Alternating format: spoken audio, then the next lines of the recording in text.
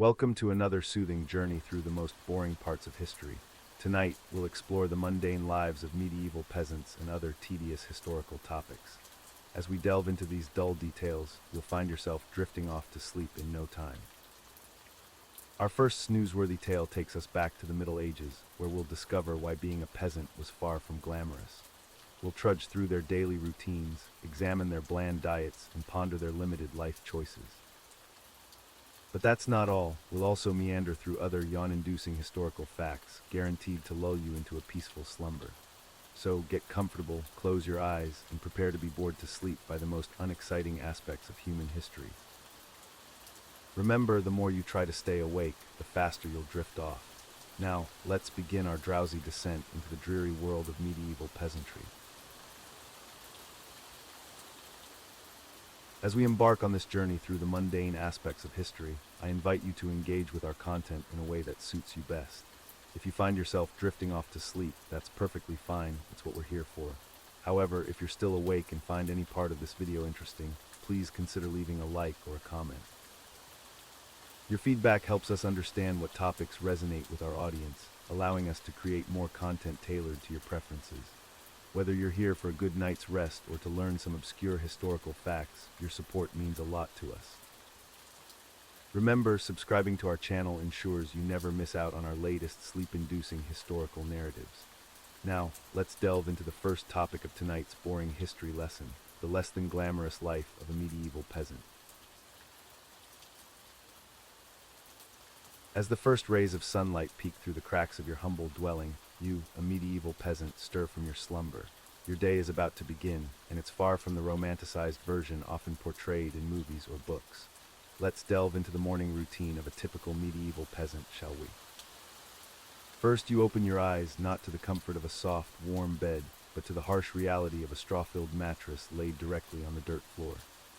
The air is thick with the pungent smell of smoke from last night's dying fire, mixed with the earthy scent of the animals you share your living space with. Yes, you heard that right. Your one-room hovel is not just for you and your family, but also for your livestock. Chickens peck at the ground near your feet, while a pig or two might be grunting in the corner. This arrangement, while not ideal, serves a dual purpose. It provides warmth during the cold nights and allows you to keep a close eye on your valuable animals, protecting them from thieves or predators. As you sit up, your back aches from the hard surface you've been sleeping on. The luxury of a proper bed frame is reserved for the wealthy, not for humble peasants like yourself. You stretch, trying to work out the kinks in your muscles, knowing full well that a long day of back-breaking labor awaits you. Next, it's time to get dressed, but don't expect an extensive wardrobe to choose from. Your clothing options are limited and practical. For men, it's usually a simple tunic made of rough wool or linen, paired with loose-fitting trousers. Women typically wear a long dress or kirtle, often layered for warmth. These clothes are not just your day wear, but also what you slept in. The concept of pajamas is centuries away. Your garments are itchy owing to the coarse fabric and infrequent washing. Bathing is a rare luxury, usually reserved for special occasions or the changing of seasons.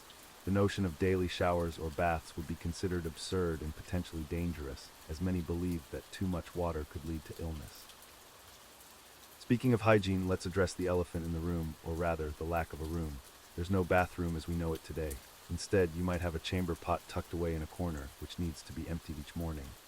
This task is usually delegated to the youngest members of the household, who carry the waste outside to be dumped in a nearby ditch or field. For more substantial needs, you'd have to venture outside to use the privy, a rudimentary outhouse that's little more than a hole in the ground surrounded by a flimsy structure for privacy. It's cold, it's smelly, and it's teeming with insects, especially in the warmer months. Toilet paper, that's a luxury you can't even imagine. Instead, you might use leaves, moss, or even smooth stones. With personal needs attended to, it's time to start the day's work. But first, you need to rekindle the fire that has died down overnight. This is a crucial task, as matches won't be invented for several more centuries. You carefully nurse the embers back to life, adding small twigs and then larger pieces of wood. The fire is the heart of your home, providing warmth, light, and the means to cook your meager meals. Speaking of meals, breakfast is a simple affair. Forget about bacon and eggs or a bowl of cereal. Your morning sustenance might consist of a chunk of dark bread, much denser and coarser than modern bread, perhaps accompanied by some cheese if you're lucky. The bread is often several days old and rock hard, so you might need to soak it in ale or water to make it edible. Yes, you heard that right, ale for breakfast. But before you get too excited, remember that this isn't the strong beer we know today. Medieval ale was weaker, with a lower alcohol content, and was often safer to drink than water, which could be contaminated. It provided much-needed calories for the long day ahead. As you chew on your tough bread, you glance out of the small window, if your home even has one. Glass is expensive, so your window is likely just a hole in the wall, covered with a piece of cloth or animal skin to keep out the worst of the elements. Through this opening, you can see the village starting to come to life. The crowing of roosters fills the air, accompanied by the lowing of cattle and the bleating of sheep. Your fellow villagers are also rising, preparing for another day of toil. The local church bell might ring, signaling the start of the workday and reminding everyone of the omnipresence of religion in medieval life. With your meager breakfast consumed, it's time to head out to the fields. But first, you need to tend to your animals. You lead the livestock out of your home, grateful for the fresher air that now fills your living space. The chickens are set free to forage, while larger animals like pigs or goats might be tethered nearby or taken to communal grazing areas. As you step outside, the cool morning air hits your face. The sun is now fully up, and you can see the vast expanse of fields stretching out before you. These fields, divided into strips, are where you'll spend most of your day. The medieval farming system, known as the open field system, means that your strips of land are scattered throughout the village fields, interspersed with those of your neighbors. You gather your tools, perhaps a wooden plow, a sickle, or a hoe, depending on the season and the task at hand. These tools are precious. They're often passed down through generations and repaired countless times. Losing or breaking one could be catastrophic for your family's livelihood. As you make your way to the fields, you might exchange brief greetings with your fellow villagers. The sense of community is strong, born out of shared hardship and interdependence. You all face the same challenges, the whims of weather, the threat of crop failure, the burden of taxes and tithes to your lord and the church. The morning dew soaks through your simple leather shoes, if you're wearing any at all. Many peasants went barefoot, especially in the warmer months, to save their shoes for winter or special occasions. Your feet are tough and calloused, accustomed to the rough ground beneath them. As you reach your first strip of land, you pause for a moment, surveying the work ahead. The day will be long and hard, filled with repetitive, back-breaking labor. You'll plow, sow, weed, or harvest, depending on the time of year. The work is relentless, driven by the cycle of seasons and the ever-present need to produce enough food to survive and pay your dues.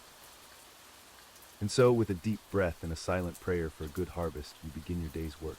The sun climbs higher in the sky, promising hours of toil under its unforgiving gaze. This is the life of a medieval peasant, harsh, demanding, and far from glamorous. It's a life of survival, of living from one harvest to the next, always at the mercy of factors beyond your control. As we leave our medieval peasant to their daily labors, we can reflect on how far we've come. The comforts and conveniences we often take for granted would seem like unimaginable luxuries to our ancestors. Perhaps this glimpse into the past can help us appreciate our present, even as we drift off to sleep in our comfortable beds, far removed from the hardships of medieval life. As we delve deeper into the dreary existence of medieval peasants, let's examine their living conditions. Imagine, if you will, a small, cramped dwelling that would make even the tiniest modern apartment seem luxurious by comparison. Medieval peasant houses, often called cottages, were far from the quaint, picturesque structures we might envision today. These humble abodes were typically one-room affairs, constructed from whatever materials were readily available in the local area. In forested regions, timber-framed houses with wattle and daub walls were common. The wattle consisted of interwoven twigs, while the daub was a mixture of mud, clay, and straw used to fill in the gaps. In areas where stone was plentiful, peasants might construct their homes from rough, uncut stones held together with mud. Thatched roofs, made from straw, reeds, or heather, were standard across most regions. These roofs, while effective at keeping out rain, were also highly flammable and required frequent repairs. The floor of a peasant's home was usually nothing more than packed earth, sometimes covered with rushes or straw for a semblance of comfort.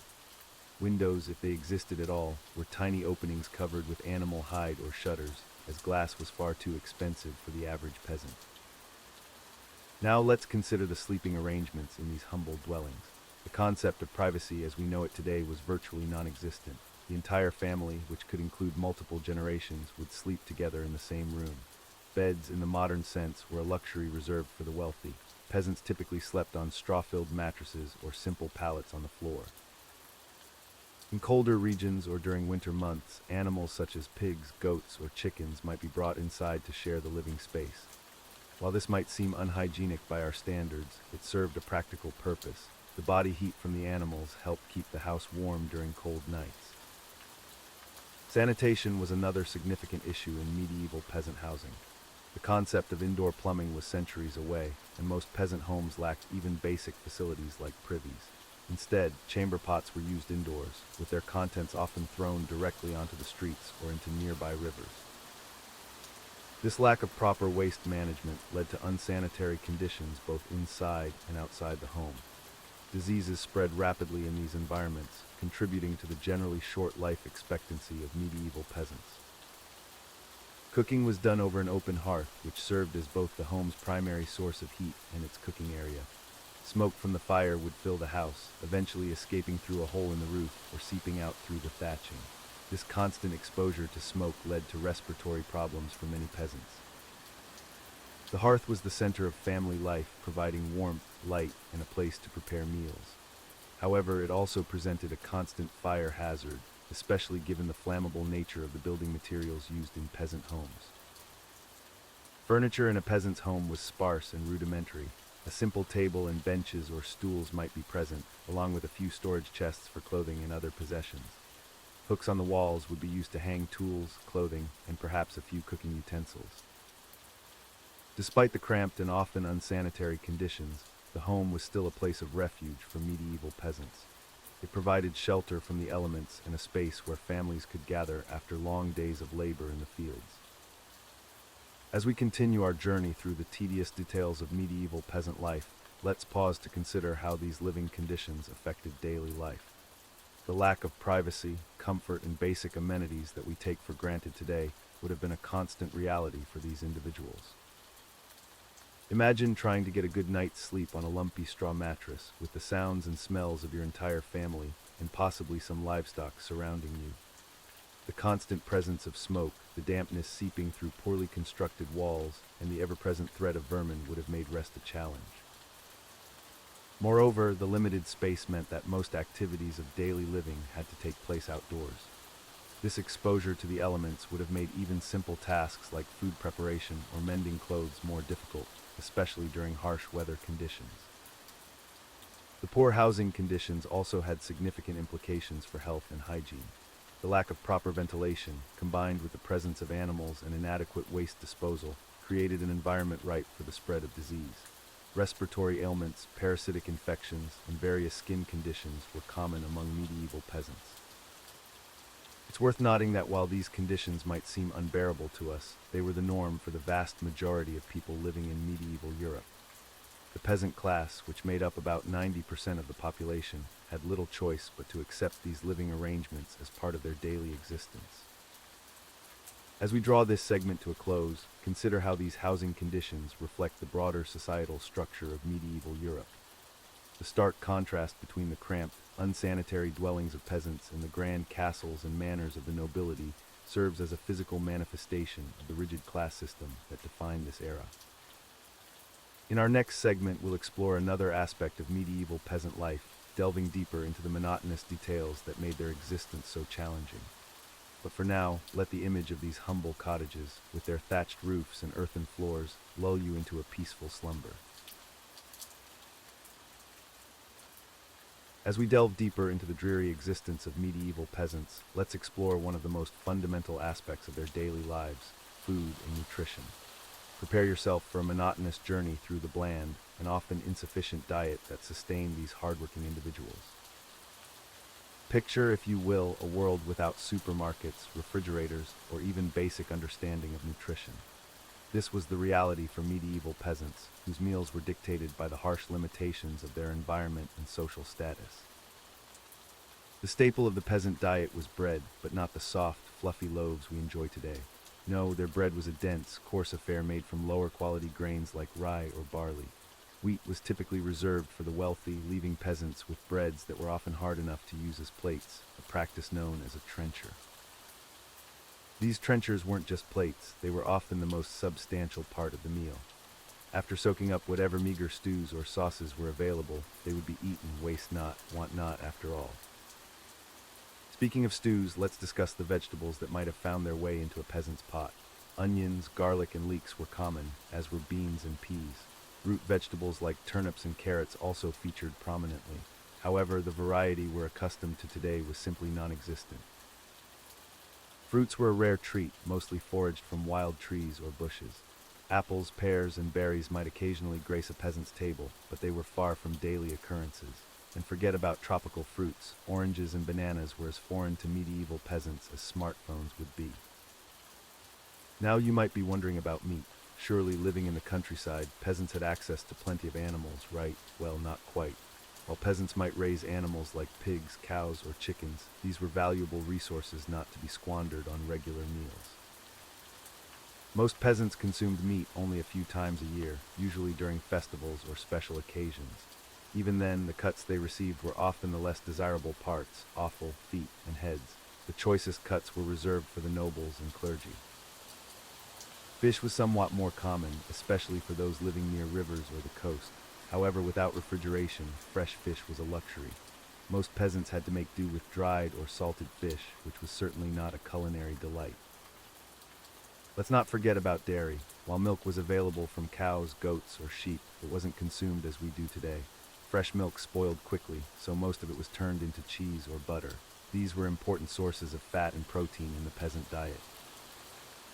Now I know what you're thinking. At least they had eggs from their chickens, right? Well, yes and no. Chickens did provide eggs, but these were often seen as too valuable to eat regularly.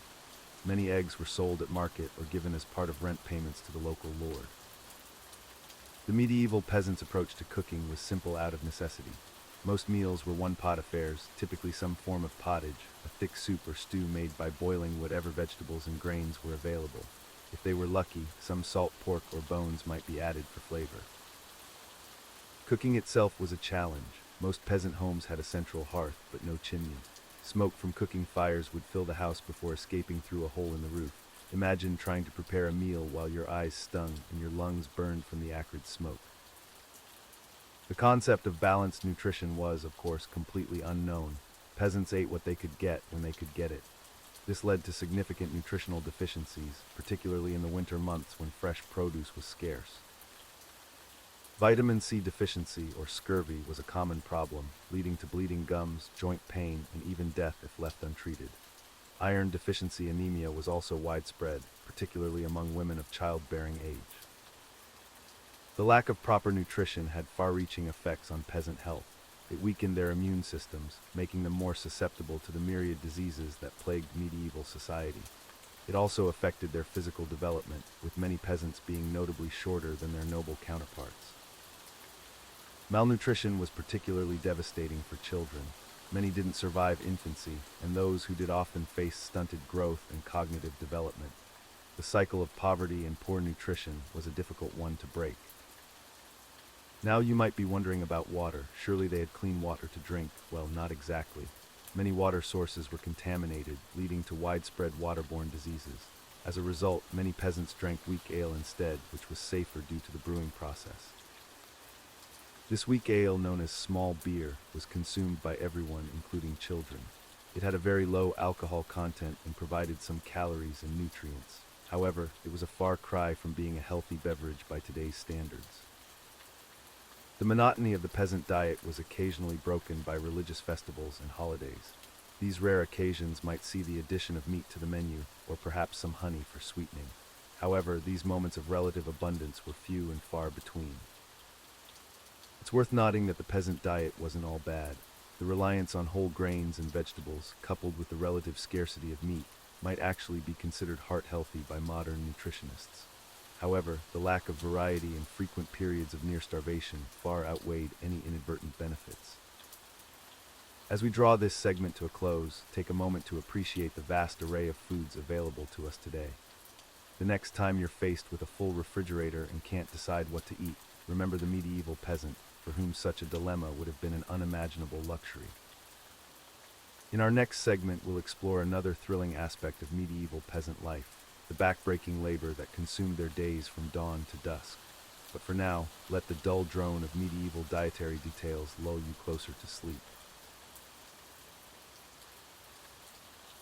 As we delve deeper into the dreary existence of medieval peasants, let's explore the backbreaking work and labor that consumed their daily lives. Prepare to be lulled into slumber by the monotonous routine of these unfortunate souls. The life of a medieval peasant revolved around endless toil, from dawn to dusk with little respite.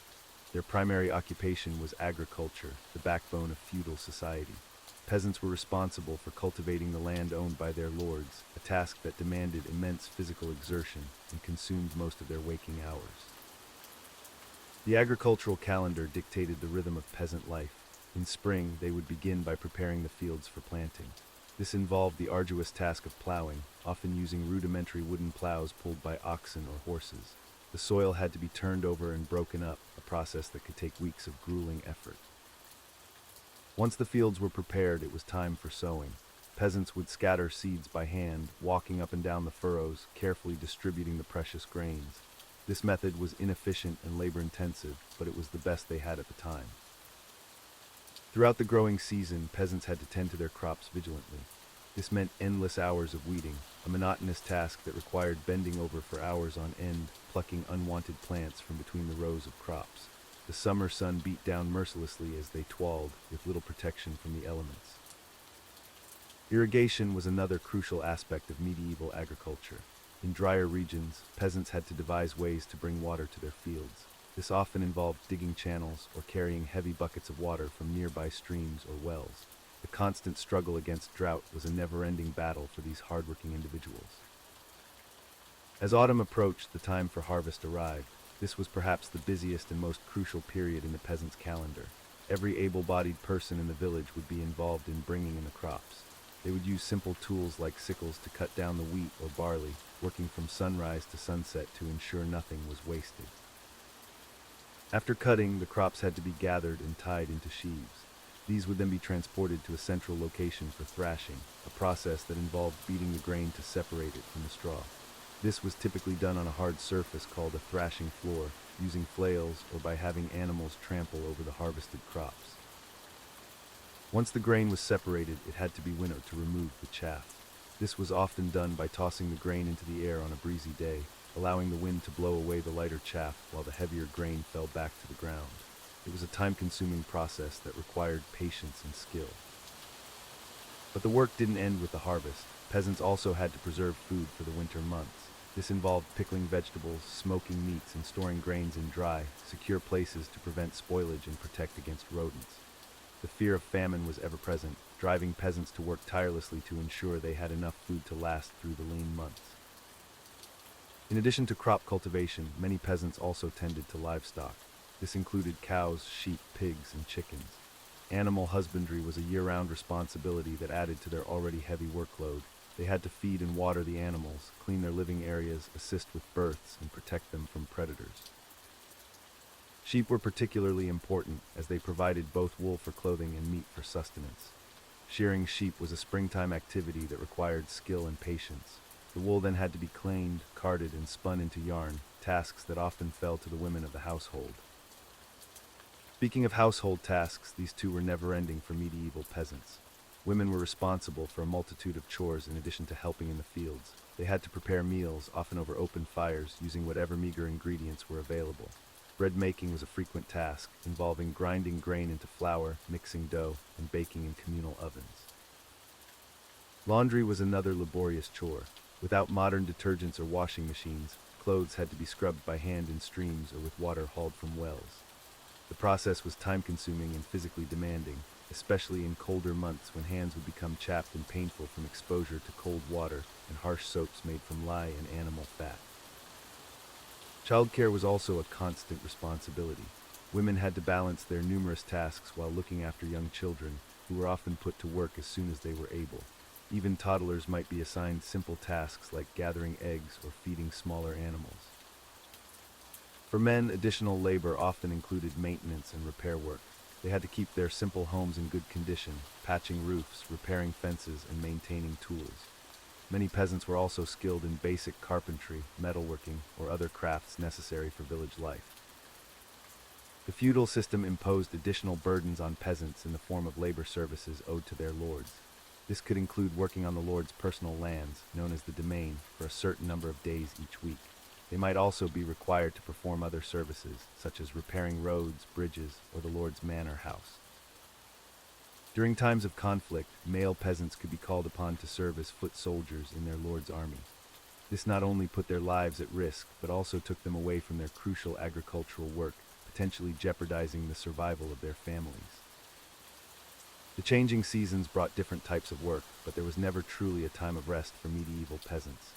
Winter, while providing a brief respite from fieldwork, brought its own challenges.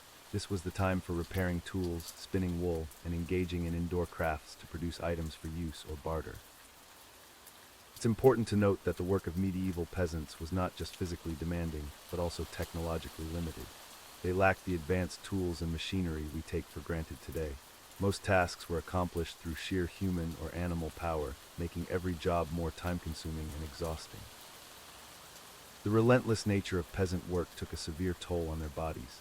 Many suffered from chronic pain, arthritis, and injuries related to their labor. The lack of proper medical care meant that even minor injuries could lead to long-term disabilities, further complicating their already difficult lives. As we paint this picture of unending toil, let the monotony of their daily grind lull you into a peaceful slumber. Imagine the repetitive motions of sowing seeds, the rhythmic swinging of a scythe, the steady beat of a flail on the thrashing floor. Let the ceaseless cycle of peasant labor become a soothing backdrop to your journey into sleep. As we delve deeper into the harsh realities of medieval peasant life, we now turn our attention to perhaps the most grueling aspect of their existence, health and disease. In an era devoid of modern medicine and sanitation, the average peasant faced a constant battle against illness, injury, and premature death. Let's begin with the most basic element of health, hygiene. Medieval peasants lived in a world where the concept of germs was entirely unknown. Personal cleanliness was not a priority, and even if it had been, the means to maintain it were scarce. Bathing was an infrequent luxury, often reserved for special occasions or religious ceremonies. The typical peasant dwelling was a breeding ground for disease. Thatched roofs harbored insects and rodents, while dirt floors absorbed spills and became breeding grounds for bacteria. Families often shared their living space with their livestock, adding animal waste to the already unsanitary conditions. Water, the most fundamental necessity for life, was often contaminated. Wells and streams were frequently polluted with human and animal waste, leading to widespread waterborne diseases.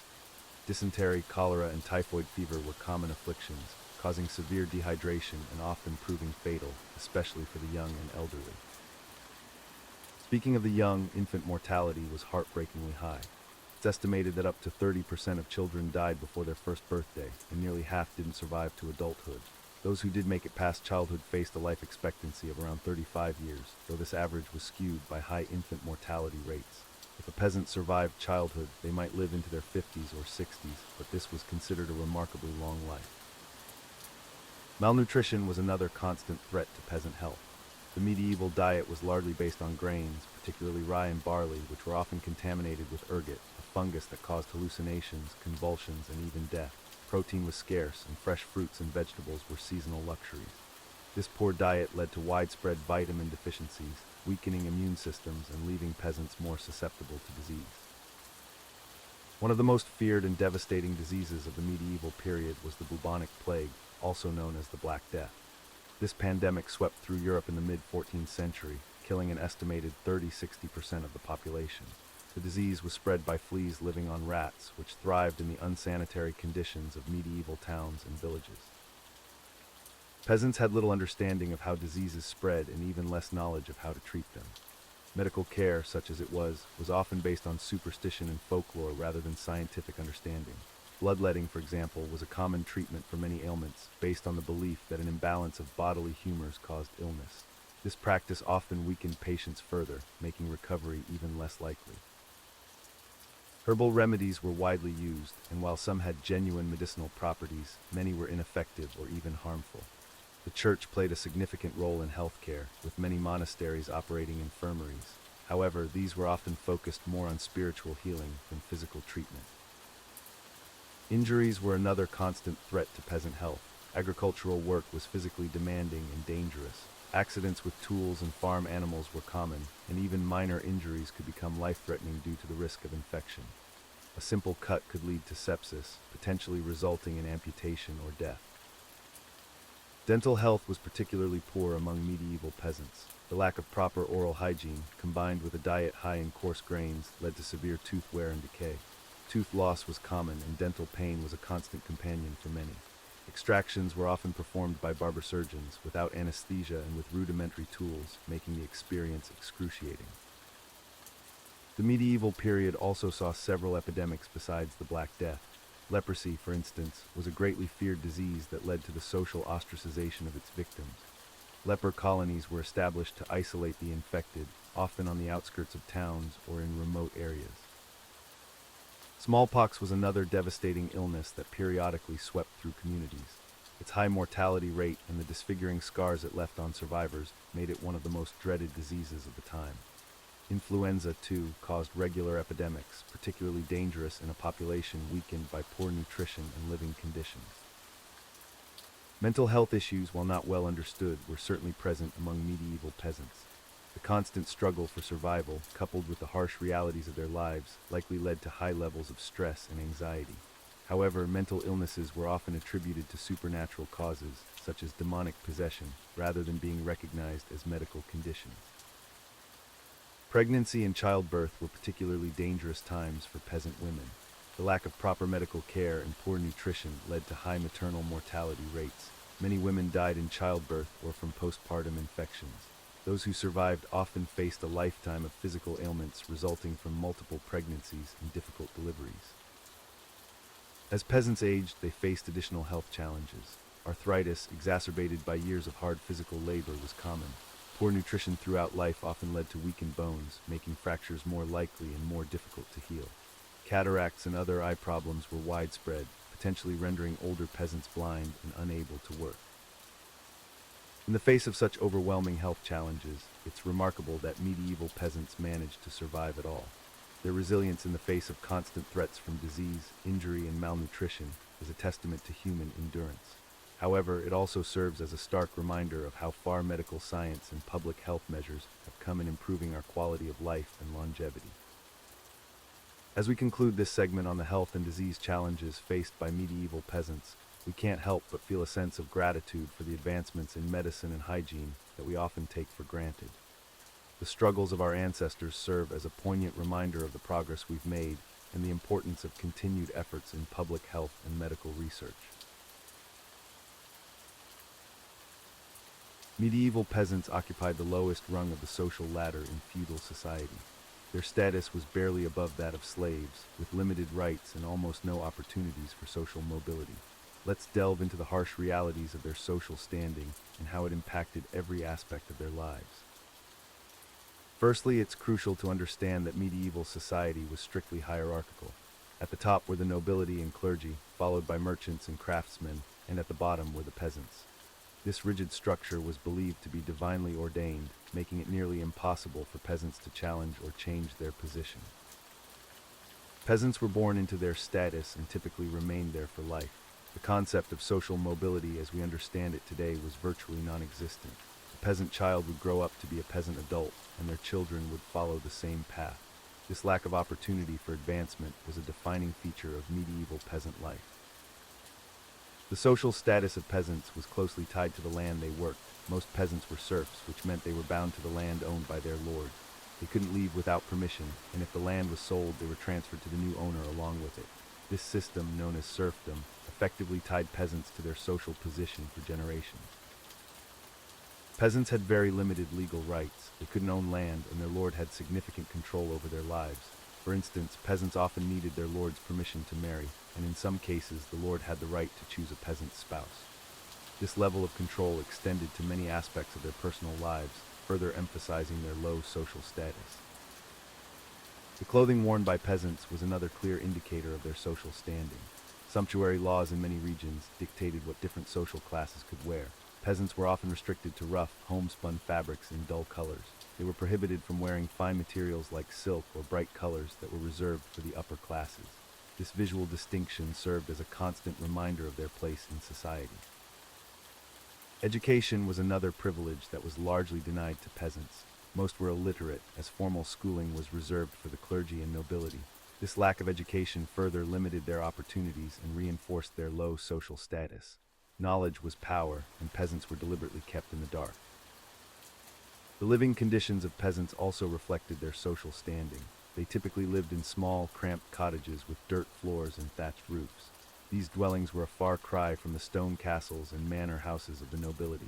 Peasants often shared their living space with their livestock, leading to unsanitary conditions that contributed to poor health and lower life expectancy. Peasants had little to no political voice. They were not represented in any form of government and had no say in the laws that governed their lives.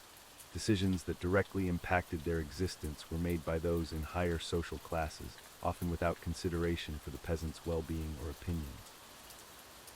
The church, while ostensibly offering salvation to all, also reinforced the social hierarchy.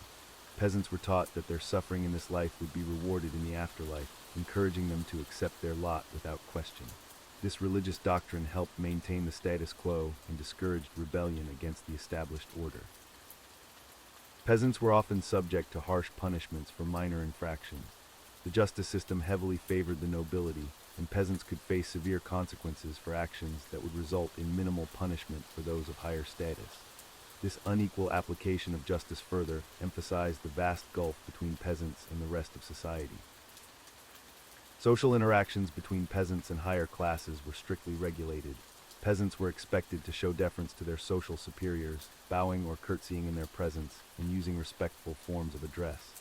They were not permitted to speak unless spoken to, and were often treated with contempt or indifference by those of higher status.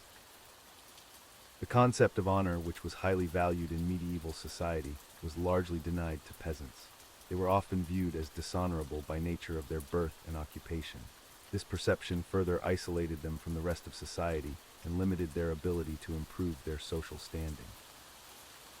Peasants were also frequently used as scapegoats during times of hardship. When crops failed or disease spread, they were often blamed for angering God or accused of witchcraft.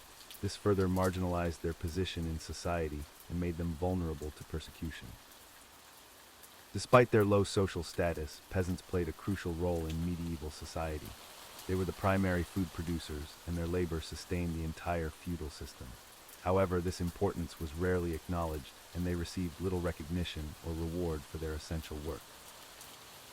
The social status of peasants did see some changes over time, particularly after events like the Black Death in the 14th century. The massive population loss led to labor shortages, giving some peasants more bargaining power. However, these changes were gradual and did not fundamentally alter the social hierarchy until much later in history. In conclusion, the social status of medieval peasants was characterized by limitation, control, and lack of opportunity. Their position at the bottom of the social hierarchy impacted every aspect of their lives, from their legal rights to their daily interactions. This rigid social structure would persist for centuries, shaping the experiences of countless generations of peasants throughout the medieval period. As we conclude our exploration of medieval peasant life, it's clear that the challenges these individuals faced were numerous and daunting. Their existence was a constant struggle against the harsh realities of their time, marked by backbreaking labor, limited freedoms, and the ever-present threat of disease and famine. Let's recap some of the key aspects that made life particularly difficult for the medieval peasant. First and foremost, their social status was at the bottom of the feudal hierarchy, leaving them with little to no control over their own lives. They were bound to the land they worked, often unable to leave without permission from their lord. The concept of personal freedom, as we understand it today, was virtually non-existent for these individuals.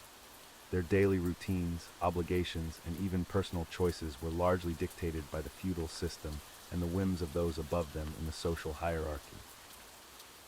Labor was a constant and grueling aspect of peasant life. From sunrise to sunset, they toiled in the fields, tending to crops and livestock. The work was physically demanding and relentless, with little respite even during harsh weather conditions. The tools at their disposal were primitive by today's standards, making their tasks even more challenging and time-consuming. Nutrition was another significant concern for medieval peasants. Their diet was often monotonous and lacking in essential nutrients. The staple foods were typically grains like barley and rye, supplemented with whatever vegetables they could grow. Meat was a rare luxury, usually reserved for special occasions or when an animal was too old or sick to be of use for labor. This poor diet, combined with inadequate sanitation and limited medical knowledge, left peasants particularly vulnerable to diseases and infections. The specter of illness loomed large over their lives, with outbreaks of plague, smallpox, and other infectious diseases being common and often devastating. Housing conditions for medieval peasants were far from comfortable. Their homes were typically small, dark, and drafty, with dirt floors and thatched roofs. These dwellings offered little protection from the elements and were often shared with livestock, creating unsanitary living conditions that further contributed to health problems. Education and literacy were luxuries that most peasants could not afford. Their lives were focused on survival and meeting the demands of their lords, leaving little time or opportunity for learning. This lack of education further limited their prospects and kept them firmly rooted in their social class. The legal system of the time offered little protection or recourse for peasants. They were subject to the whims of their lords and had few rights of their own. Punishments for perceived wrongdoings could be severe and arbitrary, adding another layer of uncertainty and fear to their already challenging lives. Despite these hardships, it's important to note that medieval peasants were not without moments of joy or community. Festivals, religious celebrations, and communal gatherings provided some respite from their daily struggles. These events offered opportunities for socializing, music, and a brief escape from the harsh realities of their existence. However, even these moments of respite were tempered by the omnipresent influence of the church and the feudal system. Religious observances were mandatory, and failure to participate could result in severe consequences. The church played a significant role in shaping the worldview of medieval peasants, often reinforcing the social hierarchy and the notion that their lot in life was divinely ordained. The concept of social mobility was virtually non-existent for most peasants. The rigid class structure of medieval society meant that the circumstances of one's birth largely determined their path in life. For the vast majority of peasants, the idea of rising above their station was little more than a distant dream. It's also worth considering the psychological toll that such a life would take. The constant struggle for survival, coupled with the lack of personal autonomy and the ever-present threat of famine, disease, or conflict, must have created a pervasive sense of uncertainty and anxiety. Yet, despite these seemingly insurmountable challenges, medieval peasants showed remarkable resilience. They adapted to their circumstances, developed strong community bonds, and found ways to persevere in the face of adversity. Their ability to endure and even find moments of happiness amidst such difficult conditions is a testament to the human spirit. As we reflect on the lives of medieval peasants, it's natural to draw comparisons to our modern existence. While we face our own set of challenges in the contemporary world, the stark contrast between our lives and those of medieval peasants is undeniable. The freedoms, opportunities, and quality of life that we often take for granted would have been unimaginable luxuries to those living in medieval times. This exploration of medieval peasant life serves not only as a historical lesson, but also as a reminder of how far human society has progressed.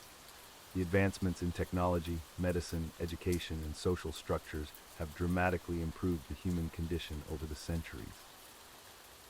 However, it's also important to recognize that many of the fundamental human experiences, the desire for security, community, and a sense of purpose, remain constant across time. While the specifics of our daily lives may differ greatly from those of medieval peasants, we share a common humanity that transcends historical periods. As we conclude this segment, let's take a moment to appreciate the progress we've made as a society, while also acknowledging the resilience and strength of those who came before us. The lives of medieval peasants, though difficult beyond our modern comprehension, laid the foundation for the world we inhabit today. Their struggles and perseverance through unimaginable hardships have contributed to the gradual improvement of human conditions over time. While we may not often think about it, the freedoms and comforts we enjoy today are in part the result of the slow but steady progress that began in those challenging medieval times. As you drift off to sleep, consider the vast sweep of human history and the countless individuals who have contributed to our collective journey. From the medieval peasant tilling the soil to the modern-day worker navigating a globalized world, each generation has faced its own unique challenges and left its mark on the tapestry of human experience. May this reflection on the lives of medieval peasants bring a new appreciation for the comforts and opportunities of our modern world and perhaps inspire a moment of gratitude for how far we've come. Sweet dreams, and may your sleep be peaceful and undisturbed by the worries that plagued our medieval ancestors. As we drift further back in time, let's explore the life of an average commoner in ancient Egypt. While the pharaohs and nobles lived in luxury, the majority of Egyptians faced a much harsher reality. Picture yourself waking up at dawn in a small mud brick house. The air is already warm, and you can hear the distant sound of the Nile flowing. Your home is simple, with few possessions beyond the essentials for daily life. As a commoner, your diet would be basic but nutritious. Bread and beer formed the staples of your meals, supplemented by vegetables like onions, leeks, and garlic. Meat was a rare luxury, usually reserved for special occasions or religious festivals. Your workday would begin early, often before the sun had fully risen. If you were a farmer, which many commoners were, you'd head out to the fields to tend to crops. The agricultural calendar revolved around the annual flooding of the Nile, which deposited rich, fertile silt on the banks. During the flood season, from July to October, farming work would be impossible. Instead, you might be called upon to work on government projects, such as building pyramids or temples. This was a form of taxation, known as corvée labor. If you weren't a farmer, you might be a craftsman, working with materials like wood, stone, or metal. Skilled artisans were highly valued, creating everything from furniture to jewelry. However, most of your finest work would go to the upper classes, not your own home. Women in ancient Egypt had more rights than in many other ancient societies. They could own property, initiate divorce, and even run businesses. However, their primary roles were often centered around the home, caring for children and managing household affairs. Education was not widespread among commoners. Most children learned their trades from their parents, passing skills down through generations. Only a small percentage of the population, mainly boys destined for government or religious roles, received formal education in writing and mathematics. Healthcare in ancient Egypt was a mix of practical medicine and magical thinking. If you fell ill, you might visit a physician who would use a combination of herbal remedies and prayers to the gods. The Egyptians were quite advanced in some areas of medicine, but many ailments remained mysterious and deadly. Religion played a central role in daily life. You would likely worship a pantheon of gods, with particular devotion to local deities. Religious festivals were important community events, providing rare moments of leisure and celebration in an otherwise demanding life. The concept of the afterlife was crucial in Egyptian culture. Even as a commoner, you would hope for a pleasant existence after death. However, the elaborate burial practices and mummification associated with Egyptian royalty were far beyond your means. Your burial would be simpler, perhaps in a pit in the desert sand, with a few cherished possessions to accompany you. Life expectancy for the average Egyptian was short by modern standards, typically around 30 to 40 years. Child mortality was high, and many women died in childbirth. The hard physical labor and limited medical knowledge took their toll on the population. Despite these challenges, there was a strong sense of community among Egyptian commoners. Extended families often lived together or near each other, providing mutual support. Neighbors would gather to share stories, play games like Senet, or simply enjoy each other's company in the cool of the evening. The ancient Egyptians had a complex system of laws and social norms. As a commoner, you would be expected to follow these rules strictly. The concept of Ma'at, representing truth, balance, and order, was central to Egyptian society. Violating these principles could result in severe punishments. Your clothing would be simple and practical. Men typically wore a linen kilt, while women wore long, straight dresses. Sandals made from papyrus or palm leaves protected your feet from the hot sand. In cooler weather, you might add a cloak for warmth. Personal hygiene was important in ancient Egypt.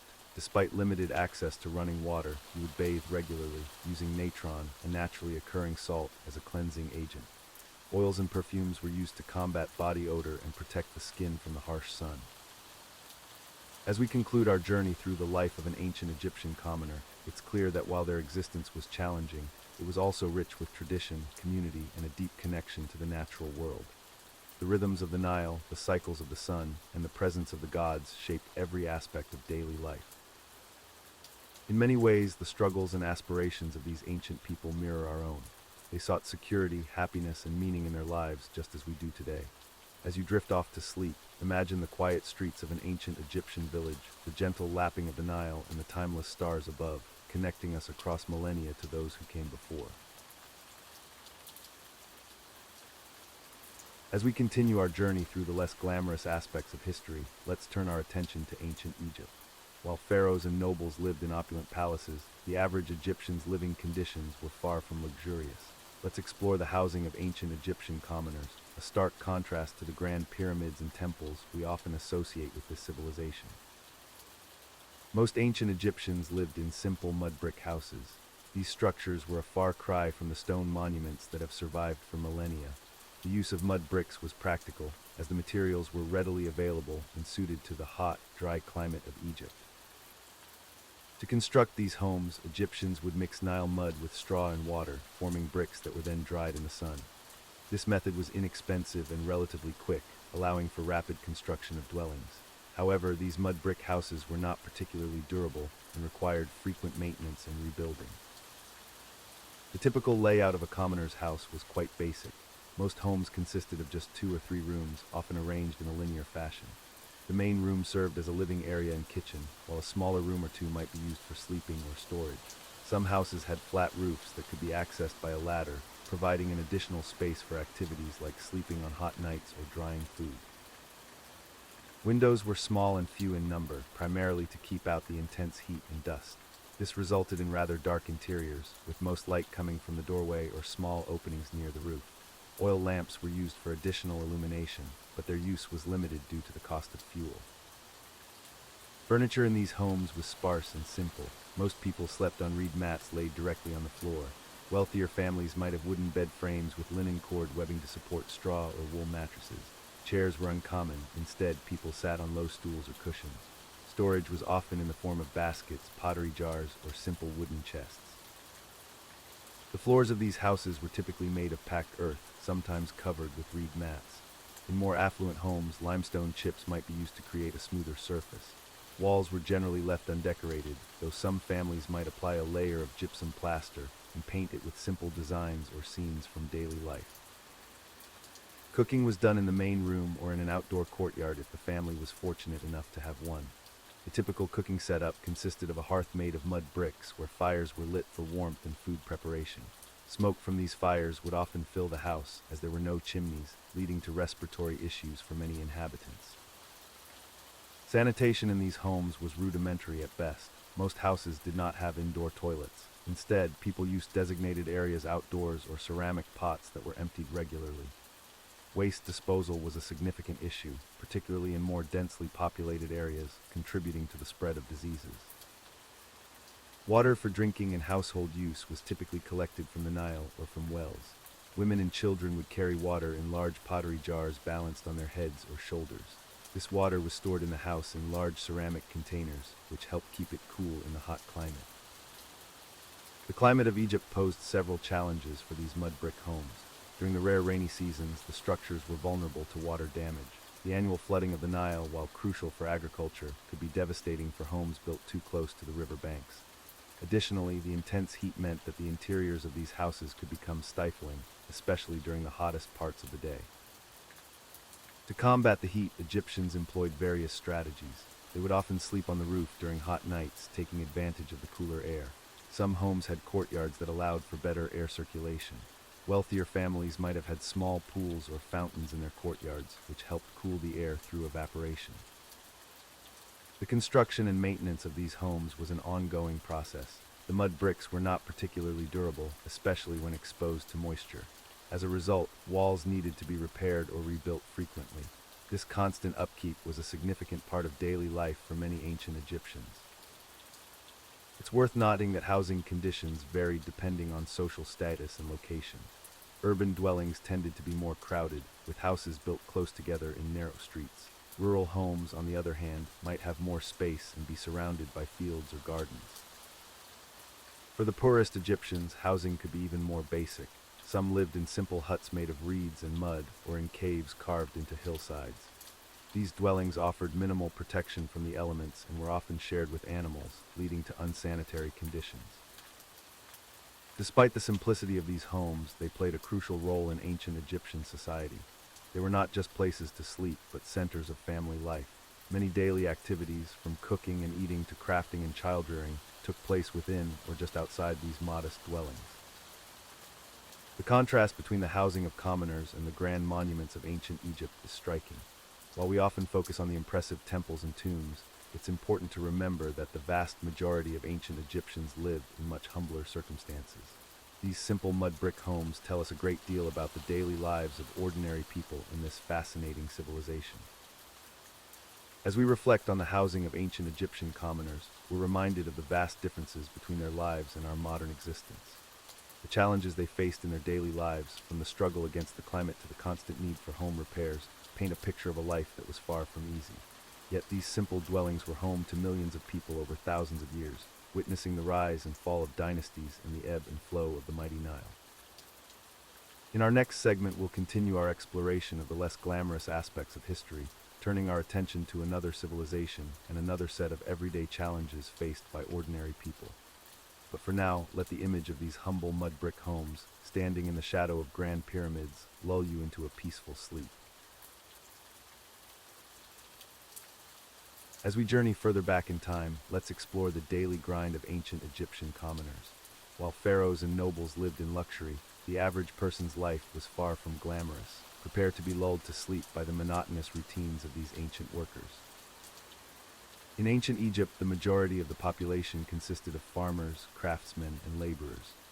Their lives revolved around the ebb and flow of the Nile River, which dictated agricultural cycles and, consequently, their work schedules. Let's start with the farmers, who made up about 80% of the population. Their year was divided into 3 seasons: Akhit, the flooding season; Perit, the planting season; and Shemu, the harvesting season. During Akhit, from June to September, the Nile would flood, covering the farmlands with nutrient-rich silt. While this was crucial for agriculture, it left farmers with little to do in their fields. Instead, they were often conscripted for large-scale construction projects, such as building pyramids or temples. Imagine the tedium of hauling massive stone blocks under the scorching Egyptian sun, day after day, for months on end. The monotony of this work was only matched by its physical demands, as workers strained their bodies moving heavy materials with primitive tools. When Perit arrived from October to February, farmers returned to their fields. They would spend long days plowing the newly deposited silt, creating irrigation channels and sowing seeds. The work was backbreaking and repetitive, with farmers using simple wooden plows pulled by oxen or donkeys. Picture yourself walking behind a plow for hours, guiding the animal and maintaining a straight furrow. The same motion, step after step, row after row, under the watchful eye of overseers who ensured you didn't slack off. The monotony of this task is sure to make your eyelids heavy. During Shemu, from March to May, it was time for harvesting. Farmers would spend endless hours in the fields, cutting down crops with sickles made of flint or bronze. They would then thresh the grain by having animals trample it, separating the edible parts from the chaff. Imagine the mind-numbing repetition of swinging a sickle, hour after hour, day after day, until your arms ached and your back screamed in protest. Yet you couldn't stop, as your family's survival depended on a successful harvest. But it wasn't just farmers who led monotonous lives. Craftsmen, too, had their share of tedious work. Take, for example, the potters who created vessels for storing food, water, and other goods. A potter's day would begin by preparing clay, a process that involved mixing mud with water and straw, then kneading it to achieve the right consistency. This alone could take hours of repetitive motion. Next came the shaping of the pots. Using a simple wheel turned by hand or foot, the potter would spend hours forming vessel after vessel, each one nearly identical to the last. The rhythmic spinning of the wheel and the constant pressure of hands on clay created a hypnotic effect, lulling you into a trance-like state. After shaping, the pots needed to dry in the sun, a process that could take days. During this time, potters might decorate their wares with simple patterns, repeating the same designs over and over until their eyes strained from the effort. Finally, the pots would be fired in kilns, a process that required constant attention to maintain the right temperature. Imagine tending a fire for hours on end, adding fuel at regular intervals, with nothing to break the monotony but the crackling of flames and the occasional pop of an exploding air bubble in the clay. Other craftsmen, like weavers, faced similar tedium. They would spend their days working at looms, passing the shuttle back and forth, creating intricate patterns through endlessly repeated motions. The steady clack of the loom and the rhythmic movement of hands would create a soporific atmosphere perfect for drifting off to sleep. For those working in construction, life was equally repetitive. Stone masons, for instance, would spend their days quarrying and shaping blocks for buildings and monuments. Picture the monotonous task of repeatedly striking a chisel with a mallet, slowly shaping a block of limestone into the desired form. This work was not only tedious but also dangerous. Inhaling stone dust day after day led to respiratory issues, while the constant impact of the mallet could cause painful injuries to hands and arms. Yet the work continued, block after block, building after building. Let's not forget the scribes, who might seem to have had a more interesting job. However, much of their work involved copying texts and keeping records, tasks that required hours of painstaking concentration and repetitive hand movements. Imagine sitting cross-legged on the floor, hunched over a piece of papyrus, carefully forming hieroglyphs with a reed pen. The same symbols over and over, day after day. The monotony broken only by the need to mix more ink or sharpen your reed. Even tasks that might seem exciting to us were often mundane for ancient Egyptians. Take fishing, for example. While we might view it as a leisurely activity, for many Egyptians it was a daily chore necessary for survival. Picture yourself standing in a small boat on the Nile, casting nets into the water and pulling them back in, hour after hour. The same motion, repeated endlessly under the relentless Egyptian sun. The gentle rocking of the boat and the repetitive splash of the nets might even lull you to sleep now. For those working in animal husbandry, life was no more exciting. Shepherds would spend long days watching over their flocks, walking the same paths day after day, season after season. The monotonous bleating of sheep and the endless expanse of pasture would create a soporific atmosphere perfect for drifting off. Even those working in more specialized roles, such as perfume makers or brewers, faced their share of tedium. The process of creating fragrances or beer involved long periods of waiting, punctuated by brief moments of activity. Imagine watching a pot of ingredients simmer for hours, occasionally stirring or adding new components. The same smells, the same motions, day after day. The warm, fragrant air and the gentle bubbling of the mixture creating a drowsy atmosphere. It's important to note that for most ancient Egyptians, there was no concept of weekends or vacations as we know them today.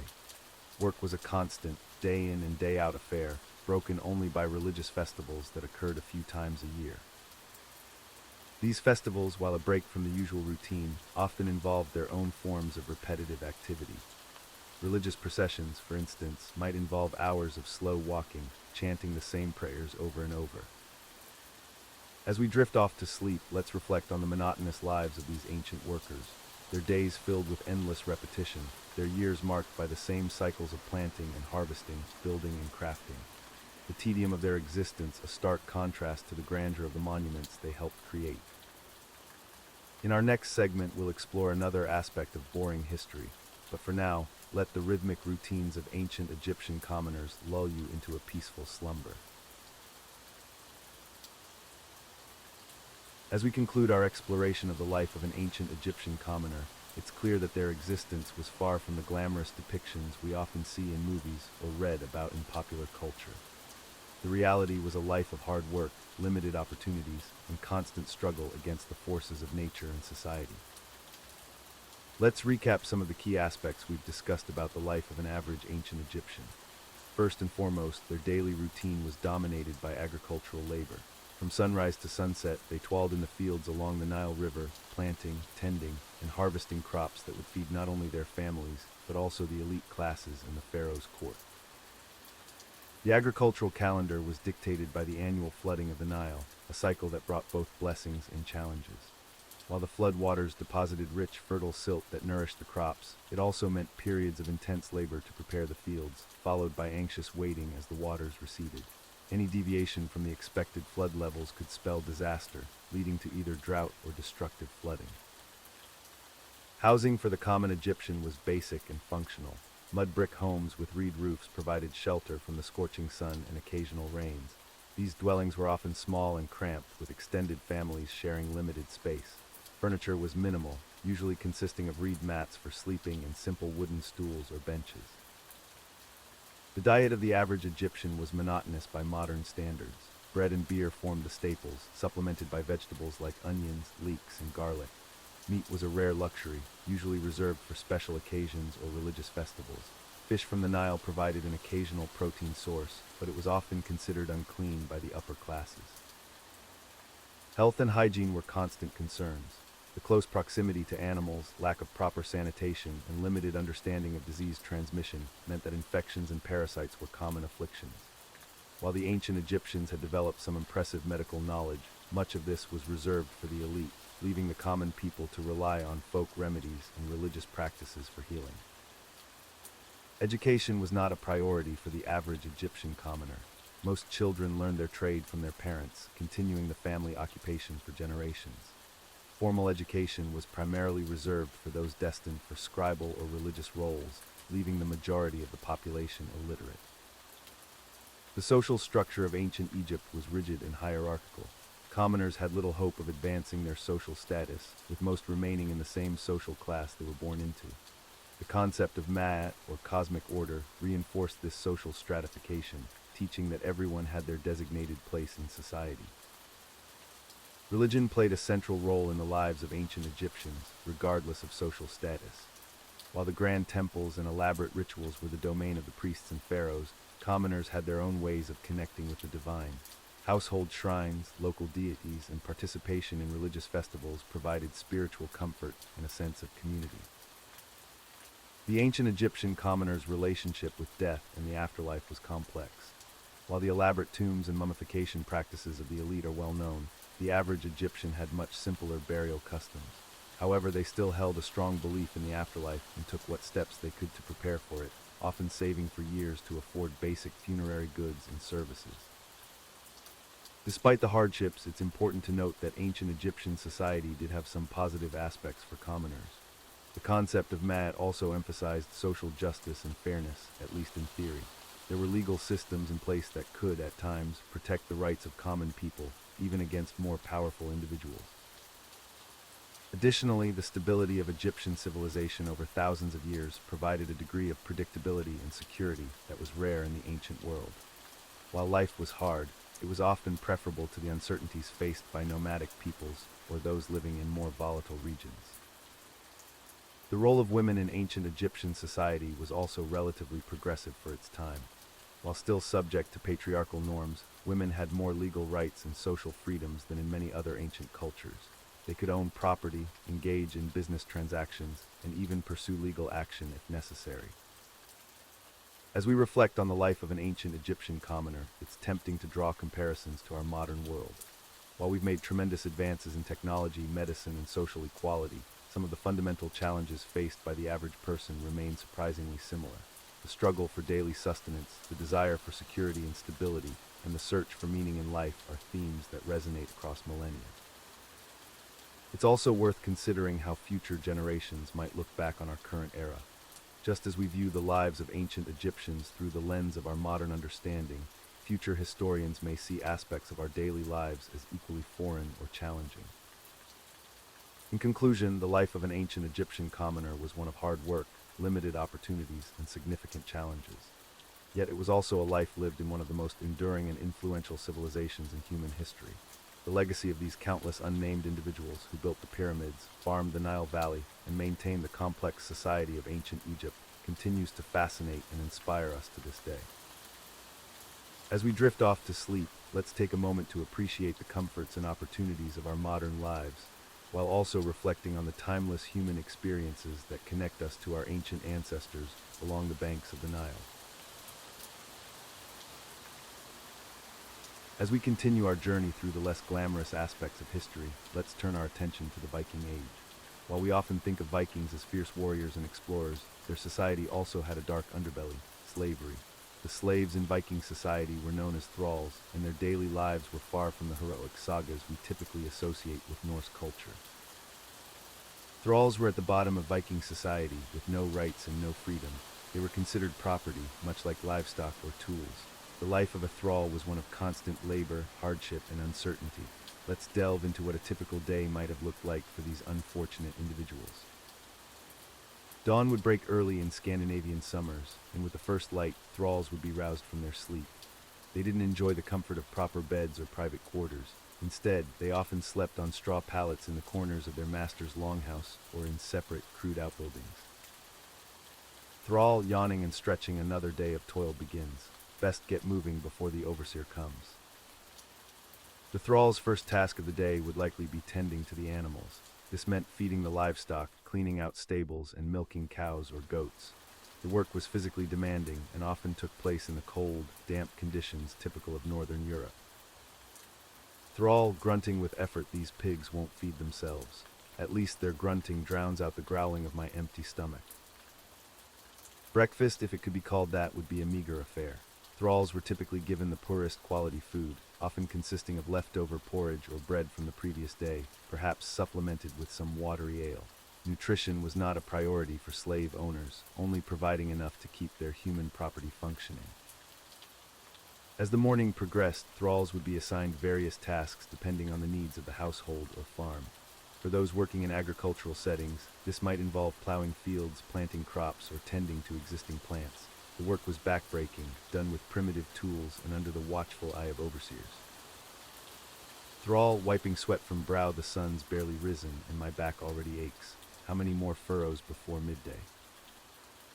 Female thralls often had the additional burden of domestic duties. They might be responsible for grinding grain into flour, a laborious process that could take hours. Others would be tasked with spinning wool, weaving cloth, or preparing meals for the free members of the household. Female thrall, sighing, my hands are raw from the millstone, and now I must start on the weaving. Will this day never end? Midday would bring a brief respite for a simple meal, likely similar to breakfast. This short break would be the thralls' only chance to rest their aching muscles before the afternoon's labor began. The afternoon would see thralls returning to their assigned tasks or being redirected to other pressing needs. This might include repairing fences, chopping firewood, or assisting with construction projects. The Viking economy relied heavily on slave labor for these everyday tasks that kept their society functioning. Thrall, chopping wood, each swing of the axe is a reminder of my captivity. How many trees must I fell before I'm too old to be useful? For thralls working in more urban settings or trading centers, tasks might differ slightly. They could be involved in loading and unloading ships, carrying goods to market, or assisting in craft workshops. However, the nature of the work remained physically demanding and relentless. As evening approached, thralls would be expected to help prepare the evening meal for their masters. This often involved not only cooking, but also serving the food and cleaning up afterward. The contrast between the meager portions they received and the relative feast enjoyed by their owners would have been a constant reminder of their lowly status. Thrall, stomach rumbling, the smell of roasted meat is torture when all just sleep. Even after the day's primary labor was done, thralls found little rest. Evening hours might be spent mending tools, repairing clothing, or performing any other tasks that their owners deemed necessary. Personal time was a luxury not afforded to slaves. The constant threat of punishment loomed over thralls. Disobedience, laziness, or even simple mistakes could result in severe beatings or other forms of abuse. The Norse sagas and legal codes of the time make it clear that thralls had no protection under the law and were subject to the whims of their masters. Thrall, wincing, the welts on my back are a constant reminder of yesterday's mistake. I must be more careful today. Sleep, when it finally came, offered little comfort. Exhausted from the day's toil, thralls would collapse onto their hard sleeping spots, knowing that tomorrow would bring more of the same. The cycle of labor and deprivation seemed endless. It's important to note that not all thralls faced identical circumstances. Some, through skill or luck, might find themselves in slightly better positions.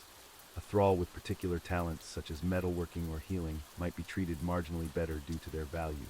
However, they remained slaves, their lives and futures controlled by others. The children of thralls inherited their parents' status, born into slavery with little hope of ever experiencing freedom. From a young age, they would be put to work, learning the harsh realities of their existence through labor and observation. Child thrall, yawning, mama says I'm old enough to help with the goats now. I wish I could play like the free children instead. While some thralls were captured in raids, others were born into their status or sold into slavery due to debt or as a form of punishment. The Viking slave trade was a significant part of their economy, with Dublin being a particularly notorious center for this grim commerce. The hope of freedom was a distant dream for most thralls. Some might be freed by their masters as a reward for long service or particular loyalty, but this was rare. Others might save up to buy their freedom, but the opportunity to earn or keep any money was extremely limited. Thrall, whispering, "I've hidden away a few coins over the years. Perhaps one day it will be enough to buy my freedom." The institution of thraldom in Viking society began to decline towards the end of the Viking Age, partly due to the influence of Christianity in changing economic structures. However, for the thralls who lived and died during the height of Viking power, life was a constant struggle against hardship, abuse, and the crushing weight of their unfree status. As we reflect on the daily life of a Viking thrall, we're reminded of the darker aspects of human history. The Viking Age, often romanticized in popular culture, was for many a time of oppression and suffering. The story of the thralls is a sobering reminder of the human cost of the Norse expansion and the complex, often brutal realities of medieval society. In our next segment, we'll move forward in time to explore another often overlooked group in history. But for now, let the monotonous toil of the Viking thrall's daily life lull you into a peaceful sleep, grateful for the freedoms and comforts we often take for granted in our modern world. As we continue our journey through the less glamorous aspects of history, let's turn our attention to the Viking Age, specifically the life of a thrall or slave in Norse society. While Vikings are often romanticized in popular culture, the reality for those at the bottom of their social hierarchy was far from enviable. Thralls were the lowest class in Viking society, and their lives were marked by constant hardship and uncertainty. These individuals were typically captured during raids or purchased from slave markets, and their fate was entirely at the mercy of their Norse masters. One of the most challenging aspects of a thrall's life was the complete lack of personal freedom. They had no say in their daily activities, living conditions, or even their own futures. Every aspect of their existence was controlled by their owners, who could buy, sell, or trade them at will. The living conditions for thralls were abysmal by any standard. They often slept in the same areas as livestock, exposed to the harsh Scandinavian elements with little protection. Imagine trying to find rest on a cold, damp floor, surrounded by the sounds and smells of animals, knowing that tomorrow would bring another day of grueling labor. Speaking of labor, the work expected of thralls was backbreaking and relentless. They were responsible for the most physically demanding and unpleasant tasks on farms and in households. This could include clearing land, tending to crops, caring for animals, and performing various domestic chores. For male thralls, the work often involved heavy lifting, construction, and assisting in shipbuilding. Female thralls, on the other hand, were typically assigned to household tasks such as cooking, cleaning, and textile production. However, they were also frequently expected to work in the fields alongside their male counterparts. The concept of a work-life balance was non-existent for thralls. Their days began before sunrise and often continued well after sunset, with little time for rest or personal activities. The constant physical exertion, combined with poor nutrition and inadequate sleep, led to a significantly shorter life expectancy compared to free members of Norse society. Nutrition for thralls was basic at best. Their diet consisted mainly of simple porridges made from barley or oats, occasionally supplemented with small amounts of fish or meat. This meager fare was barely sufficient to sustain them through their grueling daily routines, let alone provide proper nourishment. The clothing provided to thralls was equally sparse and of poor quality. They typically wore rough, homespun fabrics that offered little protection against the cold and wet climate of Scandinavia. Shoes, if provided at all, were often nothing more than simple leather wrappings that quickly wore out from constant use. Perhaps one of the most psychologically taxing aspects of a thrall's life was the constant threat of violence and punishment. Norse sagas and historical accounts describe various forms of cruel treatment inflicted upon thralls, including beatings, mutilation, and even death for perceived infractions or disobedience. The legal status of thralls offered them virtually no protection. In Norse law, they were considered property rather than people, and their owners had nearly unlimited rights over them. A thrall could be killed by their master without legal consequence, although this was generally discouraged as it represented a loss of valuable property. Family life for thralls was equally precarious. Marriages between thralls were not recognized, and any children born to thrall women automatically became the property of the mother's owner. Families could be separated at any time if an owner decided to sell or trade individual members, adding another layer of emotional distress to their already difficult lives. Some thralls did have the opportunity to earn their freedom, a process known as manumission. However, this was rare and often required years of loyal service or the accumulation of enough wealth to purchase one's freedom. Even then, freed thralls, known as freedmen, still faced significant social and economic challenges in Norse society. The constant state of uncertainty was another burden for thralls to bear.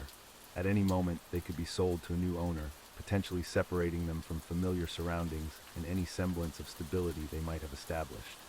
This perpetual state of insecurity added to the psychological toll of their existence.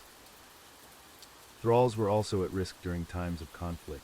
When Viking settlements were attacked, thralls were often the first casualties, either killed outright or captured by the invading force to be sold into slavery elsewhere.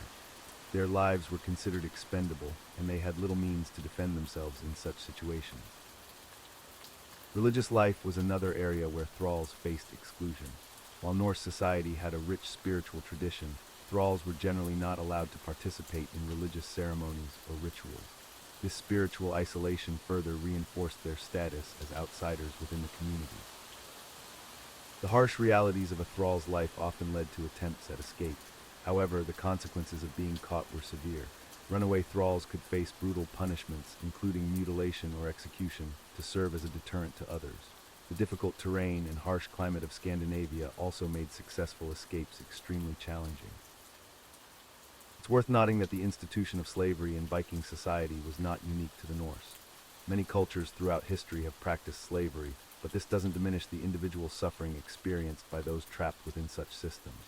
The life of a Viking thrall serves as a stark reminder of the darker aspects of human history and the importance of valuing human dignity and freedom. As we reflect on the hardships faced by Viking thralls, it's important to recognize how far society has come in terms of human rights and individual freedoms. While modern life certainly has its challenges, the extreme deprivation and lack of autonomy experienced by thralls is thankfully a thing of the past in most parts of the world. In conclusion, the life of a Viking thrall was one of constant hardship, uncertainty, and deprivation. From the moment they woke until they collapsed from exhaustion, their existence was defined by grueling labor, poor living conditions, and the ever-present threat of violence or sale. This sobering reality serves as a stark contrast to the often romanticized portrayal of Viking life in popular culture, reminding us of the complex and often brutal nature of historical societies. As we conclude our exploration of the Viking thrall's life, let's reflect on the harsh realities that define their existence. The thralls, often captured during raids or born into servitude, faced a life of unrelenting hardship and limited prospects for freedom. Their days were filled with backbreaking labor, tending to the fields, caring for livestock, and performing various household tasks for their Norse masters. The work was grueling, often lasting from dawn to dusk, with little respite or consideration for their well-being. Thralls were considered property, not people, and this status was reflected in every aspect of their lives. They had no legal rights, no possessions of their own, and were entirely at the mercy of their owners. The Viking society's strict hierarchical structure meant that thralls occupied the lowest rung, with little hope of social mobility. The living conditions for thralls were abysmal by modern standards. They typically resided in small, cramped quarters, often sharing space with animals or sleeping in the main hall of their master's longhouse. Privacy was non-existent, and comfort was a luxury they could not afford. Nutrition for thralls was basic at best. Their diet consisted mainly of porridge, bread, and occasional scraps from their master's meals. Meat and other protein-rich foods were rare treats, reserved for special occasions or as rewards for exceptional service. The constant threat of violence loomed over the thralls. Physical punishment was common for perceived infractions or simply at the whim of their masters. Beatings, brandings, and even mutilation were not uncommon forms of discipline or assertion of control. Perhaps one of the most heart-wrenching aspects of thrall life was the separation of families. Children born to thralls inherited their parents' status and could be sold or given away at any time. The emotional toll of these forced separations was immense, adding to the psychological burden of their enslaved existence. While some thralls could potentially earn their freedom through years of loyal service or by saving enough to buy their freedom, this was a rare occurrence. The The majority lived and died as slaves, their lives marked by endless toil and suffering. The treatment of thralls varied among different Viking households and regions. Some masters were known to be more lenient, allowing their thralls certain freedoms or even treating them as part of the extended household. However, these instances were the exception rather than the rule. It's important to note that the institution of thraldom was not unique to Viking society. Slavery was a common practice in many cultures during this period. However, the Viking raids and expansions brought a particular brutality to the practice, as entire communities could be enslaved and displaced. The life expectancy of thralls was significantly lower than that of free Norse people. The combination of poor living conditions, inadequate nutrition, and the physical toll of constant labor meant that many thralls died young, their bodies worn out by the demands placed upon them. One aspect of thrall life that is often overlooked is their role in the Viking economy. Thralls were not just laborers, but also valuable commodities themselves. The slave trade was a significant part of Viking commerce, with thralls being bought and sold in markets across their territories. Dublin, for instance, became a major hub for the slave trade during the Viking Age. Thralls from various regions, including the British Isles, Eastern Europe, and even as far as North Africa, would pass through these markets, their fates decided by the highest bidder. The psychological impact of life as a thrall cannot be overstated. The constant state of fear, the loss of personal autonomy, and the erasure of one's cultural identity would have been deeply traumatic. Many thralls would have struggled with feelings of hopelessness and despair. However, human resilience is remarkable, and even in these dire circumstances, thralls found ways to cope. Some maintained their cultural practices in secret, passing down stories and traditions to their children. Others formed bonds with fellow thralls, creating a sense of community within their shared hardship. Religion played a complex role in the lives of thralls. Some adopted the Norse beliefs of their masters, either by choice or coercion. Others clung to their native faiths, finding solace in familiar rituals and beliefs. The introduction of Christianity to the Norse world would later have significant implications for the institution of thraldom. As Viking society evolved and came into greater contact with Christian Europe, attitudes towards thraldom began to shift. The Christian doctrine, which emphasized the equality of all souls before God, gradually influenced Norse practices. This, combined with economic changes, led to a slow decline in the practice of thraldom. By the end of the Viking Age, around the 11th century, the institution of thraldom was waning in Scandinavia. However, its legacy would persist in various forms of serfdom and indentured servitude for centuries to come. Reflecting on the life of a Viking thrall serves as a stark reminder of how far human societies have come in recognizing the inherent dignity and rights of all individuals. It's a chapter in history that, while difficult to contemplate, is important to remember and learn from. The story of the Viking thralls is not just a tale of victimhood, but also one of human endurance. Despite the overwhelming odds against them, many thralls managed to survive, some even thriving and eventually gaining their freedom. Their resilience in the face of such adversity is a testament to the human spirit. As we close this chapter on Viking thralls, let us carry forward the lessons learned from their experiences. The importance of human rights, the value of freedom, and the need for compassion and equality in society are all underscored by the harsh realities of thrall life. In our modern world, where forms of slavery and exploitation still exist, the story of the Viking thralls serves as a poignant reminder of the ongoing struggle for human dignity and freedom. It challenges us to remain vigilant against all forms of oppression and to work towards a world where no one is subjected to such inhumane treatment. As we forge ahead in our journey through the mundane aspects of medieval life, let's hammer out the details of a blacksmith's apprenticeship. This arduous path was anything but a walk in the park, or should we say, a stroll through the smithy. Becoming a blacksmith's apprentice was a commitment that would shape the rest of a young person's life, usually beginning around the age of 12 or 14. The process was long, demanding, and often quite monotonous. Let's delve into the day-to-day routine of these budding metalworkers. First and foremost, the apprentice's day began at the crack of dawn, sometimes even before the roosters crow. They would be responsible for lighting the forge, a task that required precision and care. Too little heat and the metal wouldn't be malleable enough to work with. Too much, and you'd risk overheating the iron, making it brittle and useless. Once the forge was lit, the apprentice would spend hours pumping the bellows, maintaining a consistent temperature. This was back-breaking work, requiring constant attention and physical exertion. The rhythmic sound of the bellows would become a constant companion, a lullaby of labor that would follow them even into their dreams. As the master blacksmith arrived, the real work would begin. The apprentice would be tasked with fetching tools, hauling coal, and cleaning the workshop. These menial tasks might seem insignificant, but they were crucial in learning the layout of the shop and the names and uses of various tools. Throughout the day, the apprentice would observe the master at work, learning through silent observation. The art of blacksmithing was often passed down through demonstration rather than formal instruction. The apprentice would watch as the master shaped horseshoes, crafted nails, or repaired farm implements. As time went on, the apprentice might be allowed to attempt simple tasks under the watchful eye of the master. These first attempts at metalworking were often met with frustration and failure. The apprentice would learn that working with metal required not just strength, but patience and precision. One of the most monotonous tasks assigned to apprentices was nail making. This seemingly simple item required a surprising amount of skill to produce consistently. The apprentice would spend hours heating small pieces of iron, hammering them into shape, and then cooling them in water. This repetitive process would continue until the apprentice could produce nails of uniform size and quality without much thought. The long hours in the smithy were punctuated by moments of danger. Sparks from the forge could cause burns, and the constant pounding of metal on metal posed risks to fingers and eyes. Safety equipment was rudimentary at best, and injuries were common.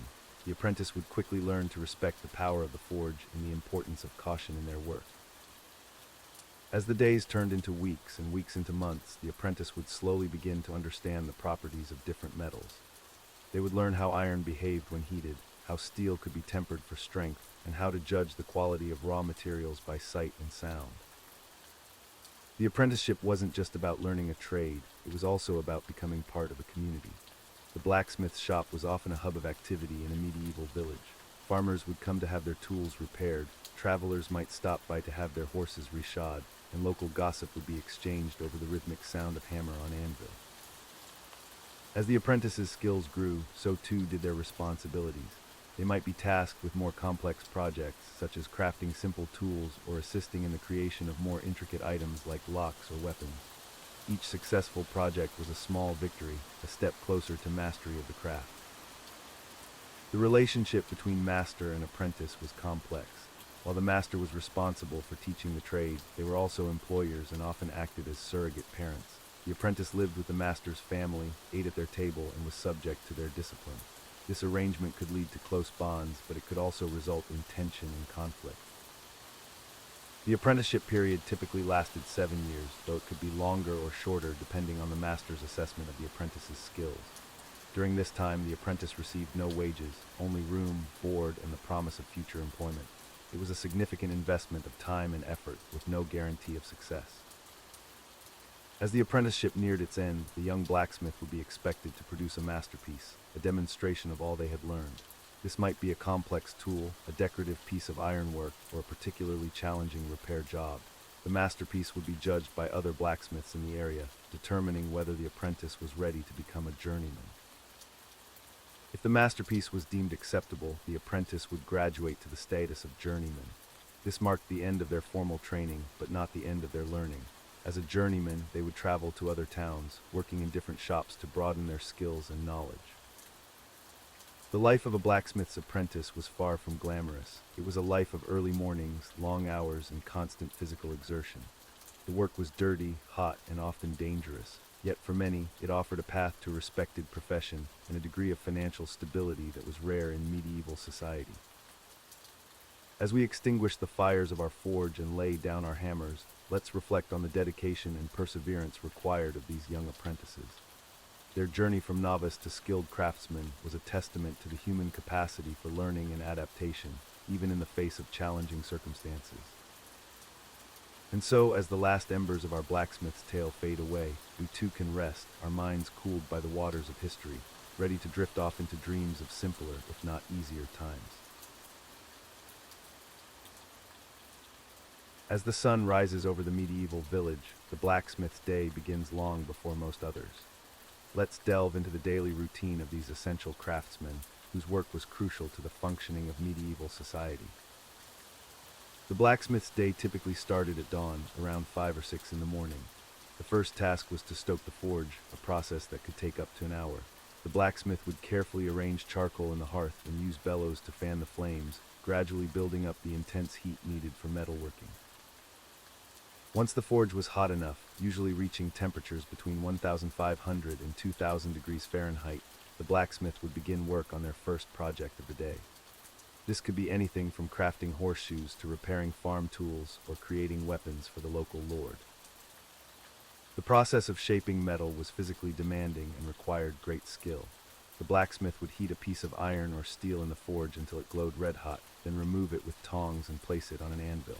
Using various hammers and tools, they would strike the metal repeatedly, shaping it into the desired form. This process of heating and hammering would be repeated many times for a single item. The blacksmith had to work quickly, as the metal would cool rapidly once removed from the forge. The rhythmic sound of hammer striking anvil would echo through the village throughout the day. Water played a crucial role in the blacksmith's work. A large barrel or trough of water was always kept nearby. This served two purposes: to cool tools that became too hot during use, and to quench finished items, rapidly cooling them to set their shape and increase their hardness. The blacksmith's work was not limited to metalworking alone. They often had to maintain their own tools, sharpen blades, and even create their own specialized implements. This required a deep understanding of different types of metals and their properties. As the day progressed, the blacksmith would work on various projects. In addition to creating new items, a significant portion of their time was spent repairing existing tools and implements. Farmers would bring in broken plowshares, bent sickles, or dulled axes for repair or sharpening. The intense heat of the forge and the physical nature of the work meant that blacksmiths needed to take regular breaks to avoid exhaustion. These breaks were often used to discuss work with customers, plan future projects, or tend to administrative tasks like keeping records of orders and payments. Apprentices, if the blacksmith had any, would assist throughout the day. Their tasks might include pumping the bellows to maintain the forge's heat, fetching tools, helping to hold larger pieces during shaping, and learning the craft through observation and practice under the master's guidance. As noon approached, the blacksmith might take a brief break for a simple meal. This could consist of bread, cheese, and perhaps some dried meat or vegetables. The meal would be eaten quickly, as the forge needed constant attention to maintain its temperature. In the afternoon, the blacksmith might focus on more specialized or complex projects. This could include creating decorative ironwork for the local church, crafting intricate locks and keys, or working on armor and weapons for the local nobility or militia. The variety of items a medieval blacksmith produced was vast. In addition to tools and weapons, they might create household items like pots, pans, and utensils, as well as architectural elements like hinges, nails, and decorative grills. As the day wore on, the blacksmith would need to carefully manage their resources. Charcoal, the primary fuel for the forge, was expensive and had to be used efficiently. The blacksmith would plan their work to make the most of the forge's heat, grouping similar tasks together to minimize waste. Towards the evening, the blacksmith would begin to wind down their work. This often involved finishing up any projects that were near completion and preparing materials for the next day's work. Tools would be cleaned and put away, and the forge would be banked to preserve some heat for the morning. The blacksmith's day didn't always end at sunset, however. In busy periods or when working on urgent projects, they might continue working by candlelight well into the night. This was particularly common when preparing for important events like harvests or military campaigns. Despite the long hours and physically demanding nature of the work, blacksmiths were generally well-respected members of medieval society. Their skills were essential for agriculture, construction, and warfare, making them indispensable to both rural communities and urban centers. The blacksmith's trade was often passed down through generations, with knowledge and techniques carefully guarded and shared only within the family or with trusted apprentices. This led to the development of specialized techniques and styles that could vary from region to region. As the day finally came to a close, the blacksmith would secure their workshop, ensuring that valuable tools and materials were safely stored. They might spend some time examining their day's work, taking pride in the items they had created or repaired. Before retiring for the night, the blacksmith might spend some time with their family, sharing a meal and discussing the day's events. Despite the long hours, many blacksmiths found great satisfaction in their work, knowing that their creations played a vital role in the lives of those around them. And so, as the village settled into nighttime quiet, the blacksmith would finally rest, their hands calloused and their body weary from another day of transforming raw metal into the tools and implements that kept medieval society functioning. Tomorrow would bring new challenges and new creations, as the cycle of the blacksmith's life continued day after day, year after year, in the heart of medieval Europe. As we conclude our exploration of the medieval blacksmith's life, let's reflect on the stark realities that define their existence. While their craft was essential to the functioning of medieval society, the daily grind of a blacksmith was far from glamorous. The constant exposure to extreme heat and toxic fumes took a severe toll on their health. Many blacksmiths suffered from respiratory issues, burns, and injuries from flying sparks or metal shards. The physical demands of the job often led to chronic pain and premature aging. Despite their crucial role, blacksmiths weren't always held in high regard by the nobility. They were seen as necessary but ultimately still part of the lower classes. This social status meant limited opportunities for advancement or accumulation of wealth. The blacksmith's workshop was a dangerous place, filled with potential hazards. Open flames, scalding hot metal, and sharp tools were constant threats. Accidents were common, and there was no concept of workplace safety or compensation for injuries. The long hours of work left little time for rest or leisure. From dawn to dusk, the rhythmic sound of hammer on anvil echoed through the village. Even after the day's work was done, many blacksmiths had to tend to their own tools and equipment. The seasonal nature of their work added another layer of stress. During warmer months, they might be overwhelmed with orders, working tirelessly to meet demand. In winter, work could slow dramatically, leading to financial insecurity.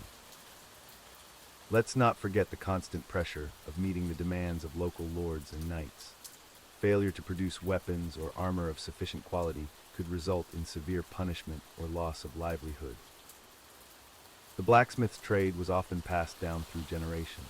While this ensured a continuation of skills, it also meant that children were exposed to the harsh realities of the forge from a young age. Apprenticeships could begin as early as 7 years old, robbing children of their innocence and subjecting them to years of grueling labor. The tools and techniques available to medieval blacksmiths were primitive by today's standards. The lack of precision instruments meant that much of their work relied on experience and intuition. This could lead to inconsistencies in quality and wasted materials, adding to the stress of the job. Environmental concerns were non-existent in medieval times. The constant burning of charcoal for the forge contributed to deforestation and air pollution. Blacksmiths often lived and worked in areas with poor air quality, further compromising their health. The economic realities of being a blacksmith were harsh. While their skills were in demand, they were often paid in kind rather than coin. This made it difficult to accumulate wealth or improve their living conditions. Many blacksmiths lived hand-to-mouth, one bad season away from destitution. In times of war, blacksmiths faced additional pressures. They were expected to rapidly produce weapons and armor, often working around the clock. Failure to meet these demands could be seen as treason, with dire consequences. The lack of technological advancements meant that the work of a blacksmith remained largely unchanged for centuries. This stagnation in techniques and tools meant that the physical toll of the job persisted generation after generation. Social isolation was another aspect of the blacksmith's life. The nature of their work often kept them separate from other villagers. The constant noise and smoke from the forge made their workshops unpleasant places for socializing. Let's consider the impact on family life. The demands of the forge often meant that blacksmiths had little time or energy for their families. Children grew up in the shadow of the anvil, their lives shaped by the relentless rhythm of their parents' work. The blacksmith's craft required a significant investment in tools and materials. This financial burden was a constant source of stress, as any loss or damage to equipment could be catastrophic to their livelihood. While blacksmiths were respected for their skills, they were also often viewed with suspicion. The ability to manipulate metal was sometimes associated with magical or demonic powers in the superstitious medieval mind. The physical toll of the work meant that many blacksmiths faced a short working life. By middle age, many were dealing with chronic health issues that made continuing their trade difficult or impossible. In conclusion, while the medieval blacksmith played a vital role in society, their personal lives were often marked by hardship, danger, and limited opportunities. The romantic image of the village blacksmith belies the harsh realities of a life spent in service to the forge, a testament to the often overlooked struggles of those who helped shape the medieval world. As we delve deeper into the annals of history's most mundane and sleep-inducing tales, let's turn our attention to the life of a Roman slave toiling away in the mines. This dreary existence was as far from glamorous as one could imagine in the ancient world.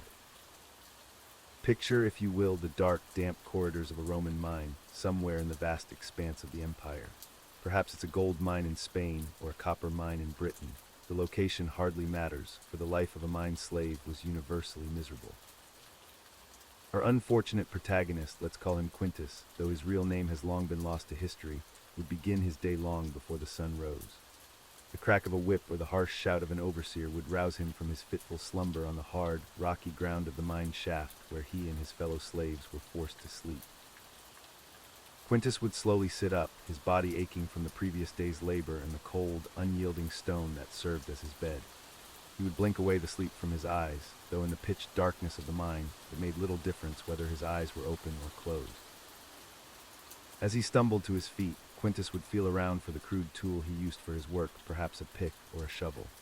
These tools were often little more than rocks tied to sticks, barely adequate for the back-breaking labor that lay ahead. The air in the mine was thick and oppressive, filled with dust and the acrid smell of human sweat and waste. Ventilation was poor at best, and at worst, non-existent. Quintus and his fellow slaves would often work in near-suffocating conditions, their lungs straining with each breath. As they began their work, the only light would come from small oil lamps or torches, casting flickering shadows on the rough-hewn walls. The constant darkness was disorienting, and many slaves lost track of time, unsure whether it was day or night above ground. The work itself was monotonous and grueling. Hour after hour, Quintus would swing his pick at the unyielding rock face, chipping away tiny fragments of ore. The sound of metal striking stone would echo through the tunnels, punctuated by the grunts and groans of the laborers. The mine overseers, usually freed slaves themselves or low-ranking Roman citizens, would patrol the tunnels, ensuring that work never ceased. They carried whips and were not afraid to use them on any slave they deemed to be working too slowly or resting for too long.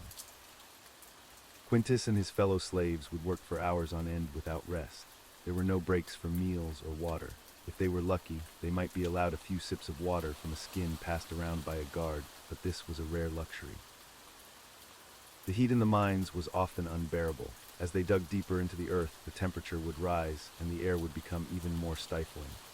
Sweat would pour down Quintus's body, mixing with the dust and grime that coated his skin. Many slaves suffered from heat exhaustion or collapsed from dehydration. Those who fell were often simply left where they lay, their bodies becoming obstacles for the other workers to navigate around as they continued their endless task. The risk of cave-ins was ever present. The Roman engineers who designed the mines had some understanding of structural support, but their primary concern was extracting as much valuable ore as possible, not the safety of the expendable slave workforce. Quintus would have lived in constant fear of the telltale cracking sounds that might herald a collapse. Many of his fellow slaves had been crushed or buried alive when tunnels gave way, their bodies never recovered, forever entombed in the very mines they had labored to create. As the hours dragged on, Quintus's muscles would burn with fatigue. His hands, calloused and scarred from countless days of labor, would bleed as the rough handle of his tool rubbed against open sores. But he dared not slow his pace, for the overseers were always watching, always ready to mete out punishment for any perceived laziness. The only respite from the endless work came when the flickering light of the oil lamps began to dim, signaling that the fuel was running low. This was the cue for the slaves to begin their slow, painful crawl back to the main shaft, where they would be allowed a few hours of rest before the cycle began anew. As Quintus made his way through the twisting tunnels, he would pass other groups of slaves heading deeper into the mine to begin their shift. There was no day or night in the mines, just an endless cycle of work and brief, insufficient rest. Upon reaching their designated sleeping area, Quintus and his fellow slaves would collapse onto the hard ground. There were no beds, no blankets, not even straw to soften the unyielding stone. They slept where they fell, too exhausted to even seek out a more comfortable position. Sleep, when it came, was fitful and brief. The constant noise of the mine, the clang of tools, the shouts of overseers, the groans of other slaves made true rest impossible.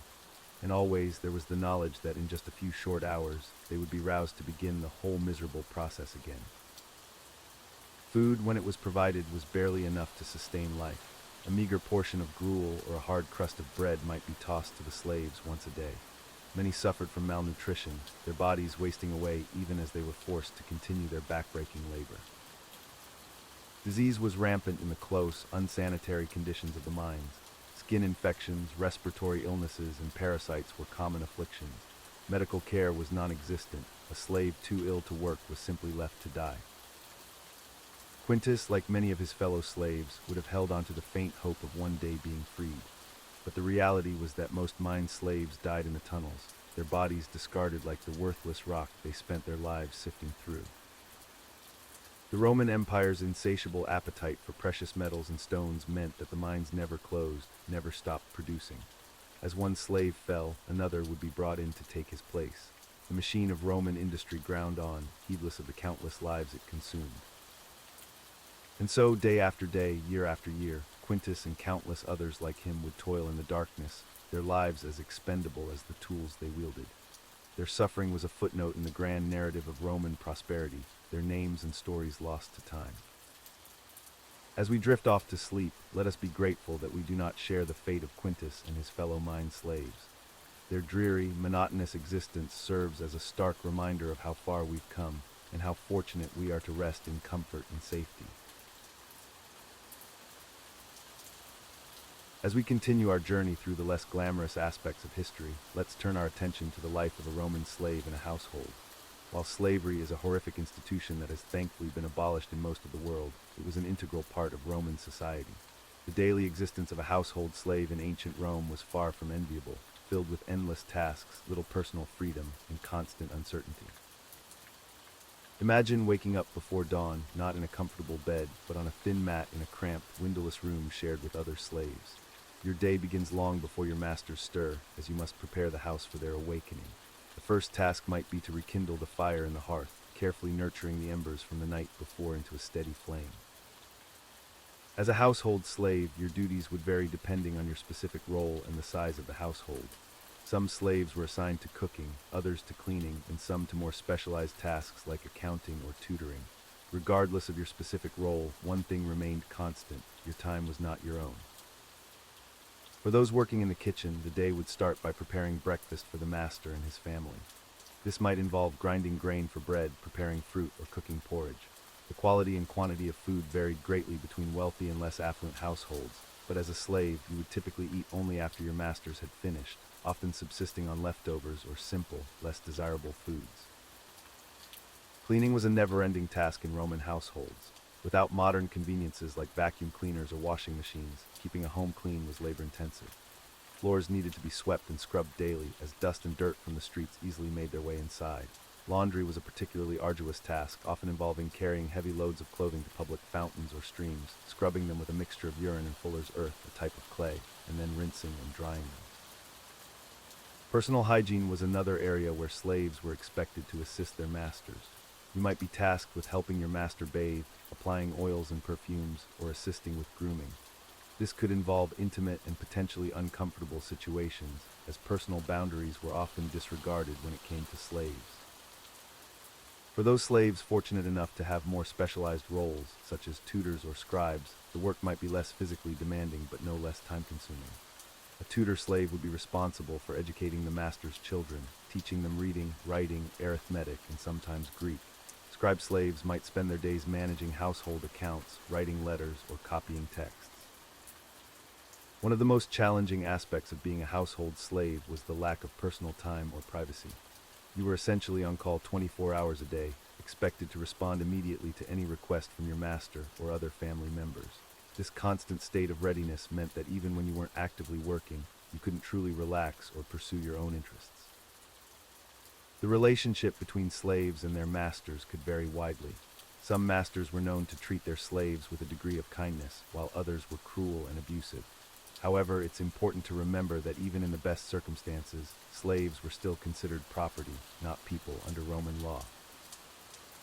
The threat of punishment loomed large in a slave's life. Corporal punishment was common, ranging from beatings to more severe forms of torture. Masters had the legal right to treat their slaves as they saw fit, and there were few protections against abuse. This constant fear of punishment added an extra layer of stress to an already difficult existence. Despite the harshness of their lives, some household slaves found ways to improve their situations. Skilled or favored slaves might be given more responsibilities and better treatment.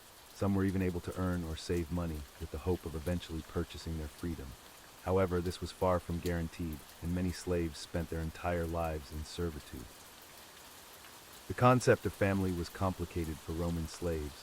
While some were allowed to form relationships and have children, these families had no legal standing. Children born to slave parents were automatically slaves themselves, and families could be separated at the whim of their master, with members sold to different households. Education was another area where household slaves might find some opportunity. In wealthy households, educated slaves were valued, and some masters allowed or even encouraged their slaves to learn. This could lead to better positions within the household or increased chances of eventual manumission, being granted freedom. As we reflect on the life of a Roman household slave, it's important to recognize the resilience and strength required to endure such circumstances. These individuals, despite being denied basic human rights and dignity, often found ways to maintain their humanity and hope in the face of tremendous adversity. The institution of slavery in ancient Rome, like all forms of slavery throughout history, represents a dark chapter in human civilization. It serves as a stark reminder of the importance of recognizing and protecting the inherent dignity and rights of all human beings, regardless of their social or economic status. As we drift off to sleep, let's be grateful for the progress we've made as a society in recognizing human rights, while also acknowledging that there's still work to be done to ensure equality and dignity for all people around the world. As we conclude our exploration of the harsh realities faced by Roman slaves, it's important to reflect on the profound impact this institution had on both individuals and society as a whole. The life of a Roman slave was one of constant struggle, uncertainty, and often unimaginable cruelty. Let's recap some of the key aspects we've discussed. Roman slaves were considered property, not people, and this fundamental dehumanization set the stage for their treatment. They had no legal rights, no control over their own lives, and were subject to the whims of their masters.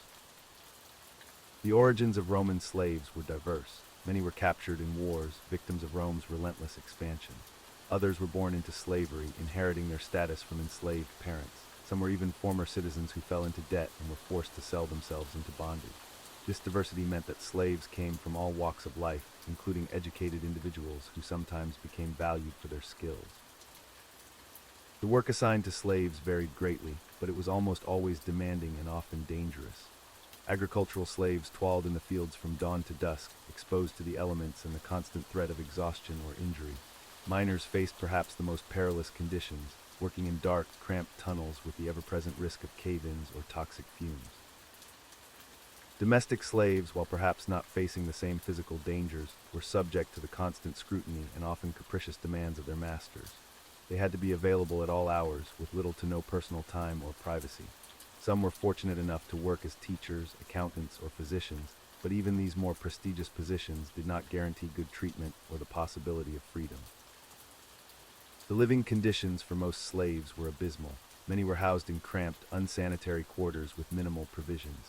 Their diet was often poor, consisting of basic grains and whatever scraps might be left over from their master's meals. Clothing was typically minimal and of low quality, offering little protection from the elements. Perhaps one of the most psychologically damaging aspects of slavery in Rome was the constant threat of violence. Slaves could be beaten, tortured, or even killed at their master's discretion. The fear of punishment hung over every aspect of a slave's life, influencing their every action and decision. Sexual exploitation was another grim reality for many slaves, particularly women and children. They had no legal protection against rape or abuse, and were often used as objects of their master's pleasure or profit through prostitution. Despite these horrific conditions, some slaves did manage to gain their freedom. Manumission, the act of freeing a slave, could occur for various reasons. Some masters freed slaves in their wills as a final act of generosity. Others allowed slaves to purchase their freedom if they managed to save enough money from side work or gifts. However, even freed slaves, known as freedmen, faced significant challenges. They often struggled to integrate into Roman society, facing discrimination and limited opportunities. Many remained economically dependent on their former masters, working as clients or in businesses tied to their ex-owners. It's crucial to understand that while some individual slaves might have experienced better conditions or even achieved freedom, these were exceptions rather than the rule. The vast majority of Roman slaves lived lives of unrelenting hardship and suffering. The impact of slavery on Roman society was profound and far-reaching. It allowed the wealthy to amass even greater fortunes by exploiting free labor. It influenced every aspect of the economy, from agriculture to manufacturing to domestic service. The availability of slave labor discouraged technological innovation in many fields, as there was little incentive to develop labor-saving devices. Culturally, the institution of slavery reinforced hierarchical thinking and contributed to a society where human rights were not universally recognized. It created a permanent underclass and fostered an environment where cruelty and exploitation were normalized. The legacy of Roman slavery extended far beyond the fall of the empire. It influenced later forms of slavery and servitude throughout Europe and beyond. The legal codes and social attitudes developed in Rome regarding slavery would echo through centuries, shaping how later societies viewed and justified similar institutions. As we reflect on this dark chapter of human history, it's important to recognize the resilience and humanity of those who endured such oppression. Despite the system's attempt to dehumanize them, slaves maintained their own cultures, formed relationships, and in many cases, resisted their oppression in both small and large ways. The study of Roman slavery also serves as a stark reminder of the capacity for human cruelty and the dangers of systems that deny the fundamental dignity and rights of any group of people. It challenges us to examine our own societies and the ways in which we may still perpetuate or benefit from forms of exploitation or inequality. In conclusion, the life of a Roman slave was one of immense hardship, danger, and suffering. From the brutal conditions of their work to the constant threat of violence and the denial of their basic humanity, slaves faced challenges that are difficult for us to fully comprehend today. Their stories, often lost or overlooked in historical narratives, deserve to be remembered and studied, not only to honor their experiences, but also to inform our understanding of human rights and social justice in the present day. As we move forward in our exploration of history's less glamorous aspects, let this segment serve as a somber reminder of the importance of recognizing and protecting the inherent dignity of all human beings. The echoes of Roman slavery continue to resonate in our world, challenging us to remain vigilant against all forms of exploitation and injustice. As we continue our journey through the monotonous aspects of medieval life, let's turn our attention to the daily routine of a medieval monk. While many might imagine a life of quiet contemplation and scholarly pursuits, the reality was often far more regimented and, dare we say, boring. Our story begins in the dark hours before dawn as the monastery bell tolls, signaling the start of another day. The monks, having slept for a mere few hours, rise from their simple beds in their sparse cells. At approximately 2:00 a.m., the first prayer service of the day, known as Matins, commences. Picture a group of bleary-eyed monks shuffling into the cold, stone church, their woolen robes offering little warmth against the chill of the night air. Monk 1, Damen labia me aperis. Monk 2, et os meum annunciabit laudum tuam. The Latin chants echo through the empty halls, a rhythmic drone that continues for nearly 2 hours. By 4:00 a.m., as the rest of the medieval world still slumbers, the monks move on to their next prayer service, lauds. Following lauds, the monks might have a brief moment to themselves before prime. The third prayer service of the day begins at 6:00 a.m. This service coincides with the rising sun, symbolizing the start of the working day.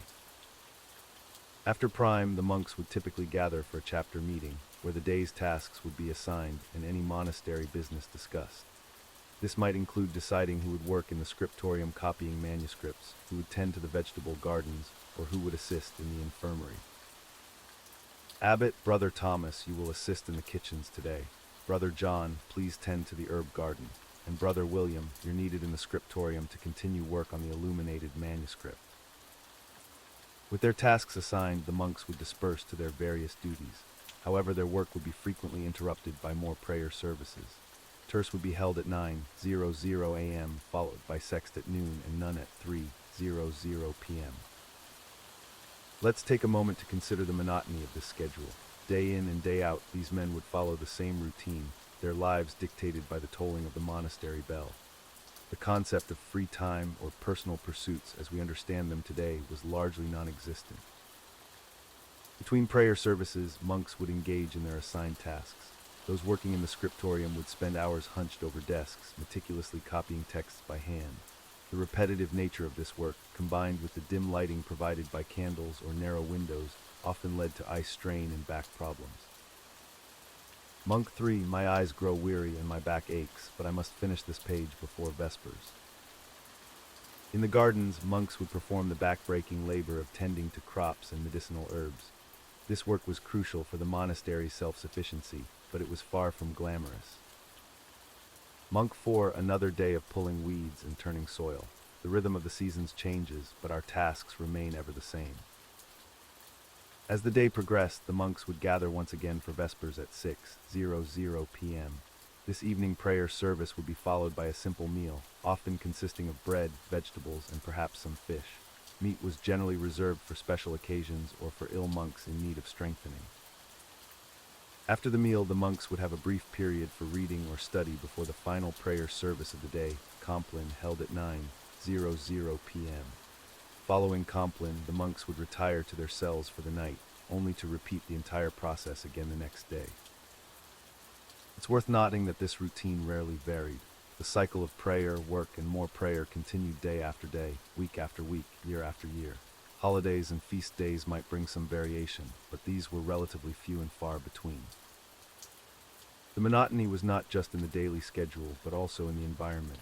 Monasteries were often isolated, with limited contact with the outside world. The same stone walls, the same faces, the same tasks day after day could lead to a profound sense of tedium.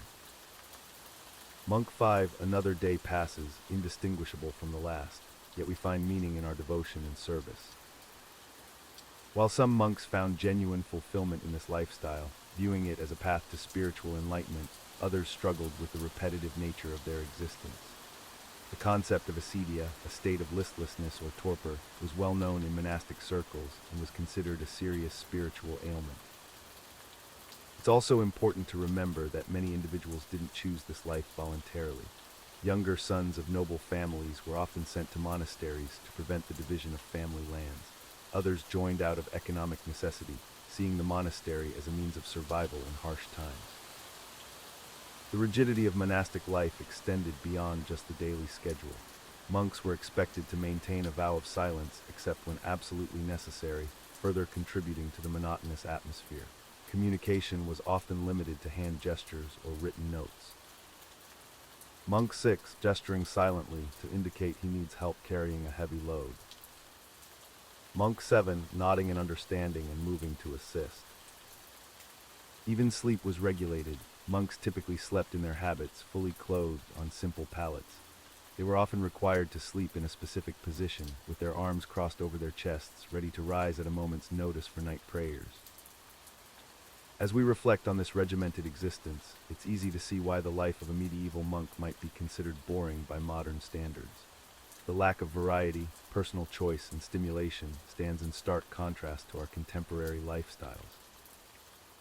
Yet it's also important to recognize that for some, this lifestyle provided a sense of purpose and spiritual fulfillment. The predictability of the routine allowed for deep contemplation and a focus on spiritual matters that might be difficult to achieve in a more chaotic environment.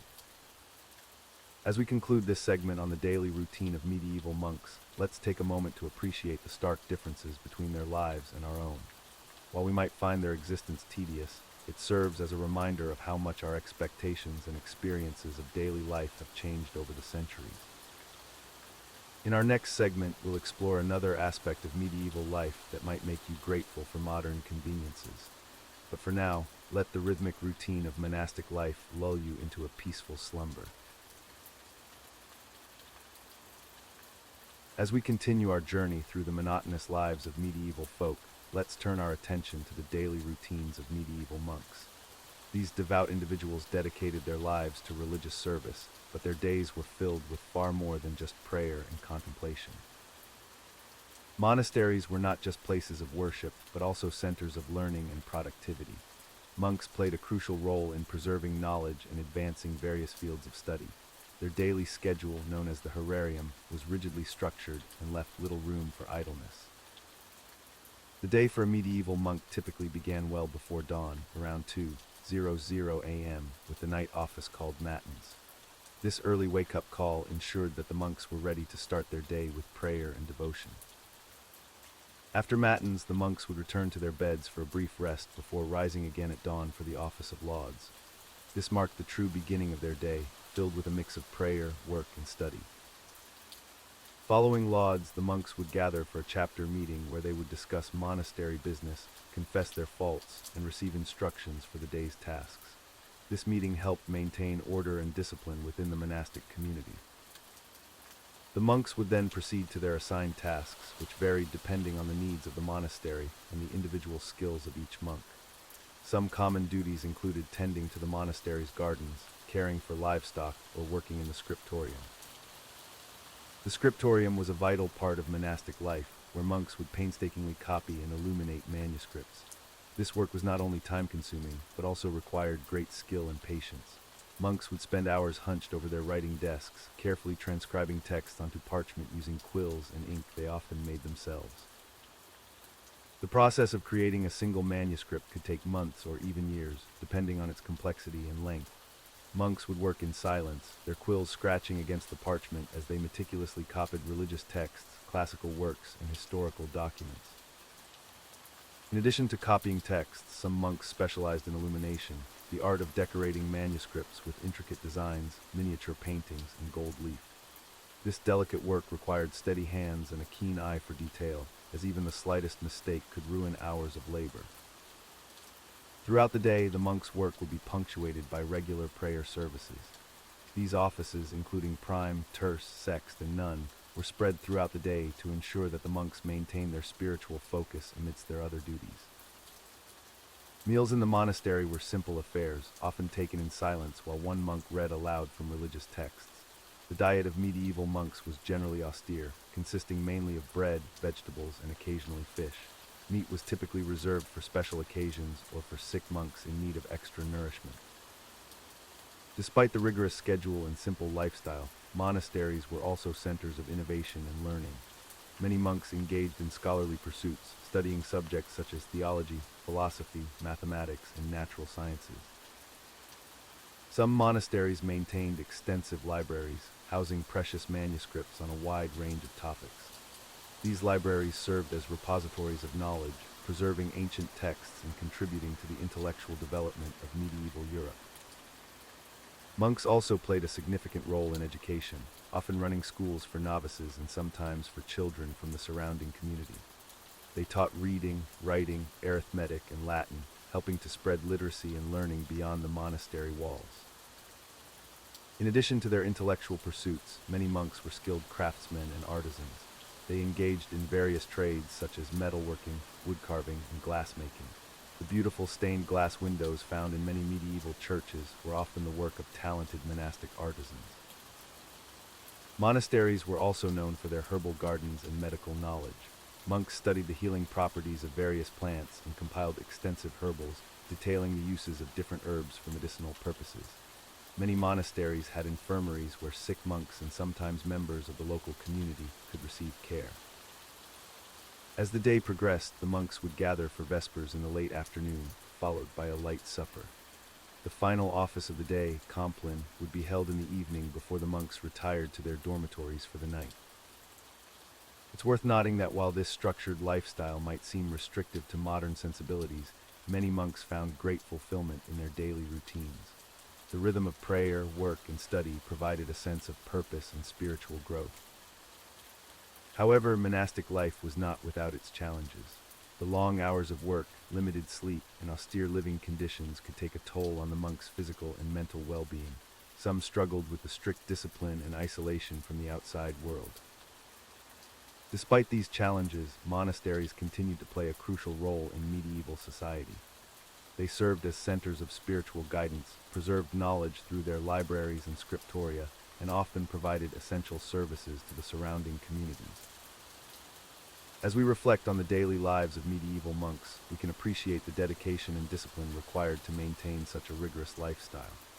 Their contributions to learning, art, and spirituality have left a lasting impact on Western civilization, influencing fields as diverse as education, agriculture, and brewing. The legacy of medieval monasticism can still be seen today in the preserved manuscripts, architectural wonders, and enduring traditions that have survived the centuries. As we drift off to sleep, let us ponder the quiet determination of these devoted individuals who shaped so much of our cultural heritage through their daily labors and unwavering faith. As we conclude our examination of the medieval peasant's life, let us reflect on the harsh realities we've uncovered. The toil, the suffering, and the constant struggle for survival were not mere inconveniences, but rather the very fabric of their existence.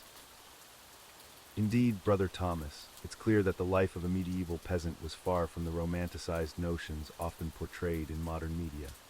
Their days were filled with backbreaking labor, uncertainty, and a constant battle against the elements and societal constraints. Verily, it was a life of great hardship. From dawn to dusk, the peasant's life revolved around the land they tilled and the livestock they tended. The feudal system, while providing some measure of protection, also bound them to a life of servitude and limited opportunities. Let's recap some of the key aspects that made life particularly challenging for medieval peasants. First and foremost, their diet was severely limited and often inadequate. Their sustenance was meager at best. A monotonous fare of coarse bread, pottage, and occasional morsels of salt pork or fish was all they could hope for. Fresh fruits and vegetables were scarce, leading to widespread malnutrition and vitamin deficiencies. And let's not forget about the living conditions. Peasant homes were far from comfortable by today's standards. Indeed, their dwellings were crude structures of wattle and daub, with thatched roofs that often leaked. Families and livestock shared the same living space, leading to unsanitary conditions and the spread of disease. Speaking of disease, the lack of proper medical knowledge and hygiene practices made even minor ailments potentially life-threatening. Verily, the specter of illness loomed large over the peasantry. Simple infections could lead to death, and outbreaks of plague or other epidemics could decimate entire villages. The average life expectancy was dismally low, with many not surviving beyond their 30s. The feudal system itself was a major source of hardship for peasants. Can you elaborate on how this social structure affected their daily lives? Certainly, the feudal system bound peasants to the land they worked, which was owned by their lord. They were required to pay heavy taxes in the form of crops, labor, and sometimes money. This left them with little to sustain themselves and their families. And I believe they had very limited rights under this system, correct? Indeed, their legal status was precarious at best. Peasants had little recourse against the whims of their lords and were subject to harsh punishments for even minor infractions. They could not leave their land without permission, nor could they marry without their lord's consent. It seems that education and social mobility were also severely limited for peasants. Formal education was a luxury reserved for the nobility and clergy. Most peasants remained illiterate throughout their lives, with knowledge passed down orally through generations. The concept of social mobility was virtually non-existent, with children expected to follow in their parents' footsteps. Let's not forget about the constant threat of violence and warfare that loomed over medieval society. Indeed, the medieval period was rife with conflict. Peasants often bore the brunt of these hostilities, with their villages razed, crops destroyed, and loved ones killed or taken captive. Even in times of relative peace, bandits and marauders posed a constant threat. It's clear that the life of a medieval peasant was filled with hardship and uncertainty. But were there any aspects of their lives that provided some measure of comfort or joy? While their lives were undoubtedly difficult, we must not overlook the small pleasures that sustained them.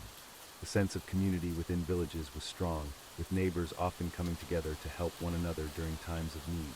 Religious festivals and market days provided rare opportunities for celebration and social interaction. That's an important point, Brother Thomas. Even in the face of such adversity, the human spirit found ways to persevere and find moments of happiness. Indeed, the resilience of the human spirit is truly remarkable. Despite the countless hardships they faced, medieval peasants managed to build communities, raise families, and pass on their traditions through generations. As we reflect on the lives of medieval peasants, what lessons can we draw from their experiences? Their struggles remind us of the progress we have made as a society in terms of human rights, healthcare, and quality of life. It also serves as a stark reminder of the inequalities that still exist in our world today and the importance of continuing to strive for social justice and equality. That's a profound observation, Brother Thomas. It's important to remember that while we've come a long way, there are still many in our world who face similar hardships to those of medieval peasants. Indeed, the study of history is not merely an academic exercise, but a means to better understand our present and shape our future. By examining the lives of those who came before us, we gain valuable insights into the human condition and the ongoing struggle for dignity and justice. As we conclude this segment on the life of medieval peasants, what final thoughts would you like to share with our listeners? I would urge our listeners to reflect on the privileges and comforts we enjoy in the modern world. Let us not take for granted the advances in medicine, technology, and social structures that have improved our quality of life. At the same time, let us remember that there are still those who struggle daily for their basic needs and rights. Thank you, Brother Thomas, for your insightful commentary on this often overlooked aspect of medieval life. Your words serve as a powerful reminder of how far we've come and the work that still lies ahead. It has been my pleasure to share this knowledge. May it serve as both a lullaby to soothe our listeners to sleep and a gentle awakening to the realities of our shared human history. And with that, we bring our exploration of the medieval peasant's life to a close. As you drift off to sleep, dear listeners, may you find gratitude for the comforts of your modern life and empathy for those who still face hardships in our world today. Amen to that. May your dreams be peaceful and your rest restorative. Good night and God bless. Good night, everyone. Sleep well, and we'll see you in the next segment of our journey through boring history. As we continue our journey through the lives of peasants throughout history, let's turn our attention to ancient China. The life of a Chinese peasant farmer was far from easy, and their daily struggles were numerous. So, let's delve into why it sucked to be an ancient Chinese peasant farmer. First and foremost, the social hierarchy in ancient China was rigid and unforgiving. Peasants were at the bottom of the social ladder, just above slaves. They had little to no chance of social mobility and were often looked down upon by the upper classes. This social structure, known as the four occupations, placed scholars at the top, followed by farmers, artisans, and merchants. Despite being second in this hierarchy, farmers were still considered lowly and had few rights. They were expected to work tirelessly to produce food for the entire society, including the ruling classes and military. The life of an ancient Chinese peasant farmer revolved around agriculture, with rice being the primary crop in many regions. The agricultural calendar dictated every aspect of a peasant's life. They would rise before dawn and work until sunset, tending to their crops with primitive tools. The work was backbreaking and relentless, with little time for rest or leisure. During planting and harvesting seasons, peasants would often work from sunrise to sunset, 7 days a week. One of the most challenging aspects of being an ancient Chinese peasant farmer was the constant threat of natural disasters. Floods, droughts, and locusts could devastate entire harvests, leaving farmers and their families on the brink of starvation. The Yellow River, often called China's Sorrow, was notorious for its frequent and destructive floods, which could wipe out entire villages and farmlands. To make matters worse, peasants were expected to pay heavy taxes to the ruling class. These taxes were often collected in the form of grain, which meant that farmers had to produce enough not only to feed their families, but also to satisfy the demands of the government. In times of poor harvests, this could lead to severe hardship and even famine. The living conditions of ancient Chinese peasant farmers were far from comfortable. Their homes were typically small, single-room dwellings made of mud bricks or wood with thatched roofs.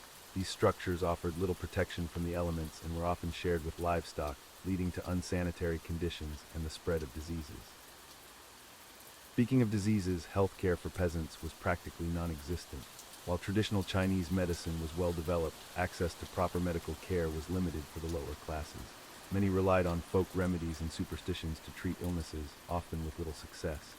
This lack of adequate health care contributed to high mortality rates, especially among children and the elderly. Education was another luxury that most peasant farmers could not afford. While ancient China placed great value on learning and scholarship, formal education was reserved for the wealthy and elite. Peasant children were expected to work alongside their parents from a young age, leaving little time or opportunity for schooling. This lack of education further cemented their place at the bottom of the social hierarchy. The diet of ancient Chinese peasant farmers was monotonous and often insufficient. Rice was the staple food, supplemented with vegetables grown in small garden plots. Meat was a rare luxury, usually reserved for special occasions or religious festivals. During times of scarcity, peasants might resort to eating tree bark, wild plants, or even clay to stave off hunger. Another significant challenge faced by peasant farmers was the constant threat of war and invasion. China's long history is marked by periods of conflict, both internal and external. During these times, peasants were often conscripted into armies or forced to flee their homes. Their farms and villages were frequently pillaged by invading forces or rival factions, leaving them to start over from scratch.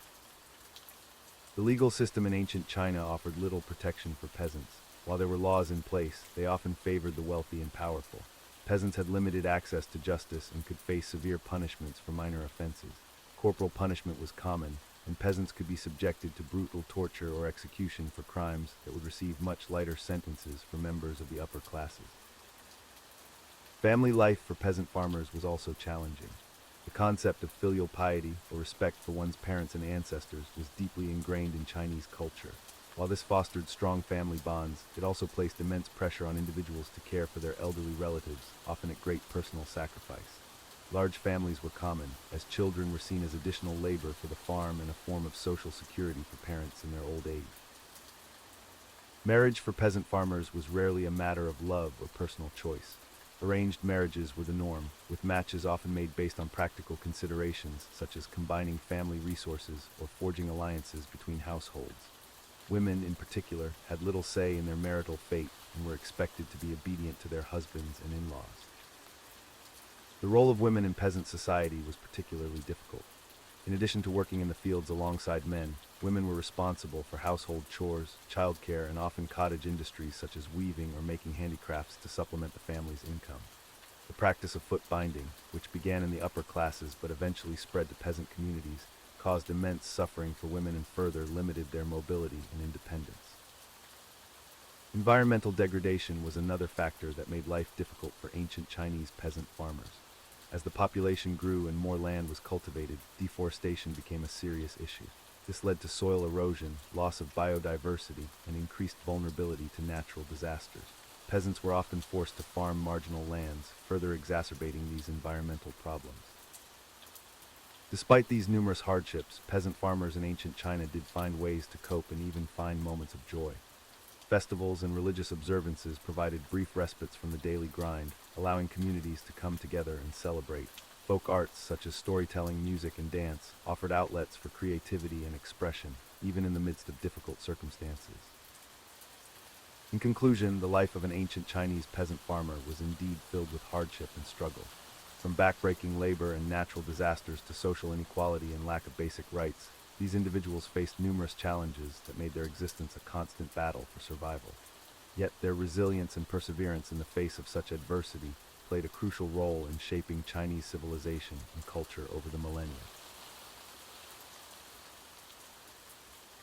As we drift further into our historical slumber, let's journey to ancient China, where the life of a peasant was far from the serene landscapes depicted in classical paintings. The burdens they bore were as heavy as the Great Wall itself. In imperial China, peasants formed the backbone of society, yet their existence was marked by endless toil and meager rewards. The feudal system, which persisted for centuries, ensured that peasants remained at the bottom of the social hierarchy, their lives dictated by the whims of nobles and emperors. One of the most oppressive aspects of peasant life in ancient China was the land tenure system. Unlike their counterparts in medieval Europe, Chinese peasants rarely owned the land they worked. Instead, they were tenants, forever indebted to landlords who demanded exorbitant rents and taxes. The concept of rent in ancient China was far more complex and burdensome than we might imagine today. Peasants were often required to pay not just in crops or money, but also in labor. This system, known as corvée labor, meant that peasants had to work on state projects or for their landlords for a certain number of days each year, without compensation. Imagine spending weeks building roads, repairing dikes, or constructing palaces, all while your own fields lay untended. This unpaid labor was a constant drain on peasants' time and energy, making it nearly impossible to improve their own circumstances. The tax burden on Chinese peasants was equally crushing. The imperial government imposed a complex system of taxes that varied by dynasty but always fell heaviest on the peasantry. During the Tang dynasty, for example, peasants faced three main types of taxes: land tax, paid in grain; labor tax, which could be paid in textiles or other goods; and a head tax levied on every adult. These taxes were often collected with brutal efficiency. Tax collectors, backed by local militias, would descend upon villages, demanding payment regardless of whether harvests had been good or bad. In times of drought or flood, peasants might be forced to sell their children or themselves into slavery just to meet their tax obligations. The peasants' diet was as austere as their financial situation.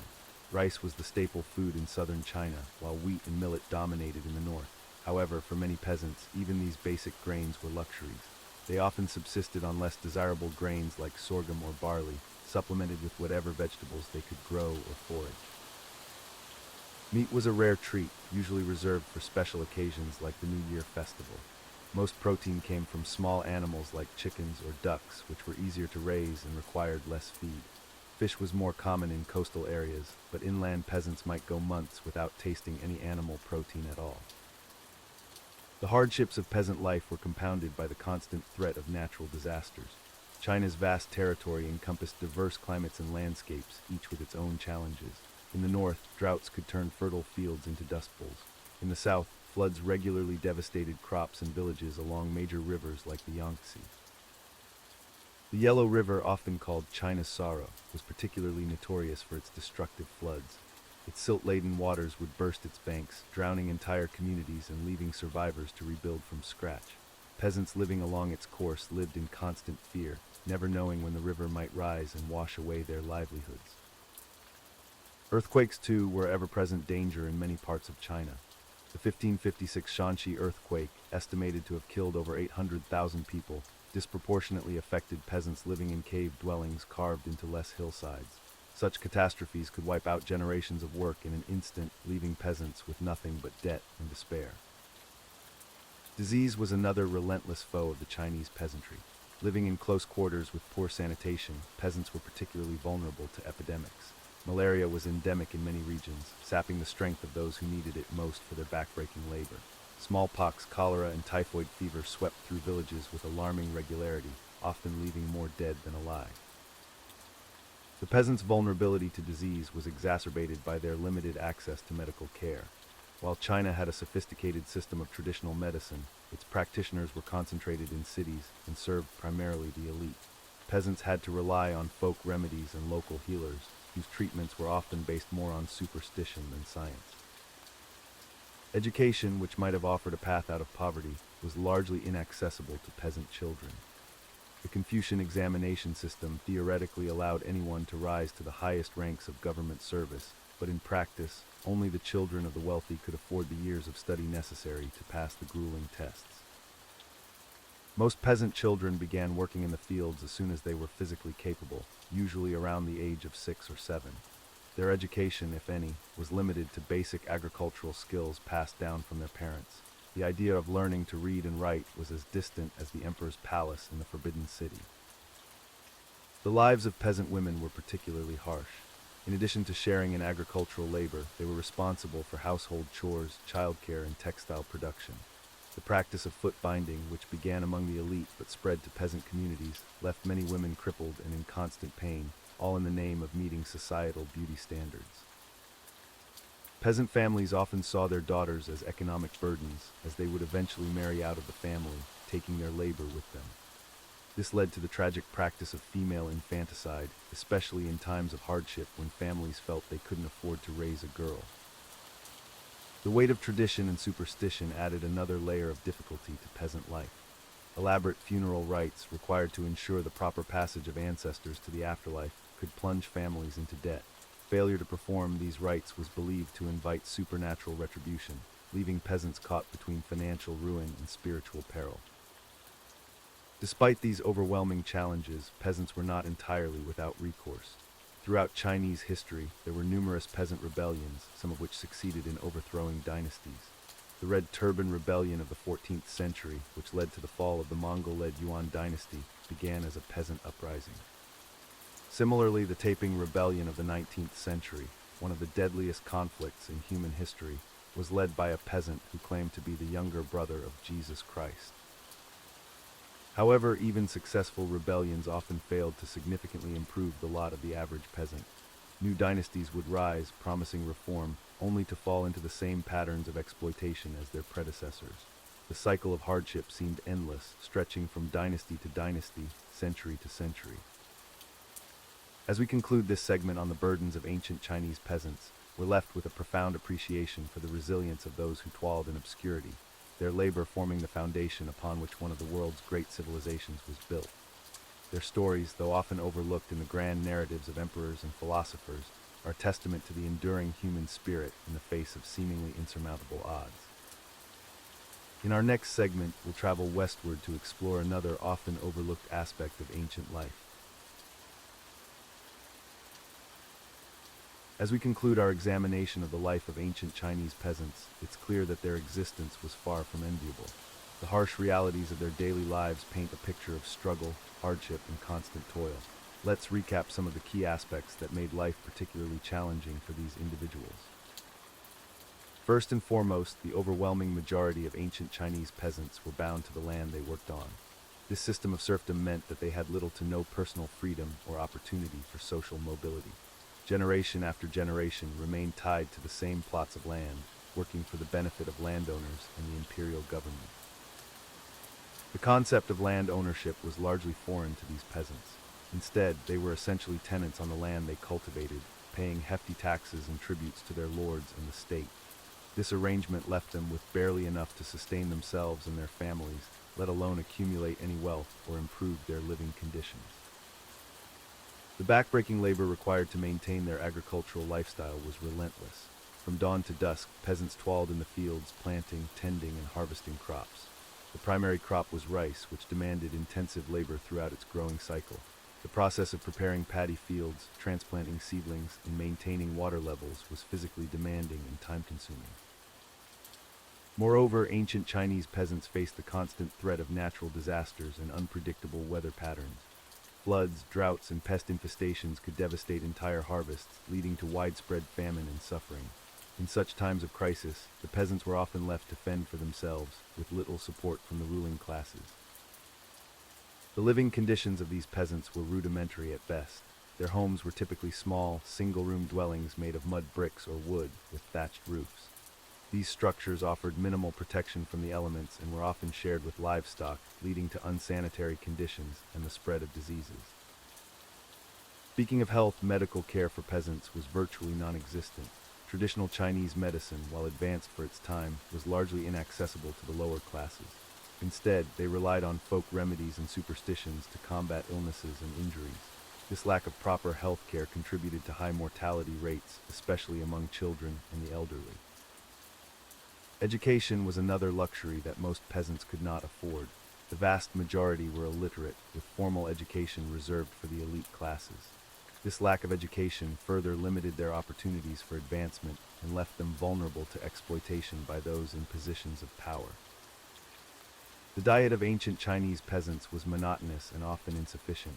Rice was the staple food, supplemented with whatever vegetables they could grow or forage. Meat was a rare treat, usually reserved for special occasions or religious festivals. This limited diet often led to malnutrition and related health problems. The social structure of ancient China placed peasants at the bottom of the hierarchy, just above slaves. They were subject to strict laws and harsh punishments, with little recourse for justice. The concept of individual rights was non-existent, and peasants were expected to show unwavering obedience to their superiors. Despite their crucial role in sustaining the empire's economy and food supply, peasants received little recognition or respect from the upper classes. They were often viewed as ignorant and uncultured, reinforcing the social barriers that kept them trapped in their lowly status. The lives of women in peasant families were particularly challenging. In addition to helping with agricultural work, they were responsible for household chores, childcare, and often handicrafts to supplement the family's income. The practice of foot binding, while more common among upper classes, also affected some peasant women, further limiting their mobility and quality of life. Peasant children were not spared from the hardships of this lifestyle. From a young age, they were expected to contribute to the family's labor, often at the expense of their childhood and any hopes for education. Child mortality rates were high, and those who survived faced a future that promised little more than a continuation of their parents' struggles. The constant threat of war and political instability added another layer of uncertainty to the lives of ancient Chinese peasants. During times of conflict, they were often conscripted into armies or forced to provide food and resources for military campaigns. Their villages could be pillaged or destroyed, leaving them to rebuild from scratch. It's important to note that while life for ancient Chinese peasants was undoubtedly difficult, there were occasional bright spots. Community festivals and religious celebrations provided rare moments of joy and respite from their daily toils. The strong sense of family and community bonds also helped many endure the hardships they faced. As we reflect on the lives of these ancient Chinese peasants, we're reminded of the immense progress that has been made in terms of human rights, living conditions, and social mobility. However, it's also a sobering reminder that even today, many people around the world continue to face similar challenges and inequalities. The resilience and perseverance of these peasants, who form the backbone of one of the world's oldest and most enduring civilizations, is truly remarkable. Their contributions to agriculture, culture, and the very fabric of Chinese society cannot be overstated, despite the immense hardships they endured. As we close this chapter on ancient Chinese peasant life, let us appreciate the comforts and opportunities we have today, while also recognizing that the struggle for equality and dignity continues for many around the world. The lessons from history serve as both a reminder of how far we've come and a call to action for creating a more just and equitable society for all. As we sail further into the depths of medieval history, let's embark on a journey to explore the life of a medieval sailor. The vast, unpredictable oceans were both a source of opportunity and peril for those brave enough to venture upon them. So hoist the mainsail and prepare to be lulled by the monotonous waves of maritime history. In the Middle Ages, sailing was not for the faint of heart. Ships were small, cramped, and often poorly constructed. The average medieval vessel was no more than 50 to 100 feet long, a far cry from the massive ships we see today. These wooden vessels were prone to leaks, rot, and structural failures, making every voyage a potential disaster waiting to happen. Life aboard these ships was incredibly cramped. Sailors had to share tight quarters, often sleeping on deck or in small, damp areas below. Privacy was non-existent, and personal hygiene was a luxury few could afford. The stench of unwashed bodies, combined with the odor of rotting food and bilge water, created an atmosphere that would make even the strongest stomachs churn. Speaking of food, the diet of a medieval sailor was far from appetizing. The lack of refrigeration meant that fresh food was a rarity. Instead, sailors subsisted on a monotonous diet of hardtack, a type of rock-hard biscuit that could last for months without spoiling. These biscuits were often infested with weevils, adding an unwanted protein boost to their meals. To complement their hardtack, sailors would have salted meat, usually pork or beef. This meat was often so heavily salted that it had to be soaked in seawater before consumption to make it somewhat palatable. Imagine chewing on leather-like strips of meat day after day, week after week. It's no wonder that many sailors suffered from malnutrition and scurvy. Water was another precious commodity on board. Fresh water would quickly become stagnant and undrinkable, often turning green with algae.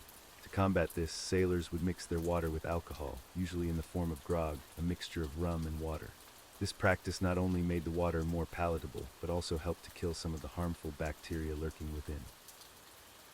The work of a medieval sailor was backbreaking and relentless. They had to constantly battle the elements, adjusting sails, pumping out water, and maintaining the ship.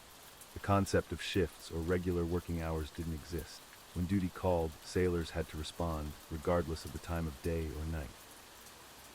One of the most dreaded tasks was climbing the rigging to adjust the sails. Imagine scaling rope ladders in the midst of a storm, with the ship pitching and rolling beneath you. One wrong move could send a sailor plummeting to the deck or into the unforgiving sea.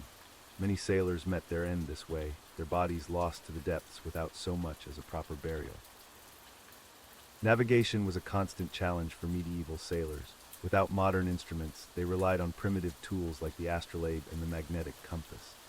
These tools, while innovative for their time, were far from accurate. Many ships would find themselves hopelessly lost, drifting for weeks or even months before finding their way or succumbing to the perils of the sea. Storms were a constant threat to medieval ships. The wooden vessels were no match for the fury of nature unleashed. Massive waves could easily capsize a ship, sending its crew to a watery grave. Lightning strikes could ignite fires, a particularly terrifying prospect when surrounded by nothing but water yet unable to use it to douse the flames. Pirates were another ever-present danger for medieval sailors. These ruthless brigands would prey on merchant ships, attacking swiftly and without mercy. A sailor caught by pirates could face a grim fate, death, enslavement, or being press-ganged into joining the pirate crew. The line between sailor and pirate was often blurry, with many turning to piracy out of desperation or opportunity. Disease was rampant aboard medieval ships. The close quarters, poor hygiene, and lack of medical knowledge created a perfect breeding ground for illness.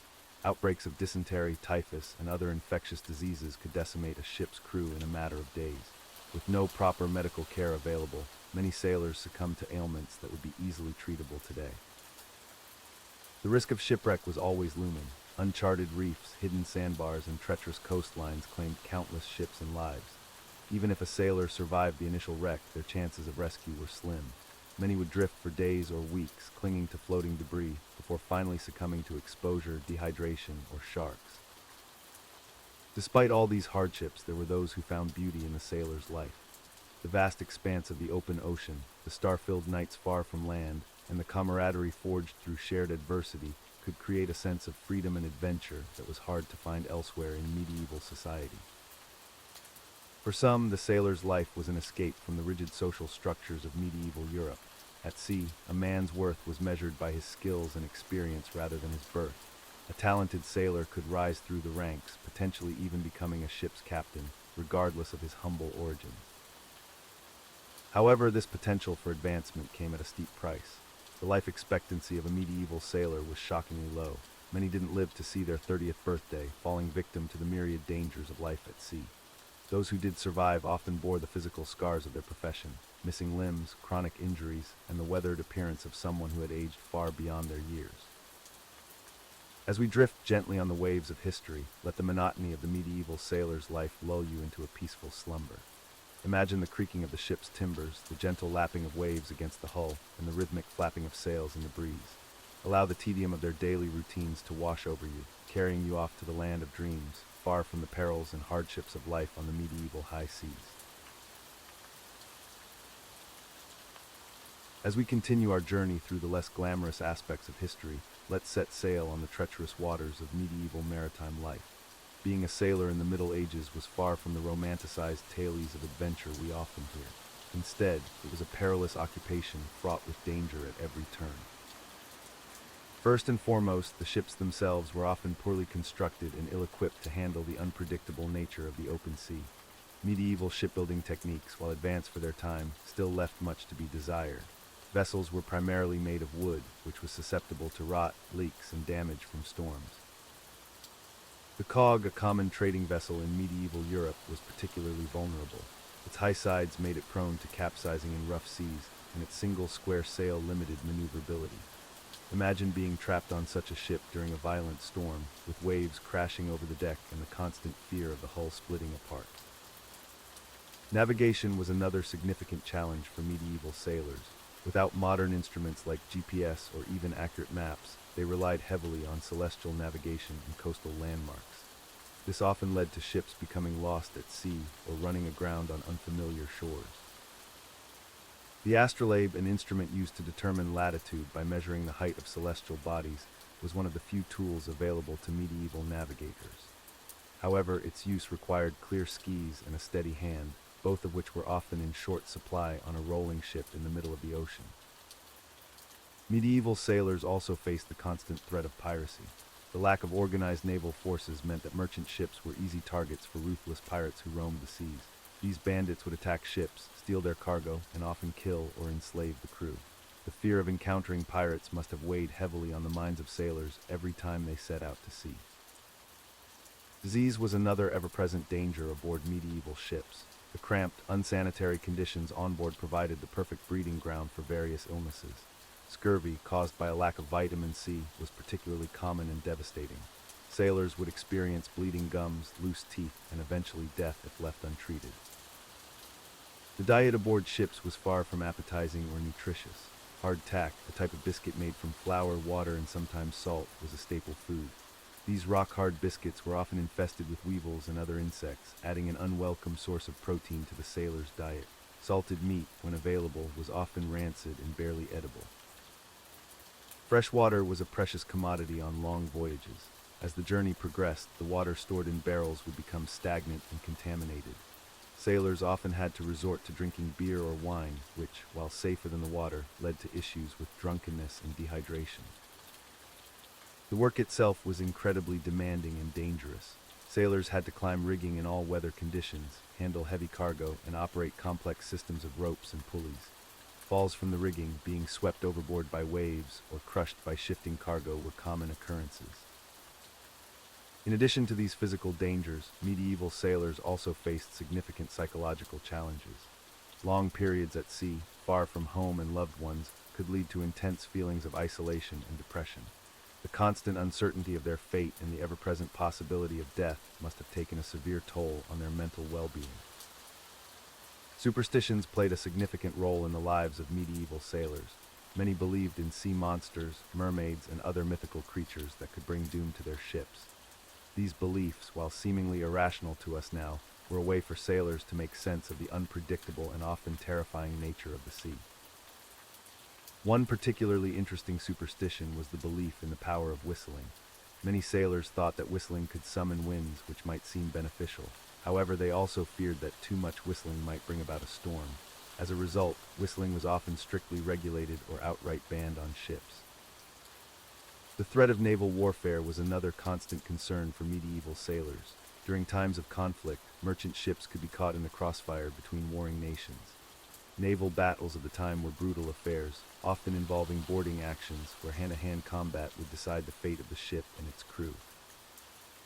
Greek fire, a mysterious incendiary weapon used by the Byzantine Empire, was particularly feared. This flammable liquid could continue burning even on water, making it a terrifying weapon against wooden ships. The mere rumor of its presence could strike fear into the hearts of sailors. Even when not actively engaged in warfare, medieval ships often carried weapons for self-defense. Crossbows, early firearms, and small cannons were common sights aboard merchant vessels. However, the presence of these weapons, combined with the stressful conditions at sea, could lead to violent conflicts among the crew. The hierarchical structure aboard ships could also be a source of tension and danger. Captains held nearly absolute power over their crews, and abuse of this power was not uncommon. Harsh punishments for perceived infractions could include flogging, keel hauling, dragging a sailor under the ship's keel, or being marooned on a deserted island. Weather, of course, was one of the most significant dangers faced by medieval sailors. Without accurate forecasting methods, ships could easily sail into severe storms. Hurricanes, typhoons, and rogue waves could spell doom for even the most well-constructed vessels of the time. The phenomenon known as St. Elmo's fire, an electrical discharge that can occur during thunderstorms, often appeared as eerie blue flames on the masts of ships. While we now understand the scientific explanation for this occurrence, medieval sailors saw it as a supernatural omen, sometimes of good fortune, but often of impending disaster. As if the dangers at sea weren't enough, medieval sailors also faced significant risks when coming into port. Many harbors were poorly maintained, with hidden shoals and submerged rocks that could tear the bottom out of a ship. The approach to land was often one of the most dangerous parts of a voyage. Once in port, sailors were at risk from unscrupulous tavern keepers, thieves, and press gangs that might force them into naval service against their will. The life of a medieval sailor was hardly safer on land than it was at sea. Despite all these dangers, medieval sailors played a crucial role in the development of trade, exploration, and cultural exchange. Their bravery and perseverance in the face of such overwhelming odds helped shape the course of history, even if their individual stories were often lost to the unforgiving sea. As we drift off to sleep, let's take a moment to appreciate the relative safety and comfort of our modern lives. The perils faced by medieval sailors serve as a stark reminder of how far we've come in terms of maritime safety and technology. Sweet dreams, and may your sleep be free from the worries that plagued those ancient mariners. As we conclude our journey through the life of a medieval sailor, let's reflect on the harsh realities they faced daily. These brave souls endured conditions that we can scarcely imagine in our modern world. The constant threat of scurvy loomed over every voyage. This vitamin C deficiency caused by a lack of fresh fruits and vegetables led to weakness, bleeding gums, and even death. It wasn't until the late 18th century that the British Navy discovered that citrus fruits could prevent this dreaded disease. Sailors also battled the ever-present danger of storms at sea. Without modern weather forecasting technology, ships could easily be caught in violent tempests. Massive waves would crash over the decks, threatening to capsize the vessel or sweep crew members overboard. The creaking of the ship's timbers and the howling wind created a terrifying cacophony that haunted sailors' nightmares. Let's not forget the constant dampness that permeated every aspect of a sailor's life. The salty sea air and frequent rain meant that clothes, bedding, and even food were often damp and moldy. This perpetual moisture led to various skin conditions and respiratory issues, making even the simplest tasks uncomfortable. The hierarchy aboard ship was strict and often brutal. Common sailors had little say in their daily lives and were subject to the whims of their superiors. Punishments for even minor infractions could be severe, including flogging, which could leave a sailor's back a bloody mess of torn flesh. Pirates were a constant threat, especially in certain regions. The fear of being attacked, robbed, or even captured and sold into slavery was a reality that sailors had to live with. Some were forced to join pirate crews against their will, facing the grim choice between a life of crime or death. The food aboard ship was notoriously awful. Hard tack, a type of biscuit so tough it often had to be soaked in water or beer to be edible, was a staple. Salted meat, often rancid and crawling with maggots, was another common menu item. Fresh water quickly became stagnant and filled with algae, forcing sailors to drink beer or wine to avoid dehydration. Sleeping arrangements were far from comfortable. Sailors often slept in hammocks strung close together in the cramped lower decks. The air was stale, filled with the stench of unwashed bodies, and infested with rats and other vermin. Privacy was non-existent, and personal hygiene was a luxury few could maintain. Disease spread rapidly in these close quarters. Outbreaks of dysentery, typhus, and other infectious diseases could decimate a ship's crew. The lack of proper medical knowledge and supplies meant that even minor injuries could become life-threatening. The work itself was back-breaking and dangerous. Climbing the rigging to adjust sails in stormy weather could easily result in a fatal fall. Hauling on ropes left hands raw and bleeding. The constant physical labor in all weather conditions took a toll on sailors' bodies, aging them prematurely. Despite these hardships, many men were drawn to the sea. For some, it was an escape from even worse conditions on land. Others were lured by the promise of adventure or the slim chance of striking it rich through trade or plunder. The camaraderie among crew members, forged through shared hardships, was often a source of comfort and strength. However, the reality of life at sea often fell far short of the romantic notions that drew men to it. Long periods away from home meant that sailors missed out on family life. Many never saw their children grow up or were able to maintain lasting relationships. The isolation and loneliness could be crushing. When ships finally made port, sailors often indulged in excessive drinking and other vices, spending their hard-earned wages in a matter of days. This cycle of deprivation, followed by brief periods of excess, took a toll on both their physical and mental health. The constant exposure to the elements aged sailors prematurely. Sun-weathered skin, arthritic joints from the damp conditions, and bodies battered by years of hard labor meant that few sailors enjoyed a comfortable old age. Many died young, their bodies given to the sea they had spent their lives traversing. As we drift off to sleep, let's appreciate the comforts of our modern lives. The next time you enjoy a fresh salad, take a hot shower, or sleep in a comfortable bed, remember the medieval sailors who knew none of these luxuries. Their sacrifices and hardships paved the way for the global trade and naval advancements we benefit from today. In our next segment, we'll explore another aspect of medieval life that might make you grateful for your current circumstances. But for now, let the gentle rocking of imaginary waves lull you into a peaceful slumber, free from the worries and dangers that plagued the brave sailors of centuries past. Now let's journey to the heart of the Aztec Empire, where we'll explore the mundane yet fascinating daily life of an Aztec commoner. Prepare to be lulled into a peaceful slumber as we delve into the monotonous routines and unremarkable existence of these ancient Mesoamerican individuals. Our story begins in the early morning hours, long before the sun has risen over the great city of Tenochtitlan. An Aztec commoner whom we'll call Tilali, meaning earth in Nahuatl, stirs from his simple reed mat laid out on the dirt floor of his modest mud brick home. Tilali's day starts with a series of repetitive tasks that have been ingrained in his routine since childhood. He rises, stretches his aching muscles, and shuffles to the corner of the single-room dwelling where a clay pot holds water collected from the previous day. He splashes some on his face, the cool liquid providing a brief respite from the perpetual humidity of the Valley of Mexico. As the first rays of sunlight begin to peek over the horizon, Tilali steps outside his home. The air is already thick with the scent of wood smoke from countless cooking fires being kindled throughout the city. He takes a moment to observe the sky, noting the position of the stars that are still visible, as this will guide his agricultural work for the day. Tilali's wife, Xochitl, meaning flour, has already begun preparing the morning meal. The staple of their diet, as with all Aztec commoners, is maize. Xochitl grinds dried corn kernels on a stone metate, a back-breaking task that she performs every single day without fail. The resulting cornmeal is mixed with water to create a dough for tortillas.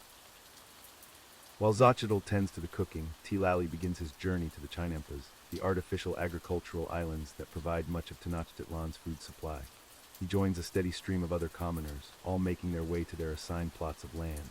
The repetitive sound of feet shuffling along the dirt paths creates a soothing rhythm, almost like a lullaby for the still drowsy city. As Tilali reaches his designated Chinempa, he surveys the crops he tends day in and day out. Rows of maize, beans, squash, and chili peppers stretch out before him, their growth a testament to the countless hours of monotonous labor he has invested. He begins the mind-numbing task of weeding, his calloused hands moving almost automatically as he plucks unwanted plants from between the crop rows. The sun climbs higher in the sky, its heat intensifying with each passing hour. Tilali pauses occasionally to wipe the sweat from his brow, taking small sips of water from a gourd he carries with him. The work is relentless and unchanging, a ceaseless cycle of planting, tending, and harvesting that defines the rhythm of his life. As midday approaches, Tilali takes a brief break to consume a simple meal of cold tortillas and a small portion of beans that Xochitl prepared for him. He eats quickly, knowing that every moment away from his tasks is a moment wasted. The monotony of his diet mirrors the monotony of his daily routine, each element blending into an unremarkable tapestry of subsistence. After his short respite, Tilali returns to his labors. The afternoon is spent harvesting ripe crops, a task that requires both careful attention and repetitive motion. He moves methodically down the rows, plucking ears of corn and gathering beans, his movements a well-practiced dance performed countless times before. As the day wears on, Tilali's thoughts drift to the taxes he owes to the noble class and ultimately to the Huitzilopochtli, the Aztec ruler.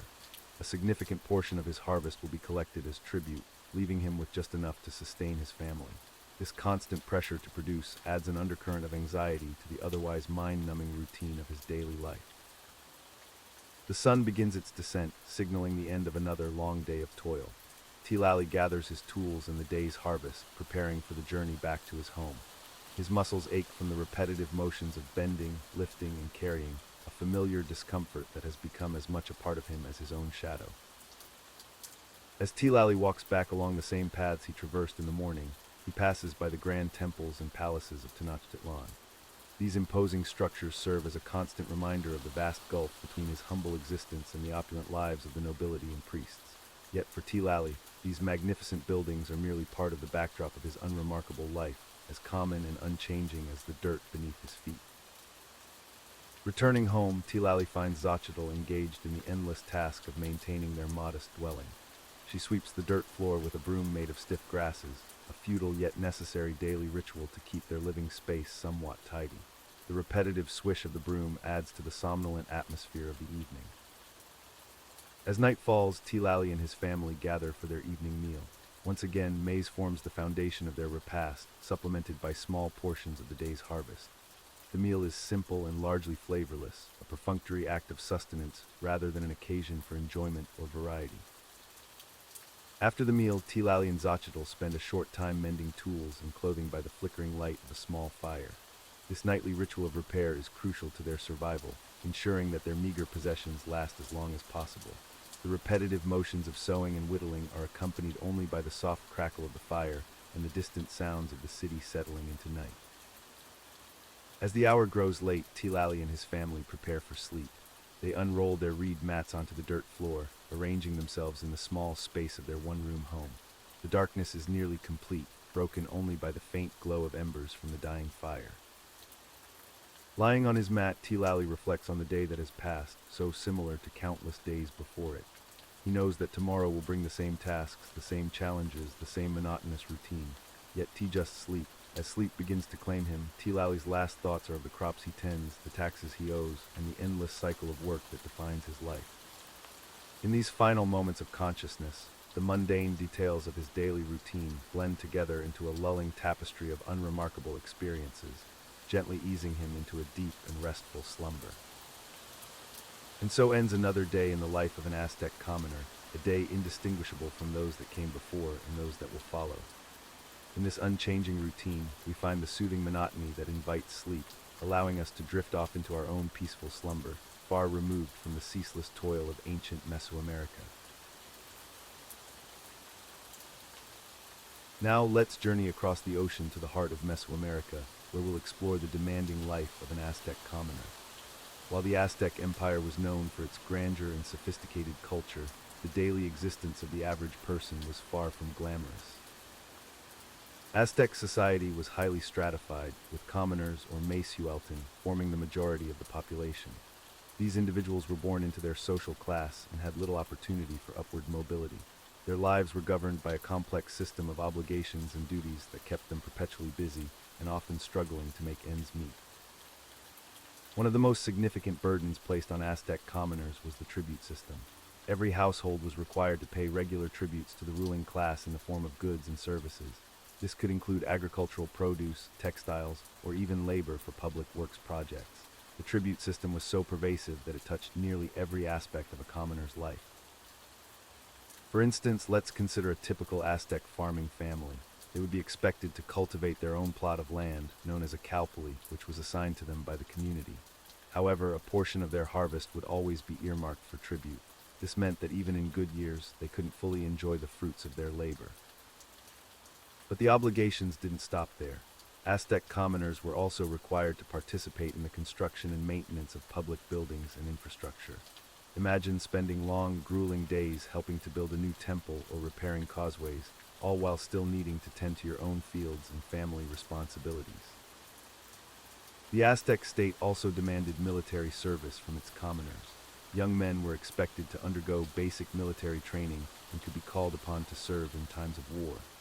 This dual role of farmer and potential soldier added another layer of stress to their already challenging lives. Education was another area where Aztec commoners faced limitations. While the children of nobles attended specialized schools to learn history, religion, and the arts, commoner children typically received only basic education at home or in local schools. Their curriculum focused on practical skills and religious instruction, with little emphasis on the higher learning reserved for the elite. Speaking of religion, it played a central role in the lives of Aztec commoners, but not always in ways that made their existence easier. The Aztec pantheon was vast and demanding, requiring frequent rituals and offerings. Commoners were expected to participate in numerous religious ceremonies throughout the year, which often involved fasting, bloodletting, and other forms of personal sacrifice. The concept of personal debt was also deeply ingrained in Aztec society. Commoners who couldn't meet their tribute obligations or who committed crimes could find themselves in debt slavery or tlacatin. This system allowed individuals to sell themselves or their children into temporary servitude to pay off debts. While not permanent, this practice could disrupt families and further entrench the cycle of poverty. Health and medical care were other areas where Aztec commoners faced significant challenges. While the Aztecs had a sophisticated understanding of herbal medicine, access to the best treatments was often reserved for the elite. Commoners typically relied on local healers and home remedies, which, while sometimes effective, couldn't always address more serious health issues. The housing situation for Aztec commoners was far from luxurious. Most lived in simple, one-room houses made of adobe or wattle and daub construction. These homes often lacked proper ventilation and were susceptible to damage from the region's frequent earthquakes and heavy rains. Furniture was minimal, with most people sleeping on reed mats on the floor. Diet was another area where the divide between commoners and the elite was stark. While the Aztec nobility enjoyed a varied diet that included meat, exotic fruits, and chocolate, commoners subsisted mainly on corn, beans, and squash. Meat was a rare luxury, usually reserved for special occasions or as part of religious offerings. The clothing of Aztec commoners was strictly regulated by sumptuary laws. Men were limited to wearing simple loincloths and cloaks made of maguey fiber, while women wore basic skirts and blouses. The finer cotton garments and elaborate jewelry were reserved for the upper classes, serving as a constant visual reminder of the social hierarchy. Despite these numerous challenges, it's important to note that Aztec commoners weren't without their own forms of social organization and support. The Calpulli system, which organized people into clan-like groups, provided a sense of community and mutual aid. Members of a Calpulli would often work together on agricultural tasks and share resources in times of need. Additionally, the Aztec market system offered some opportunities for enterprising commoners to improve their lot. Skilled artisans or successful traders could accumulate wealth and gain a measure of respect within their communities, even if true social mobility remained limited. However, these small consolations did little to offset the overall burden of being an Aztec commoner. The constant demands of tribute, labor, and religious obligations left little time for leisure or personal pursuits. The specter of debt slavery loomed large, and the rigid social structure offered few avenues for advancement. As we reflect on the life of an Aztec commoner, it becomes clear that while their civilization achieved remarkable feats of engineering, art, and urban planning, these accomplishments came at a significant cost to the average person. The grandeur of Tenochtitlan and the might of the Aztec military were built on the backs of countless commoners whose daily lives were marked by toil and sacrifice. In many ways, the experience of an Aztec commoner serves as a stark reminder of how societal achievements often mask the struggles of the majority. It's a pattern we've seen repeated throughout history, where the splendor of empires is frequently juxtaposed against the hardships faced by those at the bottom of the social pyramid. As we close this chapter on Aztec commoners, we're left to ponder the complex legacy of this fascinating civilization. While we may marvel at their architectural and cultural achievements, it's equally important to acknowledge the human costs that underpin their society. The story of the Aztec commoner is a testament to the resilience of the human spirit in the face of systemic challenges, and a reminder of the often overlooked narratives that lie beneath the surface of historical grandeur. As we conclude our exploration of the Aztec commoner's life, it's clear that their existence was far from easy. The stark contrast between their daily struggles and the opulence of the nobility paints a vivid picture of a society deeply divided by class and privilege. Let's recap some of the key aspects that made life challenging for the average Aztec citizen. First and foremost, their diet was simple and often insufficient. While the nobles feasted on exotic meats and delicacies, commoners subsisted primarily on maize, beans, and squash. This limited diet, though filling, lacked the variety and nutrition necessary for optimal health. The commoner's home was equally modest. Most lived in small, single-room houses made of adobe or wattle and daub. These dwellings, while providing basic shelter, offered little in terms of comfort or privacy. Entire families would share this confined space, sleeping on reed mats laid directly on the earthen floor. Education was another area where the class divide was glaringly apparent. While noble children received extensive training in history, religion, and the arts, commoner children were largely limited to learning practical skills from their parents. Boys would typically follow in their father's trade, while girls were taught household management and weaving. The burden of taxation weighed heavily on the Aztec commoner. They were required to pay tribute to their rulers in the form of goods, services, or labor. This often meant giving up a significant portion of their harvest or spending time working on public projects without compensation. The constant drain on their resources made it challenging for commoners to improve their economic situation. Religious obligations also played a significant role in the commoner's life.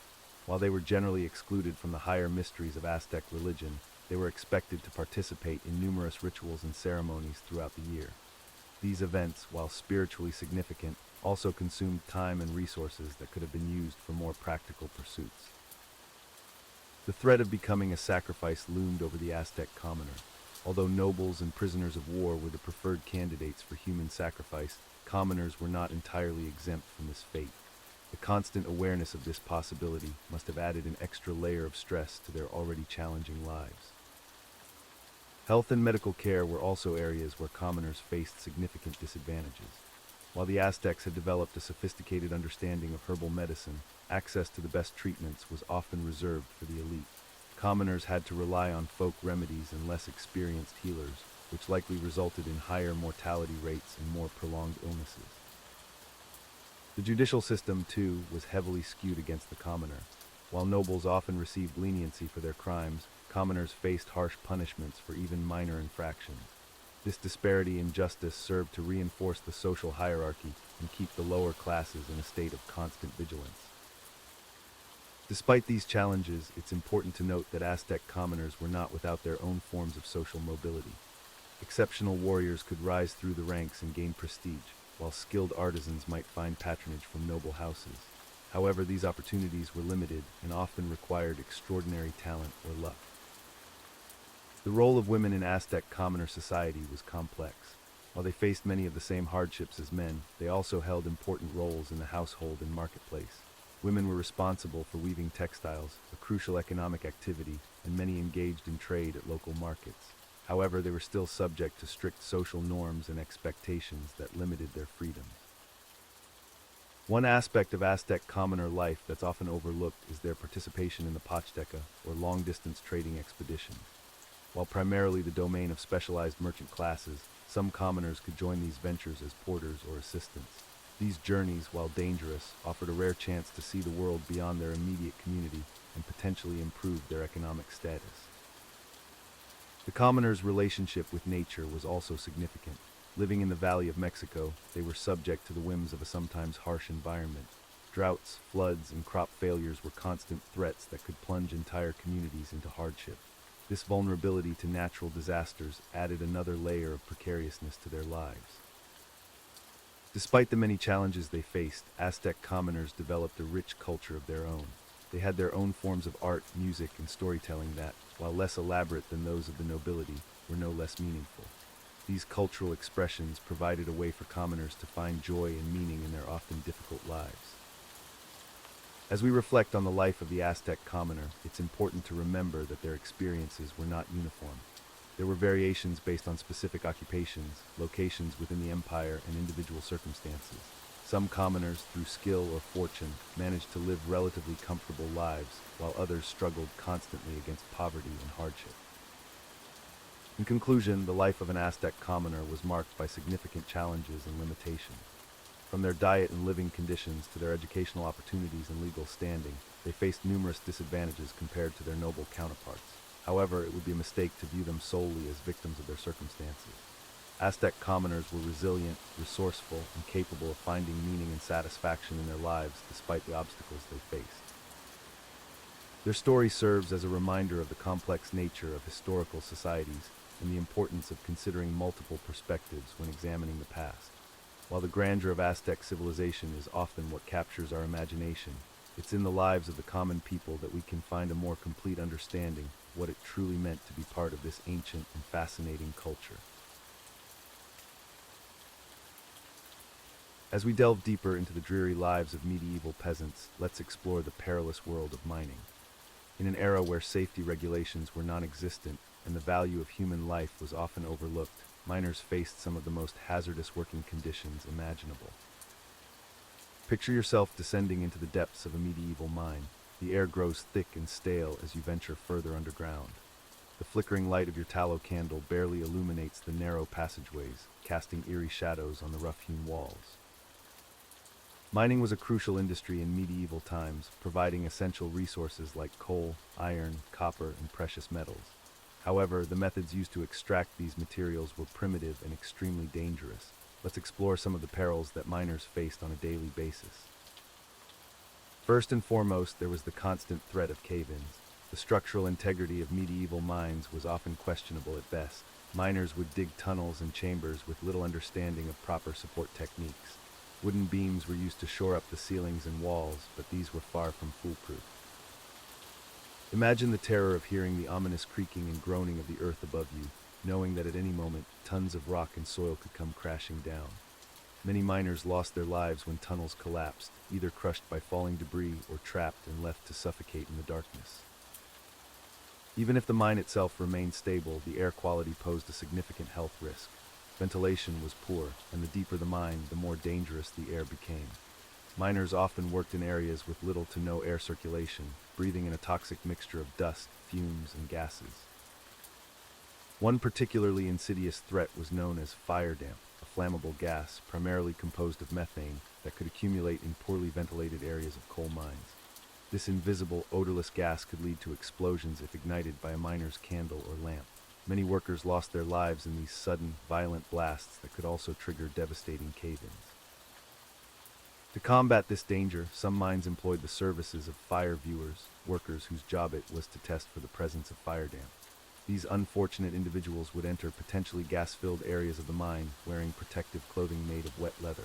They would carry long poles with candles attached to the end, holding them up to detect any accumulation of gas. If the candle's flame grew larger or changed color, it indicated the presence of fire damp. The fire viewer would then need to carefully withdraw, hoping not to create a spark that could ignite the gas. It was a nerve-wracking and incredibly dangerous job, with many fire viewers losing their lives in the process of trying to protect their fellow miners. Water was another ever-present danger in medieval mines. Groundwater would often seep into the tunnels, creating slippery conditions and the risk of flooding. In some cases, miners would accidentally breach underground water sources, leading to sudden and catastrophic flooding that could trap or drown workers in minutes.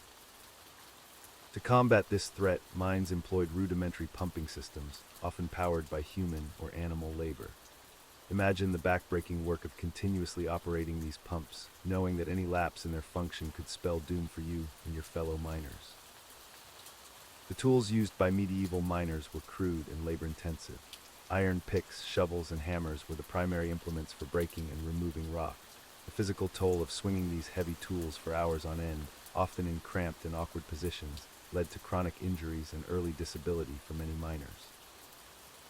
Transporting the mine materials out of the tunnels was another arduous and dangerous task.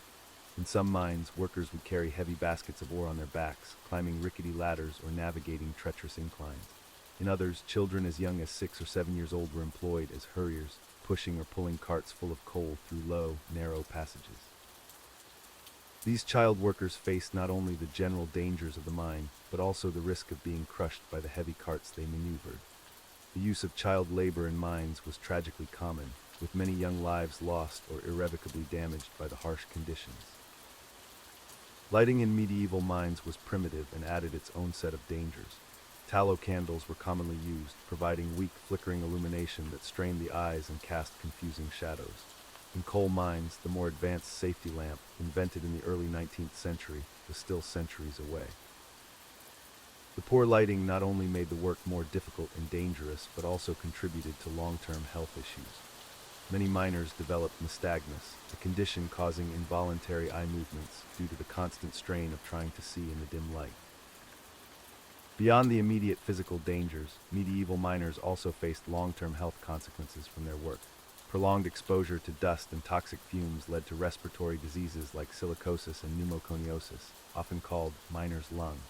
These debilitating conditions could leave workers struggling to breathe and unable to work, with no social safety net to support them or their families. The damp conditions in the mines also led to rheumatism and other joint problems, while the constant exposure to darkness and lack of sunlight could result in vitamin D deficiency and associated health issues. Despite the numerous dangers and health risks, medieval miners had little choice but to continue their perilous work. The feudal system and lack of social mobility meant that sons often followed their fathers into the mines, perpetuating a cycle of danger and hardship across generations. Mining communities developed their own cultures and superstitions to cope with the constant threat of death or injury. Miners would often pray to Saint Barbara, the patron saint of miners, for protection before descending into the earth. Some believed in the existence of mine spirits or goblins that could either help or hinder their work. These beliefs and rituals provided a small measure of comfort in the face of overwhelming danger, but they did little to actually improve the miners' safety or working conditions. it would be centuries before significant advancements in mining technology and safety regulations would begin to make the profession less deadly. As we reflect on the lives of medieval miners, we can appreciate the immense sacrifices and risks they undertook to provide essential resources for their societies. Their dangerous and often tragically short lives serve as a stark reminder of how far we've come in terms of workplace safety and labor rights. The next time you find yourself complaining about a difficult day at work, remember the medieval miner, toiling in darkness and constant peril, never knowing if each descent into the earth might be their last. It's a sobering thought that might just help you drift off to sleep, grateful for the relative safety and comfort of modern life. Now, let's delve into the grim reality of medieval miners' living conditions. These unsung heroes of the medieval economy toiled in some of the most hazardous and challenging environments imaginable. Medieval mining was a dangerous and grueling profession that often began at a startlingly young age. Children as young as 6 or 7 might be sent into the mines, their small bodies ideal for navigating narrow tunnels and accessing hard-to-reach areas. This early exposure to the harsh mining environment meant that many miners didn't live past their mid-20s. The living quarters of medieval miners were typically cramped, dark, and damp. Miners often lived in small, hastily constructed huts near the mine entrances. These rudimentary dwellings offered little protection from the elements and were prone to collapse, especially in areas with unstable ground due to extensive underground tunneling.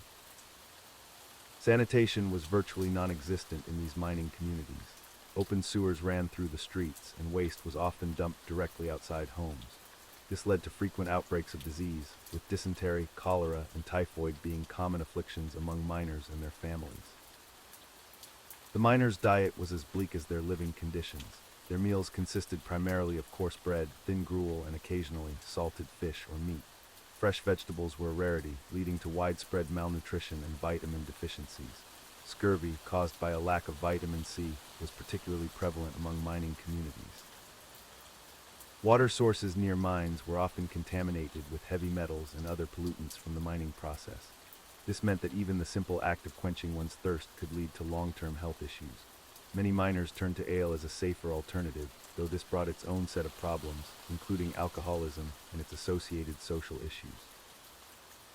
The workday for a medieval miner was long and arduous, often lasting from dawn to dusk. Miners would descend into the earth using rickety ladders or be lowered on ropes into deep shafts. Once underground, they worked by the dim light of candles or oil lamps, which not only provided poor visibility, but also consumed precious oxygen in the poorly ventilated tunnels. The air in the mines was thick with dust and noxious fumes. Miners frequently suffered from respiratory ailments such as silicosis, a lung disease caused by inhaling tiny particles of silica dust. This condition, also known as miner's lung, could lead to a slow and painful death as the lungs gradually lost their ability to function. Accidents were a constant threat in medieval mines. Cave-ins, flooding, and gas explosions could occur at any moment, often with deadly consequences. The lack of proper safety equipment and limited understanding of geology meant that miners were at the mercy of nature's whims. Even if a miner survived a cave-in, rescue efforts were often slow and ineffective. The primitive tools and techniques available meant that trapped miners might suffocate or starve before help could reach them. The psychological toll of working under such conditions was immense, with many miners developing a fatalistic outlook on life. The miners' families lived in constant fear for their loved ones' safety. Women and children often worked above ground, sorting and processing ore, exposing themselves to toxic substances in the process. The loss of a miner often meant destitution for the entire family, as there were few social safety nets in medieval society. Despite the crucial role miners played in the medieval economy, they were often viewed with suspicion and fear by outsiders. The dirt and grime that clung to them, along with their often stunted and deformed bodies resulting from years of hard labor, led to social stigmatization. Miners frequently lived in isolated communities, further reinforcing their separation from mainstream society. The miners' isolation and the dangerous nature of their work led to the development of a unique subculture. Superstitions and rituals aimed at ensuring safety and good fortune were common. Miners might refuse to whistle underground, believing it would summon evil spirits, or carry talismans thought to protect against cave-ins. Education was virtually non-existent for miners and their children. The demands of the job and the need for every family member to contribute to survival meant that formal schooling was a luxury few could afford. This lack of education perpetuated the cycle of poverty and limited opportunities for future generations. The medieval mining industry was also rife with exploitation. Mine owners and overseers often used debt bondage to keep miners tied to their jobs. Miners would be charged exorbitant prices for tools, food, and housing, ensuring they remained in a constant state of debt. This system, known as the truck system, effectively trapped miners and their families in a cycle of poverty and servitude. Despite the hardships, miners developed strong bonds of camaraderie. The shared dangers and difficulties of their profession fostered a sense of community and mutual support. Miners would often look out for one another, sharing what little they had and providing assistance in times of need. As we reflect on the living conditions of medieval miners, it's important to recognize the immense sacrifices they made. Their labor, often unacknowledged and underappreciated, played a crucial role in the economic development of medieval Europe. The metals and minerals they extracted fueled technological advancements, financed wars, and shaped the course of history. While modern mining practices have significantly improved safety and working conditions, the legacy of medieval miners serves as a stark reminder of the human cost of progress. Their stories, though often overlooked in grand historical narratives, are a testament to the resilience of the human spirit in the face of unimaginable hardship.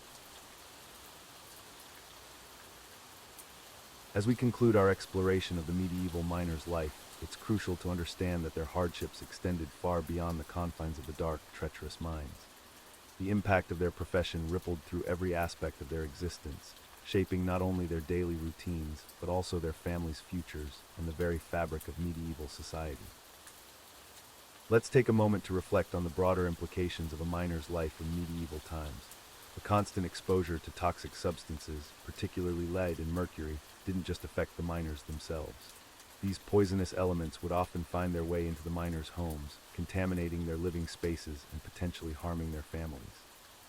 Children born to miners were at a higher risk of developmental issues and health problems, perpetuating a cycle of struggle that could span generations.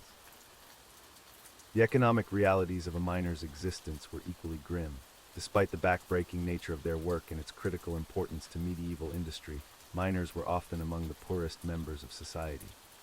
The feudal system that dominated medieval Europe meant that most miners were essentially bound to their profession, with little hope of social mobility or improving their lot in life. The meager wages they earned were barely enough to sustain their families, let alone provide any semblance of comfort or security. It's worth noting that the dangers faced by miners weren't limited to physical hazards. The isolated nature of mining communities, often situated far from major towns and cities, meant that miners had limited access to education, healthcare, and other essential services. This isolation could lead to a sense of disconnection from the wider world and reinforce the social barriers that kept miners at the bottom of the medieval hierarchy. The spiritual and psychological toll of mining in the Middle Ages shouldn't be underestimated either. In a deeply religious society, the act of delving into the earth was sometimes viewed with suspicion or even fear. Some believed that miners were disturbing the natural order or venturing too close to the realm of the dead. This superstition could lead to social ostracism and add another layer of hardship to the miners' already difficult lives. Despite these challenges, it's important to recognize the resilience and ingenuity of medieval miners. They developed sophisticated techniques for extracting and processing ore, laying the groundwork for future advancements in metallurgy and engineering. The communities that formed around mines often developed strong bonds of solidarity, creating support networks that helped them weather the hardships of their profession. As we transition away from the world of medieval mining, it's worth considering how the legacy of these early miners continues to influence our modern world. The techniques they pioneered, the ore they extracted, and the minerals they discovered all played crucial roles in shaping the course of human history. From the tools of agriculture to the weapons of war, from the coins in people's pockets to the jewels adorning royal crowns, the fruits of medieval mining touched every aspect of medieval life and beyond. The story of medieval miners serves as a poignant reminder of the often overlooked individuals whose labor forms the foundation of society. It's a testament to human endurance in the face of extreme adversity and a sobering reflection on the social inequalities that have persisted throughout history. As we move forward in our journey through the less glamorous aspects of medieval life, let's carry with us the memory of these unsung heroes of the Middle Ages. Now, as we leave behind the dark depths of medieval minds, our next stop takes us to another often overlooked aspect of medieval life, the world of medieval waste management. Yes, you heard that correctly. We're about to delve into the rather unpleasant but fascinatingly important topic of how medieval towns and cities dealt with their garbage and sewage. Imagine, if you will, a bustling medieval town. The streets are narrow and winding, lined with closely packed buildings of wood and stone. People go about their daily lives, buying and selling in the marketplace, attending church services, and plying their various trades. But amidst this scene of medieval life, there's an inescapable problem that every inhabitant has to contend with: waste. In an era long before modern sanitation systems, the disposal of waste, both human and animal, was a constant challenge. Unlike the miners we just discussed, who worked in relative isolation, this was an issue that affected everyone in urban areas, from the lowliest peasant to the wealthiest merchant. The way a society deals with its waste can tell us a great deal about its values, its technology, and its understanding of health and hygiene. As we explore this rather unsavory aspect of medieval life, we'll discover that waste management, or the lack thereof, had far-reaching consequences. It affected public health, urban planning, and even social relations within medieval communities. We'll learn about the creative and sometimes horrifying solutions that medieval people devised to deal with their waste, and how these practices evolved over time. But before we dive into the mucky details, it's important to understand that our modern notions of cleanliness and hygiene would have been quite foreign to most people in the Middle Ages. Their understanding of disease and contamination was very different from ours, based more on ancient theories of miasma or bad air than on germ theory. This fundamental difference in worldview shaped how they approached the problem of waste management. So prepare yourself for a journey into one of the less glamorous, but no less important, aspects of medieval life. From the contents of chamber pots to the role of pigs in urban sanitation, from the development of early sewage systems to the professional lives of medieval gong farmers. Yes, that was a real job. We're about to explore a side of the Middle Ages that you probably won't find in most history books. As we transition into this new topic, take a moment to appreciate the relative cleanliness and efficiency of our modern world. The next time you flush a toilet or see a garbage truck making its rounds, remember that these conveniences are the result of centuries of development, tracing their roots back to the messy, smelly streets of medieval towns. Now, let's roll up our sleeves, metaphorically speaking, of course, and dive into the world of medieval waste management. As we continue our journey through the most monotonous aspects of history, let's turn our attention to feudal Japan.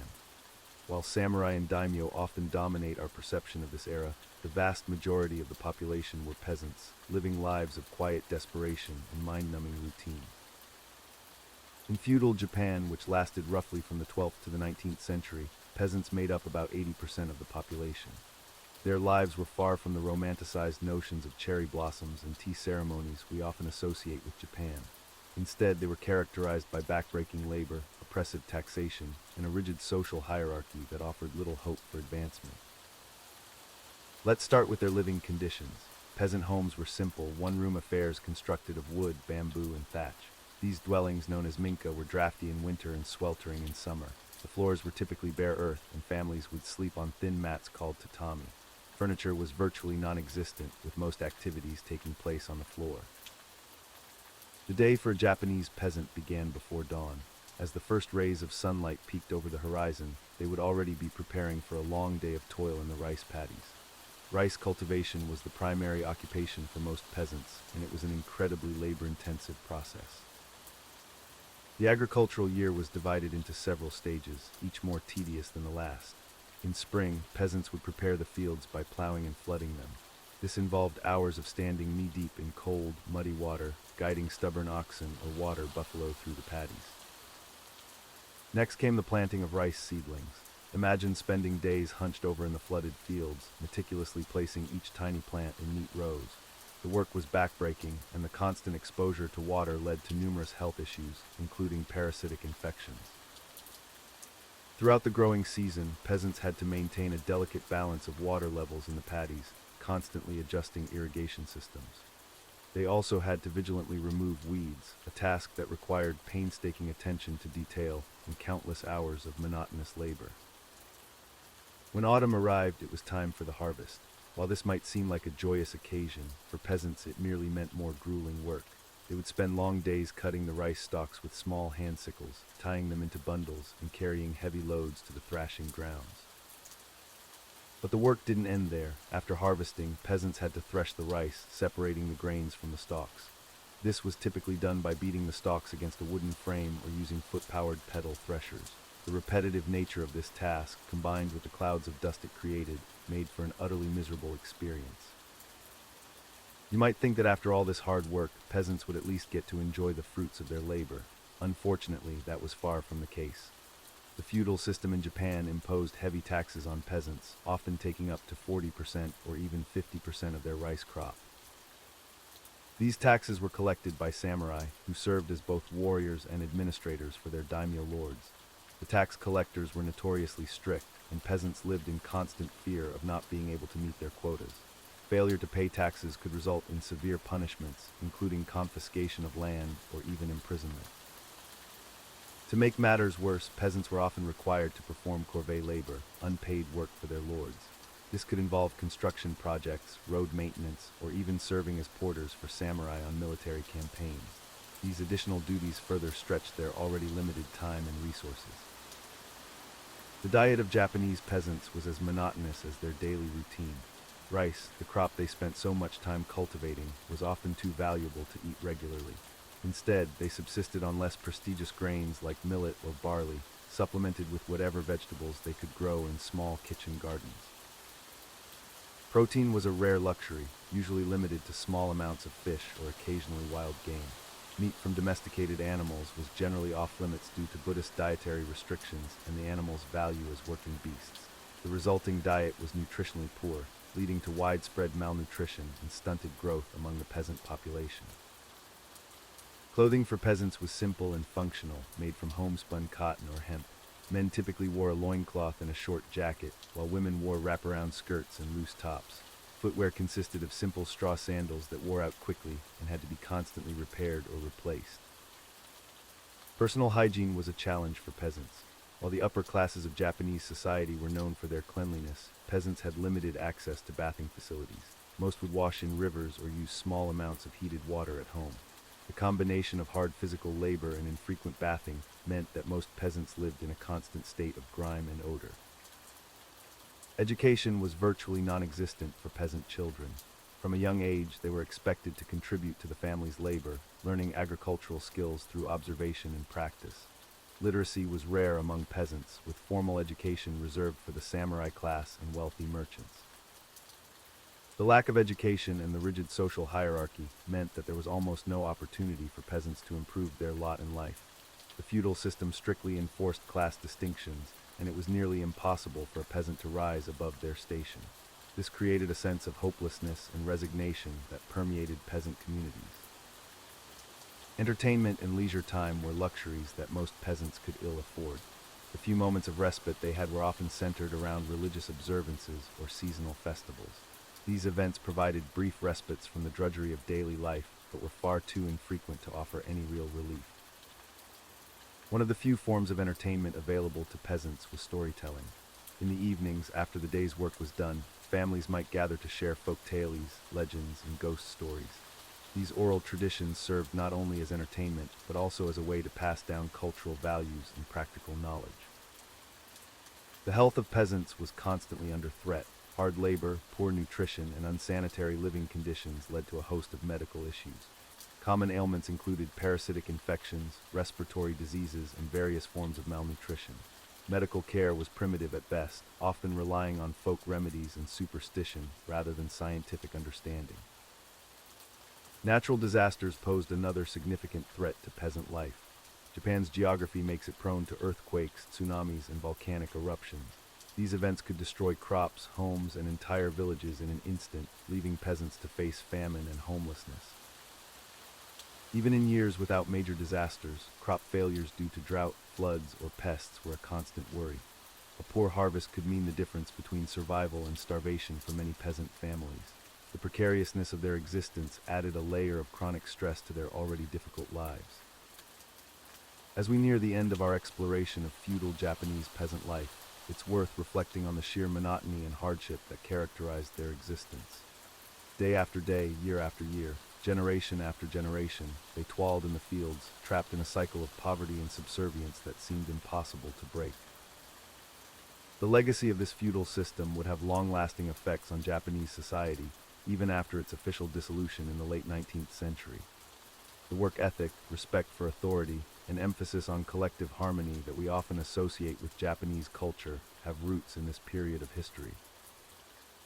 As we drift off to sleep, let's appreciate the relative comfort and freedom we enjoy in modern times, a stark contrast to the grueling and repetitive lives of feudal Japanese peasants. Their story serves as a reminder of how far human society has come, and perhaps how much further we still have to go in ensuring dignity and opportunity for all. As we journey through the annals of history, let's turn our attention to feudal Japan, where the life of a peasant was far from the romanticized images of samurai and geisha that often dominate our perceptions. The reality for the average person in medieval Japan was one of hardship, toil, and struggle. In feudal Japan, which lasted roughly from the 12th to the 19th century, society was rigidly structured. At the bottom of this hierarchy were the peasants, who made up about 80% of the population. These farmers, known as hayakusho, faced a life of relentless labor and numerous challenges. One of the most pressing issues for Japanese peasants was the heavy burden of taxation. Unlike their European counterparts who typically paid a tenth of their harvest, Japanese peasants often had to surrender up to 40% or even 50% of their crops to their feudal lords or daimyo. This left them with barely enough to survive, let alone thrive. Narrator, imagine toiling in the rice paddies from dawn to dusk, your back aching, your hands calloused, only to watch half of your hard-earned harvest being carted away by tax collectors. The tax system was not only oppressive but also complex. Peasants paid their taxes in rice, which was the primary currency of feudal Japan. The amount of rice produced was meticulously measured and recorded. Any shortfall in production could lead to severe consequences, including debt, loss of land, or even being sold into servitude.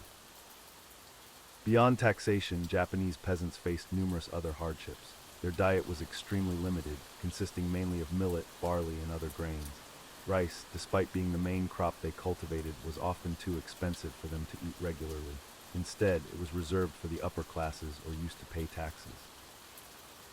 The living conditions of these peasants were far from comfortable. Their homes were typically small, single-room structures made of wood, bamboo, and thatch. These dwellings offered little protection from the elements and were prone to fire and destruction during natural disasters or conflicts. Narrator, picture a family of 6 huddled together in a tiny, drafty hut, the smell of damp thatch and smoke from the cooking fire filling the air. This was the reality for millions of Japanese peasants. Health and hygiene were constant concerns. With limited access to medical care and poor sanitation, diseases spread quickly through peasant communities. Epidemics of smallpox, cholera, and other infectious diseases were common and often devastating. The life of a Japanese peasant was also marked by a lack of personal freedom. They were bound to the land they worked and required permission from their lord to travel or change occupations. Marriages had to be approved by local authorities, and even the clothes they wore were regulated by sumptuary laws that dictated what each social class could wear. Education was a luxury few peasants could afford. While Japan had a relatively high literacy rate compared to other medieval societies, most peasants remained illiterate. Their knowledge was passed down orally through generations, focusing on practical skills needed for farming and daily life. The harsh realities of peasant life occasionally led to uprisings. These peasant rebellions, known as ikki, were attempts to protest against unfair treatment or excessive taxation. However, such revolts were usually met with swift and brutal suppression by the samurai class. Narrator, imagine the desperation that would drive peaceful farmers to take up arms against trained warriors, knowing the likely outcome was death or severe punishment. Natural disasters added another layer of hardship to the lives of Japanese peasants. Japan's geographical location makes it prone to earthquakes, tsunamis, and volcanic eruptions. These events could destroy crops, homes, and entire villages, leaving peasants to rebuild from scratch with little to no outside assistance. The climate also posed challenges. The monsoon season brought heavy rains that could flood fields and destroy crops. Conversely, droughts could lead to crop failures and famine. Peasants lived in constant anxiety about the weather and its impact on their survival. Despite these hardships, Japanese peasants developed a strong sense of community and resilience. They formed cooperative groups called goningumi, where 5 households would be collectively responsible for each other's taxes and behavior. This system fostered a sense of mutual support, but also meant that the misfortune or misconduct of one could affect all. Religion played a significant role in the lives of Japanese peasants, offering both comfort and additional obligations. Most practiced a combination of Shinto and Buddhism. While these beliefs provided spiritual solace, they also required offerings and participation in festivals, which could be an additional financial burden. Narrator: visualize a group of weary farmers, their faces etched with worry, pooling their meager resources to make offerings at the local shrine, hoping for a bountiful harvest or protection from disease. The relationship between peasants and the samurai class was complex. While samurai were theoretically protectors of the peasants, in reality, they often treated them harshly. Peasants were expected to show utmost respect to samurai, and any perceived disrespect could result in severe punishment, including death. Women in peasant households faced additional challenges. They worked alongside men in the fields, but were also responsible for household chores, childcare, and often cottage industries like weaving or paper-making to supplement the family's income. Their status was low, and they had little say in major decisions affecting their lives. Children of peasant families began working at a very young age, often as young as 5 or 6. Their childhood was short, filled with labor and responsibility. Education, if any, was limited to practical skills needed for farming and basic household management. As we reflect on the life of a feudal Japanese peasant, it's clear that their existence was marked by constant struggle and hardship. From oppressive taxation to natural disasters, from limited personal freedom to the threat of famine, these individuals faced challenges that are hard for us to imagine in our modern world. Yet it's important to remember that despite these difficulties, Japanese peasants were not merely victims of their circumstances. They developed strong communities, preserved rich cultural traditions, and showed remarkable resilience in the face of adversity.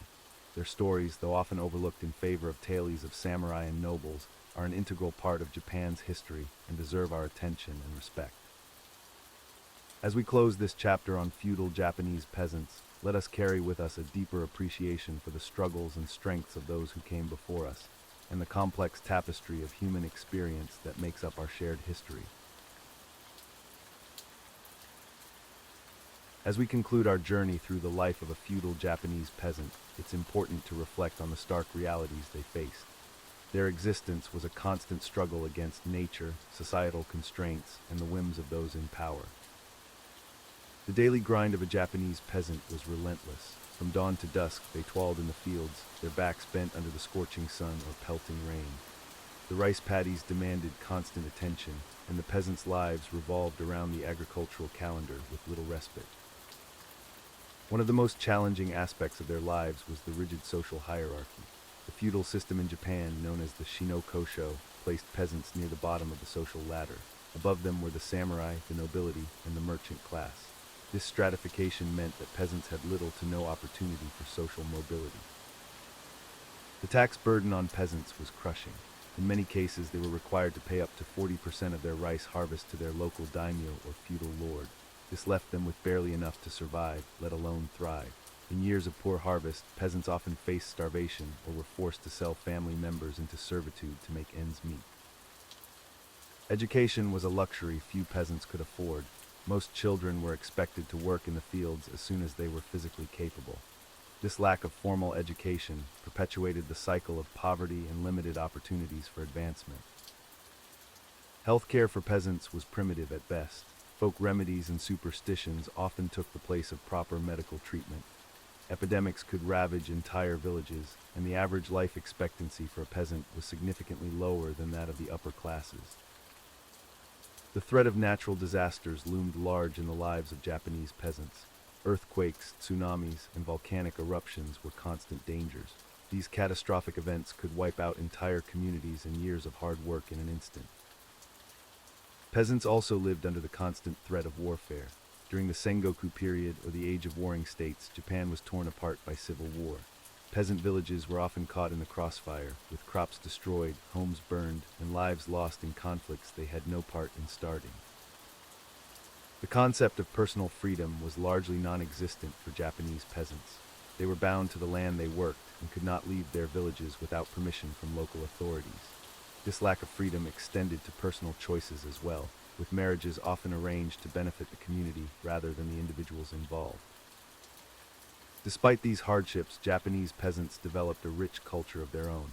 Folk tales, festivals, and traditions provided moments of joy and respite from their difficult lives.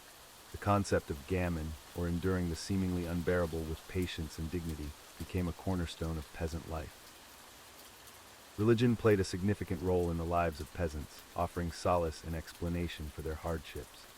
A mix of Shinto and Buddhist beliefs influenced their worldview, with local shrines and temples serving as centers of community life. The relationship between peasants and nature was complex. While they relied on the land for survival, they were also at its mercy. Droughts, floods, and crop failures were constant threats. This fostered a deep respect for nature and the development of sustainable farming practices that are still admired today. It's worth noting that not all peasants faced the same level of hardship. Some villages, particularly those near urban centers or along major trade routes, fared better than others.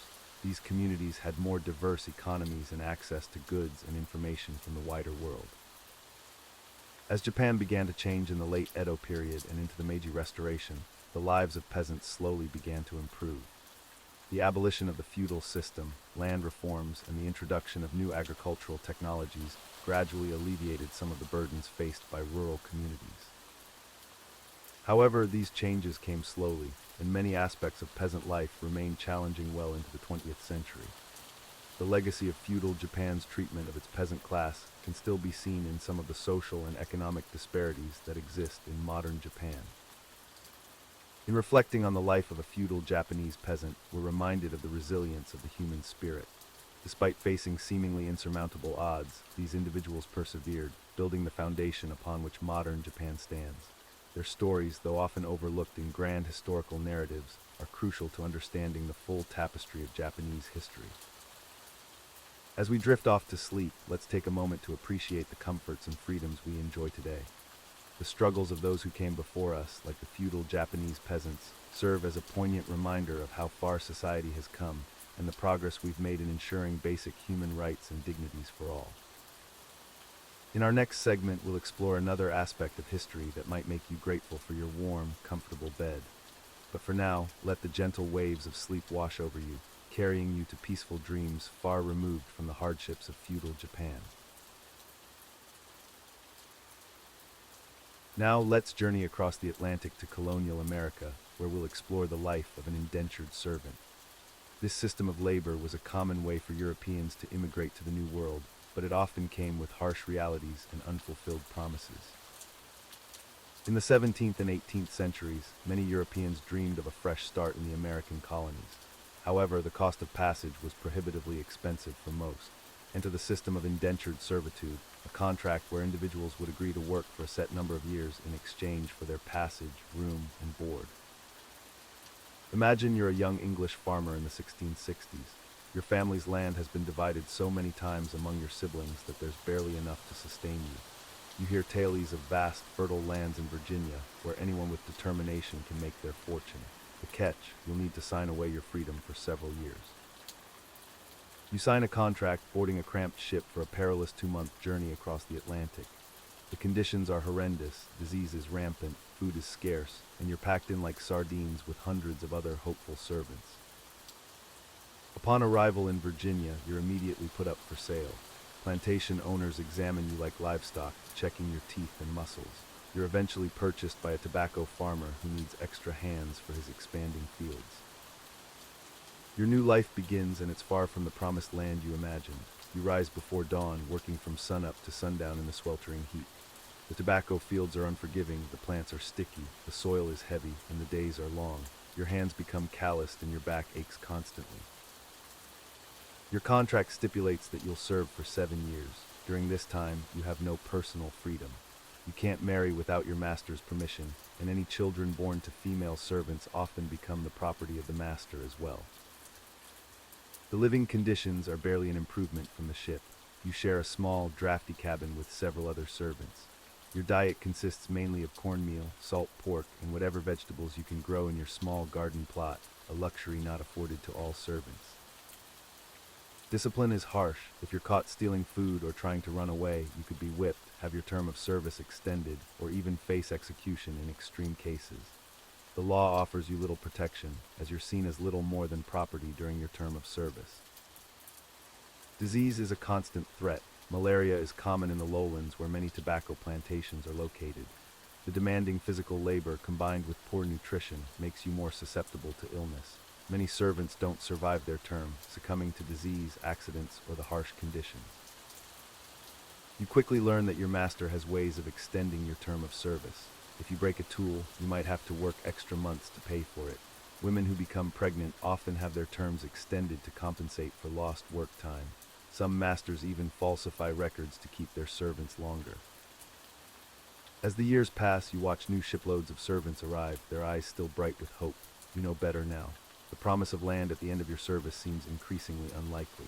Many masters find ways to avoid this obligation, and even if you do receive land, it's often in frontier areas, far from established settlements and vulnerable to attacks from Native Americans. Your clothes are threadbare, patched many times over. You're given only the most basic necessities, as any extra comfort is seen as an unnecessary expense for a temporary laborer. Your identity is reduced to your labor. You're known more by your skills than your name. The social stigma of being a servant follows you everywhere. Free colonists look down on you and you have no political rights. You can't vote, hold office, or serve on juries. In many ways, your status is only slightly better than that of enslaved Africans, who are becoming increasingly common in the colonies. As your term nears its end, you begin to worry about your future. Many former servants struggle to establish themselves after gaining freedom. Without capital or connections, starting a farm or business is nearly impossible. Many end up working as wage laborers, hardly better off than they were as servants. Finally, your 7 years are up. You're given your freedom dues, typically some clothes, tools, and possibly a small plot of land. But you're now in your late 20s, with your prime years spent in service to another. The dream of prosperity that brought you to America seems further away than ever. You soon realize that the colonial economy is structured to benefit the wealthy planters, not former servants like yourself. Land in established areas is expensive and often reserved for the elite. You might be forced to settle in the dangerous frontier or remain in the coastal areas as a landless laborer. Looking back on your experience, you understand why many refer to indentured servitude as temporary slavery. While it provided an opportunity for many Europeans to come to America, it was a system rife with exploitation and broken promises. As we drift off to sleep, let's reflect on how the harsh realities of indentured servitude shaped early American society, creating deep divisions that would have lasting impacts on the developing nation. The dream of a better life often came at a steep price, one that many found too high to bear. As we drift further into the annals of history, let's explore the harsh reality of indentured servants in colonial America. Close your eyes and imagine yourself transported to the 17th and 18th centuries, where the promise of a new life in the colonies often came at a steep price. Indentured servitude was a common practice in colonial America, where individuals would agree to work for a set period, usually between 4 to 7 years, in exchange for passage to the New World. This system attracted many poor Europeans seeking opportunities and a fresh start. However, the life of an indentured servant was far from the dream of prosperity they had envisioned. Upon arrival in the colonies, these individuals found themselves in a state of temporary bondage, bound by contract to their masters. Let's begin with the journey itself. Imagine being crammed into the hold of a ship for weeks or even months, enduring squalid conditions, inadequate food, and the constant threat of disease. Many indentured servants didn't even survive the Atlantic crossing, their dreams of a new life ending before they even reached American shores. For those who did make it, their first taste of colonial America was often a public auction. Picture yourself standing on a dock, weary from the long voyage, as potential masters bid on your services. Your future, your labor, and your very existence for the next several years would be determined by the highest bidder. Once sold, indentured servants found themselves at the mercy of their masters. The work was often backbreaking and relentless. From dawn to dusk, you might find yourself toiling in tobacco fields, clearing land for new settlements, or performing any number of grueling tasks your master deemed necessary. The living conditions for indentured servants were typically Spartan at best. Many slept in barns or outbuildings, sometimes on nothing more than a pile of straw. Proper bedding, warm blankets, or even a change of clothes were luxuries few servants could expect. Meals were often meager and monotonous. A typical diet might consist of cornmeal, salt pork, and whatever vegetables could be grown or foraged. Malnutrition was common, weakening servants and making them more susceptible to illness and injury. Speaking of illness, medical care for indentured servants was rudimentary at best. If you fell ill or suffered an injury, you were at the mercy of your master's generosity, or lack thereof. Many servants were simply expected to work through their ailments, risking their health and even their lives in the process. The terms of indenture were often harsh and inflexible. Servants had few, if any, legal rights. They could not marry without their master's permission, and any children born to female servants during their indenture could be claimed by the master as well. Punishments for disobedience or perceived laziness could be severe. Whippings were not uncommon, and some masters resorted to even more cruel and unusual punishments. The threat of having your indenture extended loomed large, as masters could add time for a variety of infractions, real or imagined. Imagine the psychological toll of this existence. You've left everything you've known behind, endured a harrowing ocean crossing, only to find yourself in a state of near slavery. The promise of freedom and land at the end of your term might seem like a distant dream, always just out of reach. For many indentured servants, the reality was that they never saw the end of their term. It's estimated that more than half of all indentured servants in the Chesapeake region died before their contracts expired. Disease, malnutrition, overwork, and accidents claimed countless lives. Even for those who survived their term of service, the promised rewards often failed to materialize. Many masters found ways to withhold the freedom dues, typically land, tools, and supplies, that were supposed to be provided at the end of the indenture. Some servants found themselves with nothing more than the clothes on their backs after years of hard labor. The system of indentured servitude also had broader societal impacts. It helped to establish and reinforce class distinctions in the colonies, creating a permanent underclass of laborers. The harsh treatment of indentured servants also set precedents that would later be applied to the even more brutal institution of chattel slavery. It's important to note that not all experiences of indentured servitude were uniformly terrible. Some servants were treated relatively well by their masters, learned valuable skills, and did indeed go on to establish themselves as independent farmers or tradesmen. However, these success stories were the exception rather than the rule. As you drift off to sleep, consider the hopes and dreams that might have motivated someone to become an indentured servant. The promise of a new life of land and opportunity was a powerful lure, but for many, the reality was a harsh awakening to a life of toil, hardship, and unfulfilled promises. The legacy of indentured servitude in colonial America is a complex one. It played a crucial role in the early development of the colonies, providing much-needed labor. However, it also laid the groundwork for systems of exploitation that would have long-lasting effects on American society. As we conclude this segment on the reality of indentured servants in colonial America, let the weight of history gently settle over you. Allow the struggles and perseverance of these early settlers to fade into the background of your consciousness, guiding you towards a peaceful slumber. As we conclude our exploration of the life of colonial American indentured servants, it's clear that their existence was far from the romantic notions often portrayed in historical fiction. These individuals, seeking opportunity and a fresh start in the new world, often found themselves trapped in a cycle of hardship and unfulfilled promises. Let's recap some of the key aspects that made life particularly challenging for indentured servants in colonial America. First and foremost, the journey across the Atlantic was a perilous undertaking. Many didn't even survive the voyage, succumbing to disease, malnutrition, or the harsh conditions aboard the crowded ships. Those who did make it to the shores of America were often weakened and ill-prepared for the grueling work that awaited them. Upon arrival, indentured servants were essentially treated as property. They were bought and sold, their contracts transferable at the whim of their masters. This commodification of human labor stripped them of many basic rights and freedoms. The terms of their contracts were often vague or manipulated to extend their period of servitude, trapping them in a state of near slavery for years beyond their initial agreement. The work itself was backbreaking and relentless. From dawn to dusk, servants toiled in the fields, cleared forests, or performed domestic duties depending on their master's needs. The physical toll on their bodies was immense, with many suffering from chronic injuries, malnutrition, and exposure to harsh weather conditions. Medical care was rudimentary at best, and many servants died from injuries or illnesses that would be easily treatable today. Living conditions for indentured servants were often squalid and overcrowded. They typically shared cramped quarters with other servants, lacking privacy and basic comforts. Their diet was poor, consisting mainly of cornmeal, salt pork, and whatever vegetables they could grow in their limited free time. This inadequate nutrition further weakened their bodies and made them more susceptible to disease. Perhaps one of the most demoralizing aspects of their existence was the lack of personal freedom. Indentured servants had little to no say in their daily lives. They couldn't marry without their master's permission, were often forbidden from leaving the property, and had no right to own property themselves.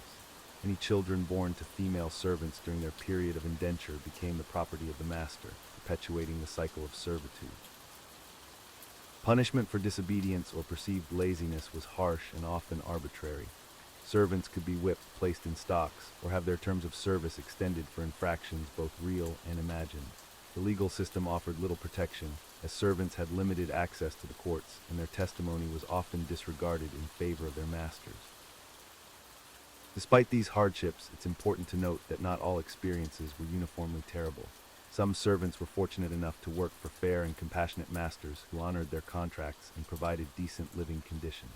Others managed to learn valuable skills during their servitude that would serve them well once they gained their freedom. However, these positive experiences were the exception rather than the rule. The promise of land and a new start upon completion of their term was a powerful motivator for many indentured servants. However, this promise often went unfulfilled. By the time many servants completed their terms, the best land had already been claimed.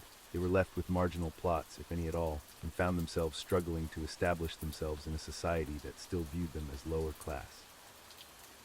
The system of indentured servitude began to decline in the late 17th and early 18th centuries, partly due to changing economic conditions, and partly due to the increasing reliance on African slave labor.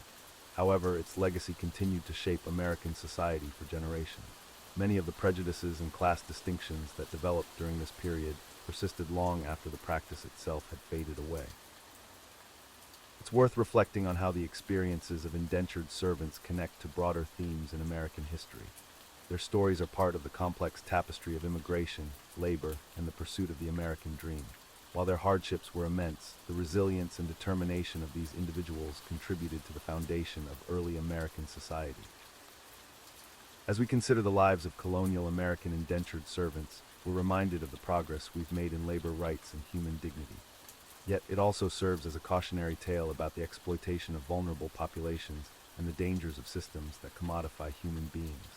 The echoes of this history can still be felt today in ongoing debates about immigration, workers' rights, and social mobility. In conclusion, the life of a colonial American indentured servant was far from the adventure or opportunity many had hoped for when they signed their contracts. It was a life marked by hardship, exploitation, and unfulfilled promises. While some managed to overcome these obstacles and build better lives for themselves and their descendants, many others found their dreams of a fresh start in the new world crushed under the weight of a system designed to extract maximum labor for minimal reward. As we drift off to sleep, let's take a moment to appreciate the comforts and freedoms we enjoy today, many of which were unimaginable luxuries to those indentured servants of centuries past. Their struggles and sacrifices are a part of the complex history that has shaped our modern world, reminding us of the importance of valuing human dignity and striving for a more just society. As we delve deeper into the unsavory aspects of medieval life, let's turn our attention to one of the most notorious and repulsive professions of the time, the tanner.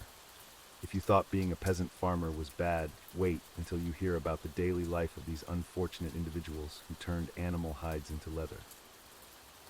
Tanners played a crucial role in medieval society, producing leather for everything from shoes and belts to armor and book bindings. However, their importance did little to elevate their social status or improve their working conditions. In fact, tanners were often relegated to the outskirts of towns due to the nauseating stench that accompanied their trade. The tanning process began with the delivery of fresh animal hides, still dripping with blood and often crawling with maggots. Tanners would first soak these putrid skins in urine collected from public chamber pots. Yes, you heard that correctly, human urine was a key ingredient in the tanning process. The The ammonia in urine helped to break down the proteins in the hide, making it more pliable. After the initial urine bath, tanners would scrape away any remaining flesh, fat, and hair from the hides using curved knives. This gruesome task was performed over a wooden beam, with the tanner bent double for hours on end, breathing in the foul odors and risking cuts from their sharp tools. But the truly revolting part of the process was yet to come. Once the hides were cleaned, they were submerged in a mixture of water, lime, and more urine. This concoction was left to ferment and rot for weeks or even months, creating a putrid slurry that would make even the strongest stomachs churn. During this time, tanners would have to regularly stir the fetid mixture, plunging their arms elbow-deep into the rancid soup of decomposing animal flesh and human waste. The stench was so overpowering that many tanners lost their sense of smell entirely, a small mercy in their otherwise miserable existence. As if working with urine wasn't bad enough, tanners also employed other revolting ingredients in their craft. Dog feces, for instance, was prized for its ability to soften leather. Tanners would collect dog droppings from the streets and mix them into a paste with water, then rub this vile concoction into the hides. The use of these nauseating materials meant that tanners were constantly at risk of contracting diseases. Their hands were often raw and cracked from exposure to caustic chemicals, making them susceptible to infections. The putrid environment in which they worked was a breeding ground for bacteria, and many tanners suffered from chronic illnesses as a result of their profession. But the hardships of being a tanner extended beyond the physical toll of the job. The overwhelming stench that clung to their clothes and bodies made them social pariahs. Even after work, tanners were easily identifiable by their odor, which no amount of washing could fully eliminate. As a result, they were often shunned by their fellow townspeople and forced to live in isolated communities on the outskirts of town. The isolation of tanners wasn't just a matter of social preference, it was often enforced by law. Many medieval towns had regulations prohibiting tanners from living within the city walls or operating their businesses near residential areas. This segregation further reinforced the stigma associated with the profession and made it difficult for tanners to integrate into wider society. Despite the crucial role they played in producing leather, tanners were among the lowest paid workers in medieval society. The combination of low wages and social ostracism meant that many tanners lived in poverty, unable to improve their circumstances or escape their malodorous trade. The life of a medieval tanner was so undesirable that the profession often became hereditary, passed down from father to son. Few people would willingly choose to become tanners, so the skills were typically taught within families who had no other options for employment. Interestingly, the tanner's trade was one of the few medieval professions that sometimes allowed women to participate. In some areas, widows of tanners were permitted to continue their husband's business, providing a rare opportunity for female entrepreneurship in an otherwise male-dominated society. However, this small concession did little to improve the overall lot of tanners. The profession remained one of the most reviled and least desirable occupations throughout the medieval period and well into the early modern era. It wasn't until the Industrial Revolution that significant changes began to occur in the tanning industry. The introduction of new chemicals and mechanized processes gradually reduced the reliance on urine and other organic materials, making the tanning process somewhat less offensive. However, these improvements came too late for the countless tanners who endured centuries of misery, social isolation, and health risks. Their story serves as a stark reminder of the harsh realities faced by many workers in medieval society, where the necessities of life often came at a great cost to those tasked with producing them. As we reflect on the plight of medieval tanners, it's worth considering how many of the everyday items we take for granted today were once produced through similarly unpleasant and hazardous methods. The next time you put on a leather belt or shoes, spare a thought for the generations of tanners who endured truly disgusting conditions to make such items possible.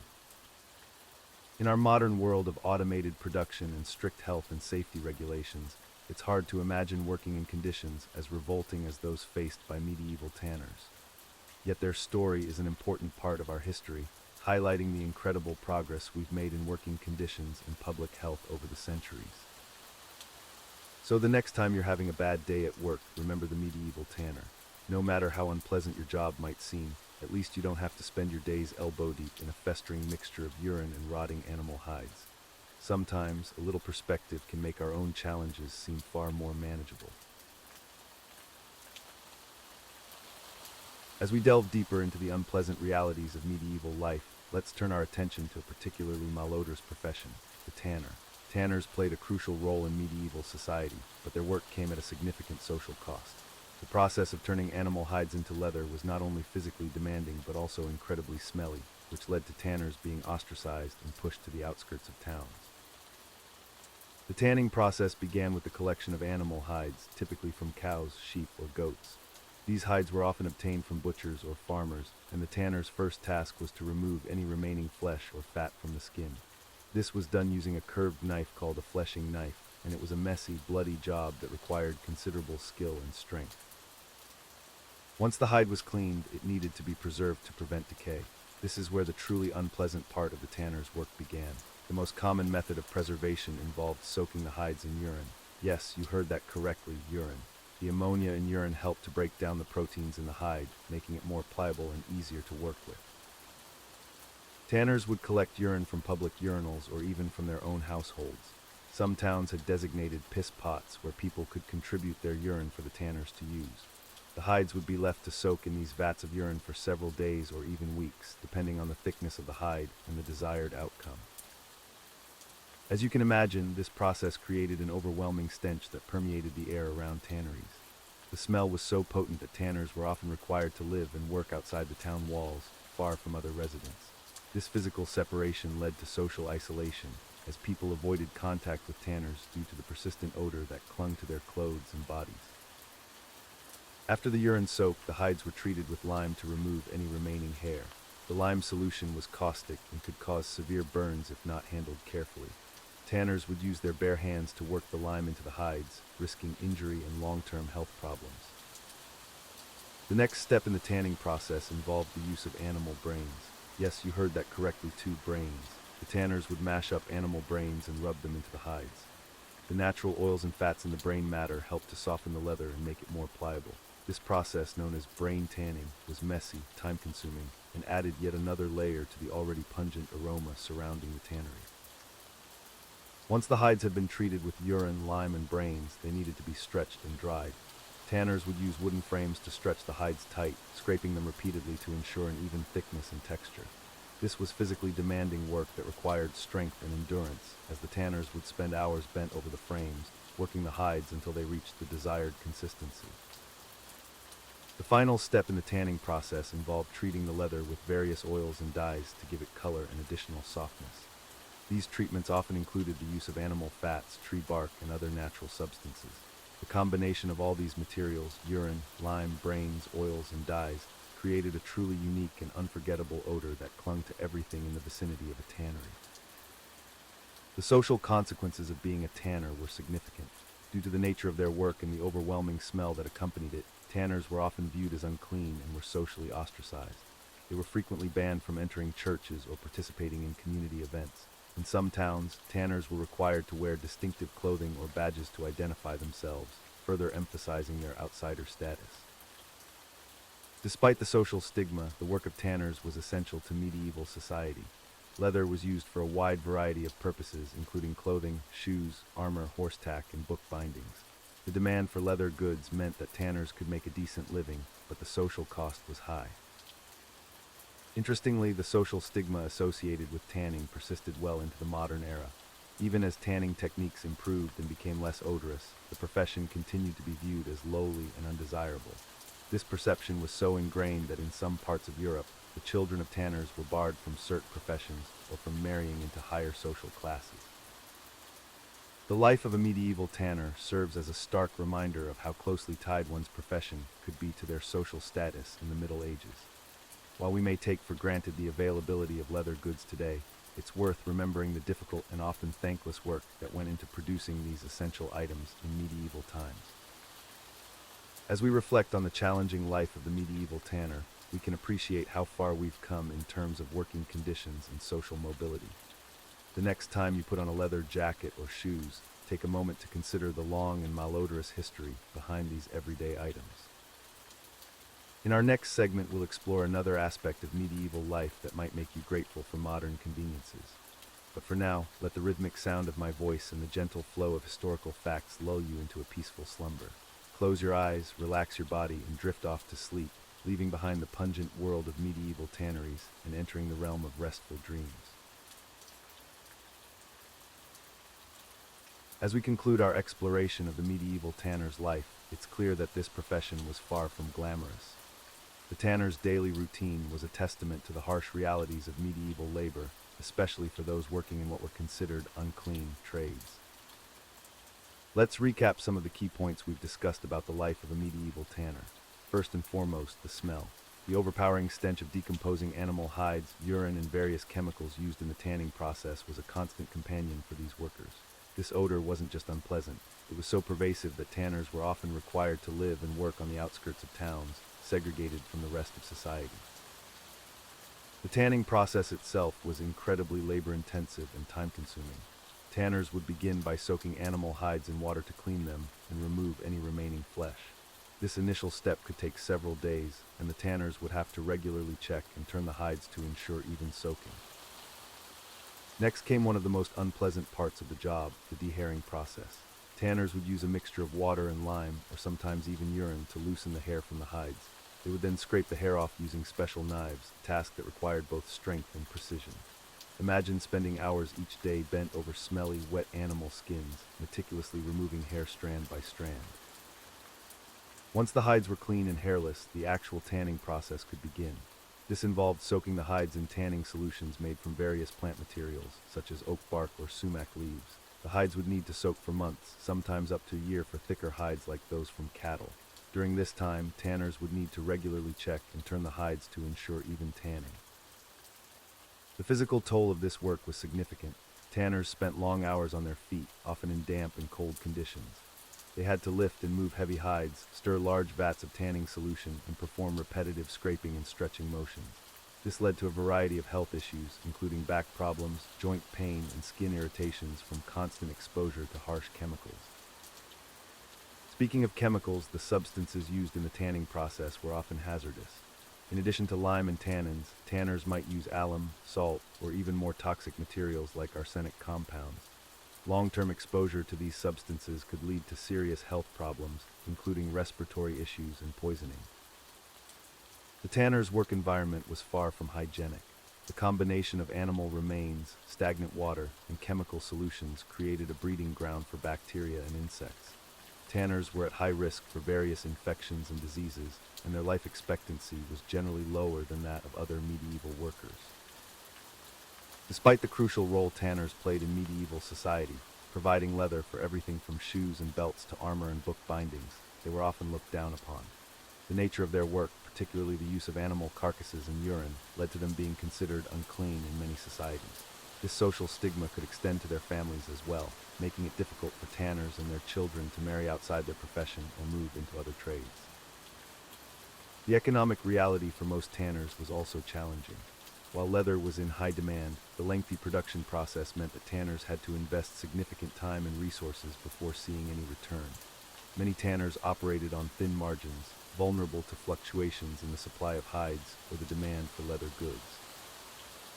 Tanners also had to navigate complex guild regulations and local laws. Many towns had strict rules about where tanneries could be located, how waste could be disposed of, and even what times of day certain tasks could be performed. Violating these regulations could result in hefty fines or even the loss of one's right to practice the trade. The seasonal nature of the work added another layer of difficulty. The tanning process was heavily dependent on weather conditions, with warm, dry weather being ideal for many stages. This meant that tanners often had to work extremely long hours during the summer months to take advantage of favorable conditions, while winter could bring periods of reduced work and income. Education and training for tanners typically followed the medieval apprenticeship model. Young apprentices would live and work with a master tanner for several years, slowly learning the intricacies of the trade. This system, while providing comprehensive training, also meant that tanners often began their exposure to the hazards of the job at a very young age. As we reflect on the life of a medieval tanner, it's important to recognize the resilience and skill required to persist in such a challenging profession. These workers played a vital role in the medieval economy, providing an essential material that touched nearly every aspect of daily life. From the shoes on people's feet to the saddles on their horses, from the armor of knights to the bindings of precious books, the handiwork of tanners was everywhere. Yet this importance came at a great personal cost. The physical hardships, health risks, social stigma, and economic uncertainties made the life of a tanner one of the more difficult among medieval professions. It's a stark reminder of the often harsh realities faced by workers in pre-industrial societies, where the production of even common goods required immense human effort and sacrifice. In conclusion, the medieval tanner's life was characterized by hard work, unpleasant conditions, and social marginalization. Yet their craft was indispensable to medieval society, highlighting the complex interplay between necessity, labor, and social status in the Middle Ages. As we drift off to sleep, let's appreciate the comforts of our modern world, while acknowledging the hard work and ingenuity of those who came before us, even in the most challenging of professions. Let's journey back to ancient Mesopotamia, where the first civilizations emerged between the Tigris and Euphrates rivers. Picture yourself as a farmer in this cradle of civilization, around 3000 BCE. Your life revolves around the ebb and flow of these mighty rivers, and your days are filled with back-breaking labor under the scorching sun. As you wake up at dawn in your small mud brick house, you're already dreading the long day ahead. Your home is simple, with just 1 or 2 rooms shared by your entire family. The floor is packed earth, and your bed is nothing more than a straw mat. Comfort is a luxury you can't afford. You step outside, squinting against the harsh sunlight. The air is already thick with heat, and you know it will only get worse as the day progresses. Your first task is to check on your irrigation canals. These are crucial for your survival, as rainfall is scarce in this region. You spend hours each day maintaining these channels, ensuring that water from the river reaches your crops. Your fields are a patchwork of barley, wheat, and legumes. These staple crops are the backbone of Mesopotamian agriculture. As you walk through your fields, you keep a watchful eye for any signs of pests or disease. A single infestation could spell disaster for your entire harvest. The work is relentless and physically demanding. You use simple tools made of wood and stone, a wooden plow, a sickle for harvesting, and a thrashing sledge to separate grain from chaff. Every task is done by hand or with the help of your few livestock animals. The concept of machinery to ease your burden is millennia away. As the sun climbs higher in the sky, the heat becomes almost unbearable.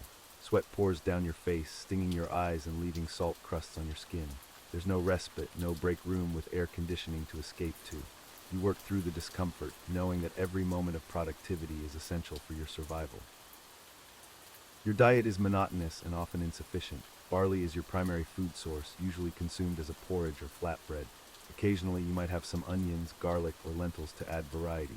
Meat is a rare luxury, reserved for special occasions or religious festivals. The lack of a balanced diet often leads to malnutrition and various health issues. Speaking of health, medical care in your time is rudimentary at best. Illnesses and injuries that would be easily treatable in modern times can be life-threatening. You rely on a mixture of practical remedies and spiritual beliefs to combat sickness. Many of your peers don't live past their 40s, worn down by hard labor and poor nutrition. As a farmer, you're at the bottom of the social hierarchy. Above you are the priests, scribes, and rulers who control the city-states. A significant portion of your harvest goes to them as taxes or tributes. You have little say in the governance of your society and are often at the mercy of those in power. The threat of warfare is a constant concern. Disputes over land and water rights between city-states can erupt into conflict at any time. As a farmer, you're not only vulnerable to attack but may also be conscripted to fight in these wars, leaving your fields untended and your family at risk. Natural disasters pose another significant threat. Floods can destroy your crops and home in an instant. Droughts can lead to famine, and you have no modern forecasting systems to warn you of impending danger. Each year is a gamble against the forces of nature. Education and literacy are privileges reserved for the elite. As a farmer, you likely can't read or write. Your knowledge is passed down orally from generation to generation. This limits your understanding of the world and your ability to improve your situation. Religion plays a central role in your life, but it's a source of both comfort and fear. You believe in a pantheon of gods who control various aspects of nature and human life. Much of your time and resources are devoted to appeasing these deities through offerings and rituals. The fear of divine punishment for any perceived wrongdoing is a constant source of anxiety. As the day wears on, your body aches from the constant physical exertion.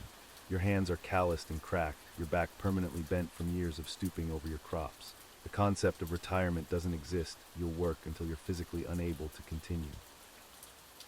When night falls, you return to your humble home, exhausted but unable to truly rest. There's always more work to be done, always the worry of whether your harvest will be enough to sustain your family and pay your taxes. Your evenings are short, as you need to sleep early to rise before dawn the next day. Your entertainment options are limited. Storytelling around the fire, simple games with pebbles or dice, and occasional community festivals break the monotony of daily life. But these moments of joy are fleeting compared to the constant struggle for survival. As you lie down on your straw mat, your muscles sore and your mind weary, you reflect on your life. It's an existence defined by hardship and uncertainty, yet it's the only life you know. You find solace in the small moments, a good harvest, the laughter of your children, the rare occasions when you can rest. And so, as an ancient Mesopotamian farmer, you close your eyes, ready to face another day of toil in one of the world's earliest civilizations. Your life may seem harsh by modern standards, but your efforts, and those of countless others like you, laid the foundations for the complex societies that would follow. As we journey further back in time, let's explore the life of an ancient Mesopotamian farmer living around 3000 BCE. Their daily struggles were numerous and relentless, making for a truly exhausting existence. Imagine waking up at the crack of dawn, your body aching from the previous day's labor. The sun hasn't even risen, but you know you must begin your work immediately. Your small mud brick house offers little comfort as you rise from your simple reed mat on the floor. As you step outside, the arid landscape of Mesopotamia greets you. The fertile land between the Tigris and Euphrates rivers may be ideal for agriculture, but it comes with its own set of challenges. The hot, dry climate means that irrigation is crucial for your crops to survive. Your first task of the day is to check on the irrigation canals. These man-made waterways are the lifeline of your farm, bringing precious water from the rivers to your fields. You wade through the muddy channels, clearing debris and reinforcing weak spots in the earthen banks. The work is backbreaking and monotonous. Hour after hour, you toil under the increasingly harsh sun, your feet sinking into the soft mud. The threat of flooding is always present, as the rivers can be unpredictable. A sudden surge could wash away months of hard work in mere moments. As the morning wears on, you move to tend to your crops. The staples of your farm are barley and wheat, supplemented by date palms and various vegetables. Each plant requires careful attention, from sowing to harvest. You use simple tools made of wood and stone, a wooden plow pulled by oxen to turn the soil, a sickle for harvesting, and a thrashing sledge to separate grain from chaff. These implements, while revolutionary for their time, still demand immense physical effort to operate. The relentless sun beats down on your back as you work. There's no respite from the heat, no modern conveniences to ease your labor. Your hands become calloused and your skin weathered from constant exposure to the elements. As you work, you must remain vigilant. Pests and diseases can ravage your crops, potentially leading to famine. You've learned various techniques to combat these threats, such as crop rotation and the use of natural pesticides, but the fear of crop failure is ever present. Midday approaches and you pause briefly to eat a simple meal of barley bread and perhaps some dried fish or dates. The food is bland and repetitive, but it provides the energy you need to continue your arduous tasks.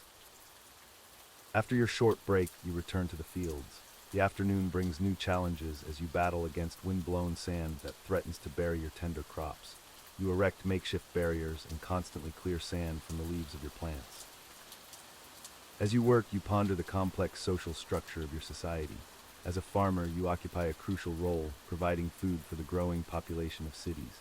However, your status is low, and a significant portion of your harvest will be claimed as taxes by the temple or palace. The system of writing cuneiform has been developed, but as a farmer, you have no access to this knowledge. Your world is limited to the immediate concerns of your daily life and the oral traditions passed down through generations. As the day progresses, you turn your attention to your small herd of goats and sheep. These animals provide milk, meat, and wool, diversifying your farm's output. You lead them to graze on the sparse vegetation near your fields, always watchful for predators or thieves. The animals require constant care, feeding, watering, and protecting them from the harsh environment. You milk the goats, a task that requires patience and skill, as the animals can be temperamental. With the livestock tended to, you return to your crops. The late afternoon sun is still punishingly hot, and your body aches from the day's labor. Yet you push on, knowing that every moment of work is crucial for your survival. You inspect your date palms, climbing the tall trunks to check on the developing fruit. Date cultivation is a delicate process, requiring hand pollination and careful tending. The sweet fruit is a valuable crop, used not only for food but also as a trade commodity.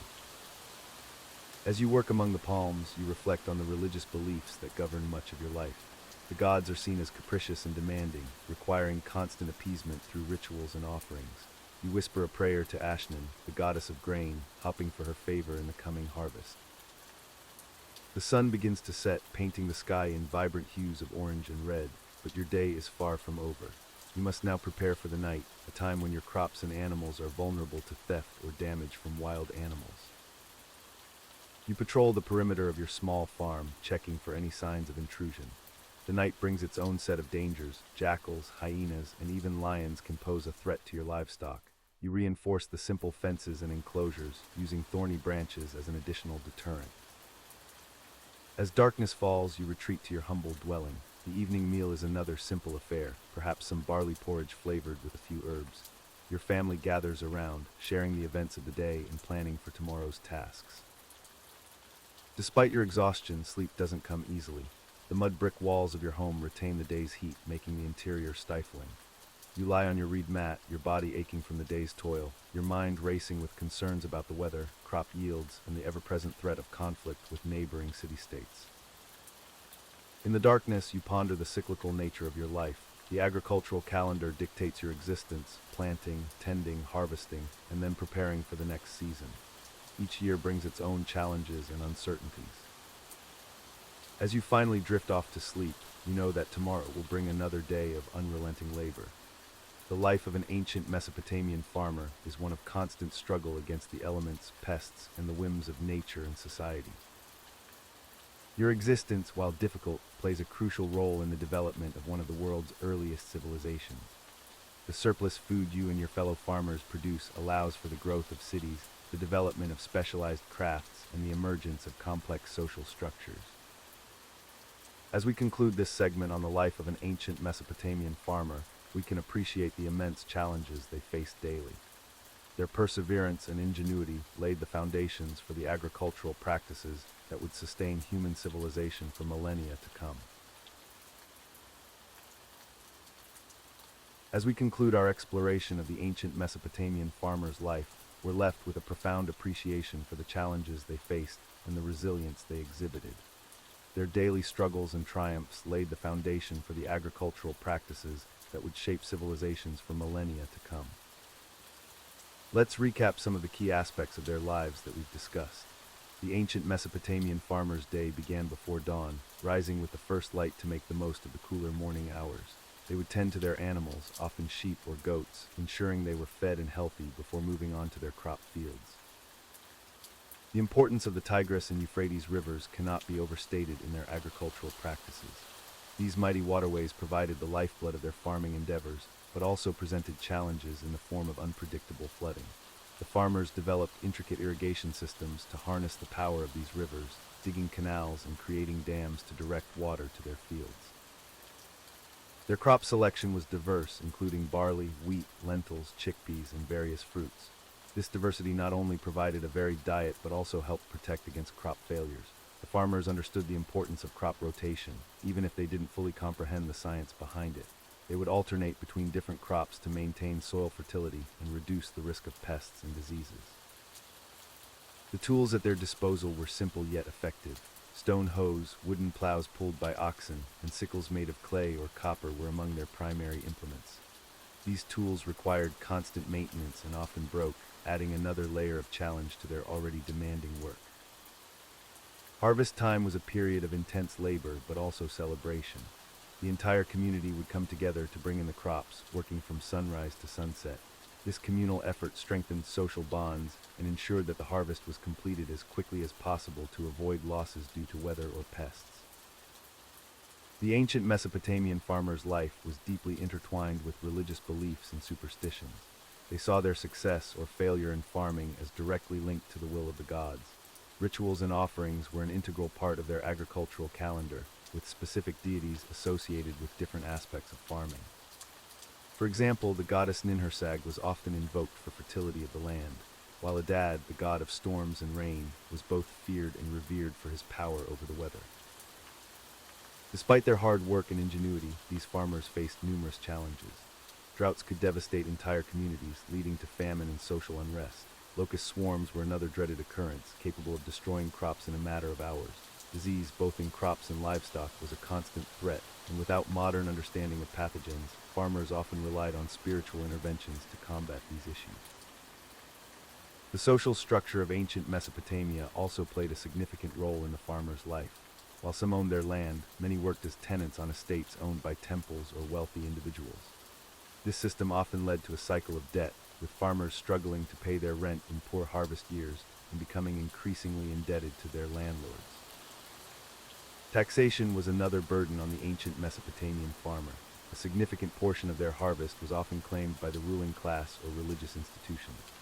This system helped support the broader society, funding everything from religious ceremonies to public works, but it also meant that farmers were often left with just enough to survive and plant for the next season.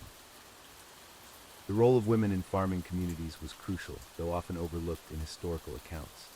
Women were involved in many aspects of agricultural life, from planting and harvesting to processing crops and caring for livestock. They also played a vital role in household management, food preparation, and child rearing, making their contributions essential to the survival and prosperity of their families and communities. Trade was an important aspect of the ancient Mesopotamian farmer's life, even if they weren't directly involved in long-distance commerce. Local markets allowed farmers to exchange surplus crops for other goods they couldn't produce themselves. This system of trade helped diversify diets and improve overall quality of life, albeit in small increments. The knowledge accumulated by these ancient farmers was passed down through generations, forming the basis of agricultural practices that would spread throughout the ancient world. Their understanding of soil management, irrigation techniques, and crop selection would influence farming methods for centuries to come. As we reflect on the lives of these ancient farmers, it's important to recognize the immense impact they had on human civilization. Their efforts in cultivating the land and developing agricultural techniques allowed for the growth of cities, the specialization of labor, and ultimately, the rise of complex societies. The legacy of the ancient Mesopotamian farmer can still be seen today in modern agricultural practices. While technology has dramatically changed the face of farming, many of the fundamental principles they discovered and refined are still relevant. Concepts like crop rotation, irrigation, and the importance of soil management continue to be crucial in modern agriculture. In conclusion, the life of an ancient Mesopotamian farmer was one of constant toil, ingenuity, and resilience. They faced challenges that would seem insurmountable by today's standards, yet they persevered, adapting to their environment and developing techniques that would shape the course of human history. Their story is a testament to the human spirit and our ability to overcome adversity through innovation and determination. As we drift off to sleep, let's take a moment to appreciate the efforts of these ancient farmers. Their daily struggles and triumphs, though separated from us by millennia, form an important part of our shared human heritage. May their perseverance and ingenuity inspire us in our own lives, reminding us of the strength and resilience that lies within each of us. As we transition from the fields of medieval Europe to the smoky factories of the Industrial Revolution, we find ourselves in a world that's changing at a breakneck pace. But for the average factory worker, this brave new world was far from a utopia. Let's delve into why being an Industrial Revolution factory worker was, quite frankly, a miserable existence. Picture yourself in a crowded, dimly lit factory floor. The air is thick with coal smoke and the constant clanging of machinery assaults your ears. This is your home away from home, for up to 16 hours a day, 6 days a week. Welcome to the life of an Industrial Revolution factory worker.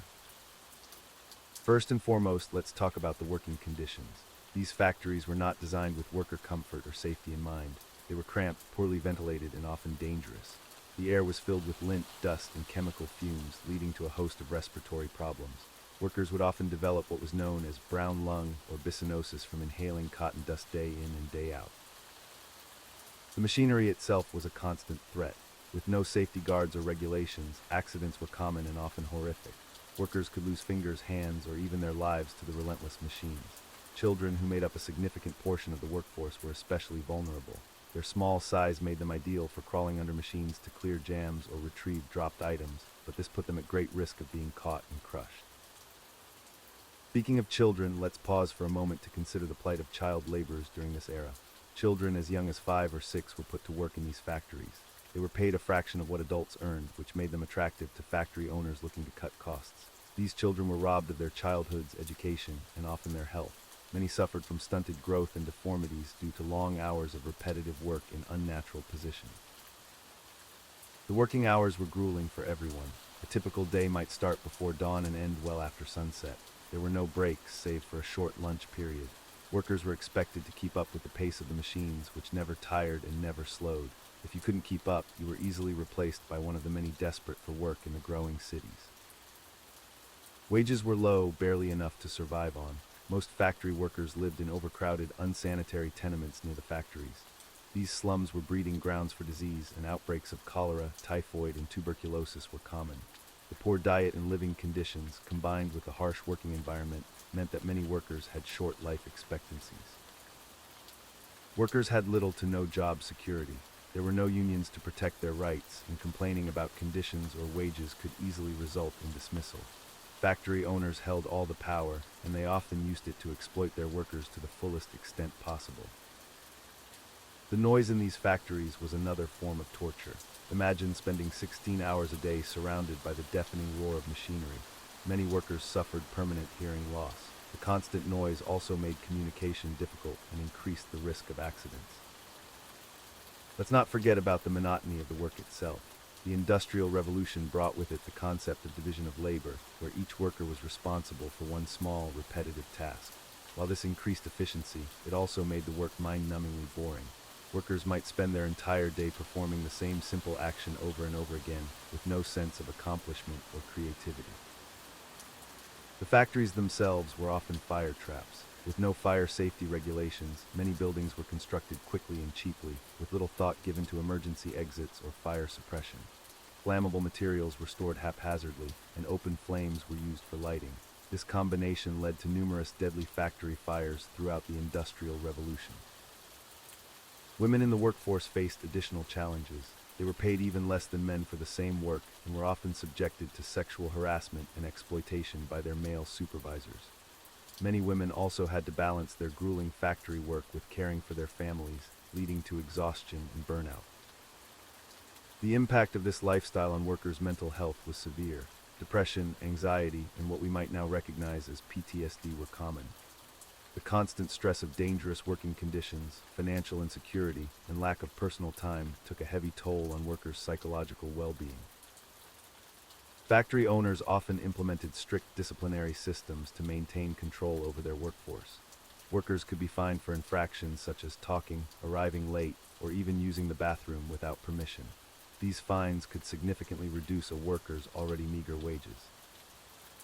The factory system also disrupted traditional family structures. With both parents and children working long hours, there was little time for family life. Meals were often rushed affairs, and children had little opportunity for education or play. This led to a breakdown in family bonds and social structures that had existed for generations. Despite the harshness of their lives, many factory workers found ways to resist and fight for better conditions. Strikes and protests became more common as the Industrial Revolution progressed, though they were often met with violent suppression by factory owners and local authorities. It's important to note that while the Industrial Revolution brought about significant technological and economic progress, it came at a tremendous human cost. The suffering of these factory workers eventually led to labor reforms and the birth of the labor rights movement, but change was slow in coming. As we reflect on this period, we can appreciate the comforts and protections that modern workers enjoy, many of which were hard-won by the struggles of these early industrial laborers. Their sacrifices paved the way for the labor laws and workplace safety regulations we often take for granted today. So the next time you clock in for your 8-hour workday, with your lunch breaks, safety equipment, and ergonomic office chair, spare a thought for the factory workers of the Industrial Revolution. Their grueling existence in the smoky, dangerous factories of the 19th century serves as a stark reminder of how far we've come, and how important it is to continue fighting for workers' rights and dignity. As we continue our journey through history's most mundane and sleep-inducing moments, let's turn our attention to the Industrial Revolution. Specifically, we'll explore the thrilling world of factory workers' conditions in the late 18th and early 19th centuries. Prepare yourself for a riveting tale of long hours, monotonous tasks, and the soothing hum of machinery. The Industrial Revolution began in Britain around 1760 and gradually spread to other parts of Europe and North America. This period marked a significant shift from hand production methods to machine-based manufacturing. While it brought about tremendous technological advancements, it also ushered in a new era of working conditions that were, to put it mildly, less than ideal. Let's start with the typical day of a factory worker. Imagine waking up at the crack of dawn, perhaps around 5 or 6 in the morning. The soothing sound of a factory whistle would be your alarm clock, gently coaxing you from your slumber. You'd stumble out of bed, put on your work clothes, the same ones you wore yesterday and the day before that, and make your way to the factory. Upon arrival, you'd be greeted by the familiar sight of your workstation. Maybe you operated a spinning jenny in a textile mill, or perhaps you were responsible for feeding coal into a steam engine. Whatever your task, you could look forward to performing it for the next 12 to 14 hours. Doesn't that sound delightful? The factory itself was a marvel of engineering and design. Picture a large, open space filled with rows upon rows of machines. The air would be thick with the comforting aroma of coal smoke, machine oil, and the sweat of your fellow workers. The constant clanking and whirring of machinery would create a soothing white noise, perfect for lulling you into a meditative state as you repeated the same motions over and over again. Speaking of repetitive motions, let's discuss the nature of the work itself. The Industrial Revolution brought about the concept of division of labor, where complex manufacturing processes were broken down into simple, repetitive tasks. This meant that instead of crafting an entire product from start to finish, you might spend your entire day performing just one small part of the process. For example, if you worked in a pin factory, you might be responsible for cutting the wire to the correct length. That's it, just cutting wire hour after hour, day after day. The monotony was truly awe-inspiring. Some workers reported cutting up to 5,000 pieces of wire in a single day. Can you imagine the sense of accomplishment you'd feel after such a productive day? Of course, all this repetitive motion could lead to some minor discomfort. Your muscles might ache, your joints could become stiff, and you might develop calluses on your hands. But these were small prices to pay for the privilege of participating in the grand industrial experiment of the age. Now let's talk about the working environment. Factories were often poorly lit, relying on natural light from windows or the dim glow of gas lamps. This created a cozy, cave-like atmosphere that was perfect for those who preferred to work in semi-darkness. The lack of proper ventilation meant that the air was always thick with particles from the manufacturing process, providing a constant reminder of your important role in the industrial machine. Safety measures were, shall we say, rudimentary at best.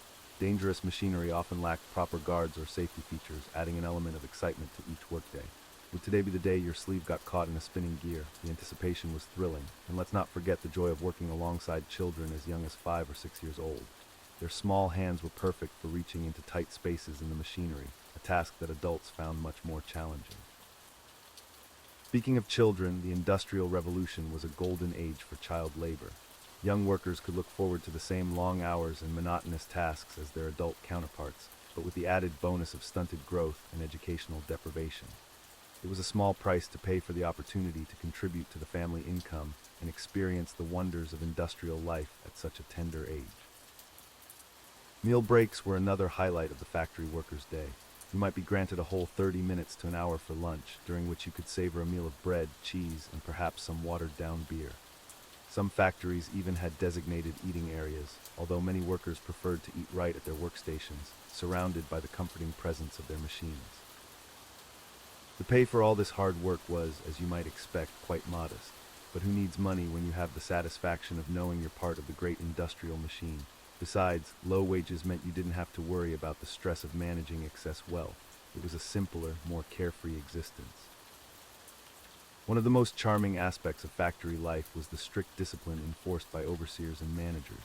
Tardiness, talking during work hours, or taking unauthorized breaks could result in fines or even dismissal. This constant threat of punishment created a delightfully tense atmosphere that kept everyone on their toes. Who doesn't enjoy a little workplace anxiety to spice up the day? As if the workday wasn't exciting enough, many factory workers had the added thrill of living in company-owned housing. These dwellings, often located near the factory, were typically overcrowded, poorly maintained, and lacking in basic amenities like proper sanitation. But look on the bright side, you were never far from work, and the close quarters allowed you to really get to know your neighbors. The Industrial Revolution also brought about significant changes in the concept of time. Before factories, work was often seasonal or tied to natural rhythms. But with the advent of industrial production, time became rigidly structured around the needs of the machines. The factory whistle dictated when you woke, when you worked, and when you could rest. It was like having a very loud, very insistent personal assistant managing your schedule. Of course, all this hard work and less than ideal living conditions had some minor health implications. Respiratory diseases were common due to the poor air quality in factories. Musculoskeletal disorders from repetitive motions and long hours of standing were also prevalent. And let's not forget the occasional industrial accident that could result in lost limbs or even death. But these were small inconveniences compared to the glory of being part of the industrial workforce. As the Industrial Revolution progressed, some troublemakers began to advocate for better working conditions. They argued for radical ideas like limiting work hours, improving safety standards, and even abolishing child labor. Can you imagine? Fortunately, factory owners and industrialists were quick to point out that such changes would surely lead to economic ruin and the collapse of civilization as they knew it. Despite these alarmist predictions, some reforms did eventually come about. The Factory Act of 1833 in Britain, for example, limited the number of hours that children could work and established a rudimentary system of factory inspectors. But don't worry, these changes were implemented slowly and reluctantly, ensuring that the thrilling world of industrial labor remained largely unchanged for many years to come. And so, as we conclude our exploration of factory workers' conditions during the Industrial Revolution, we can reflect on this pivotal period in human history. It was a time of great technological advancement, economic growth, and social upheaval. But more importantly, it was a time when millions of people experienced the joy of mind-numbing repetition, the comfort of crowded and unsanitary living conditions, and the excitement of narrowly avoiding industrial accidents on a daily basis. As you drift off to sleep, imagine yourself as one of these intrepid factory workers. Feel the ache in your muscles from a long day of repetitive labor. Breathe in the imaginary fumes of coal smoke and machine oil. Let the phantom sound of clanking machinery lull you into a peaceful slumber. And be grateful that you can experience all the thrills of the Industrial Revolution from the comfort of your own bed. As we conclude our examination of the Industrial Revolution factory workers' life, it's clear that while this period brought about significant technological advancements, it came at a tremendous human cost. The factory workers of the 19th century endured hardships that are difficult for us to imagine in our modern world. Let's recap some of the most challenging aspects of their daily lives. First and foremost, the working conditions were nothing short of horrific. Workers spent up to 16 hours a day in dimly lit, poorly ventilated factories filled with deafening noise and dangerous machinery. The air was thick with cotton dust or toxic fumes, depending on the industry, leading to numerous respiratory issues and other health problems. Safety was a constant concern, with accidents being commonplace. Limbs could be caught in unguarded machinery, resulting in severe injuries or even death. Children, who made up a significant portion of the workforce, were particularly vulnerable to these dangers due to their small size and lack of experience. The pay for this grueling work was meager at best. Factory owners prioritized profits over worker welfare, leading to wages that barely covered the cost of basic necessities. Many workers found themselves trapped in a cycle of poverty, unable to save money or improve their circumstances. Living conditions for factory workers were equally deplorable. Overcrowded, unsanitary housing in rapidly growing industrial cities became breeding grounds for disease. Cholera, typhoid, and other illnesses spread quickly through these cramped quarters, further compromising the health of already exhausted workers. The toll on family life was immense. With both parents and children working long hours, family bonds were strained. The traditional family structure began to break down as the demands of factory work consumed nearly every waking hour. Education, which we now consider a fundamental right, was a luxury few could afford. Children as young as 5 or 6 were put to work, their childhood and opportunities for learning sacrificed to the relentless march of industrial progress. The lack of labor laws meant that workers had little to no protection against exploitation. There were no limits on working hours, no safety regulations, and no provisions for fair wages or time off. Workers who complained or attempted to organize for better conditions risked losing their jobs or facing other forms of retaliation. The impact on mental health, though less visible, was equally devastating. The monotony of repetitive tasks, coupled with the constant stress of dangerous working conditions and financial insecurity, led to widespread depression and anxiety among factory workers. It's important to note that while we focus on the negative aspects, the Industrial Revolution did bring about some positive changes in the long term. The increased production of goods made many items more affordable and accessible to a broader range of people. It also laid the groundwork for future technological advancements that would eventually improve living standards. However, these benefits came at a tremendous cost to the workers who lived through this transitional period.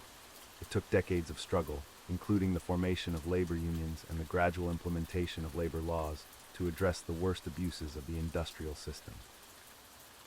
The plight of the Industrial Revolution factory worker serves as a stark reminder of the importance of workers' rights and the need for balanced economic development that considers human welfare alongside technological progress.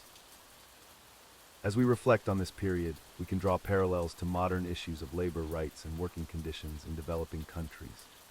Many of the challenges faced by 19th century factory workers are still present in parts of the world today, highlighting the ongoing need for vigilance in protecting workers' rights and ensuring safe, fair working conditions. The legacy of the Industrial Revolution factory workers' struggle can be seen in many of the labor protections we take for granted today. Concepts like the 8-hour workday, weekends off, minimum wage, and workplace safety regulations all have their roots in the fight against the harsh conditions of early industrialization. It's also worth considering how the experiences of these workers shaped social and political movements of the time.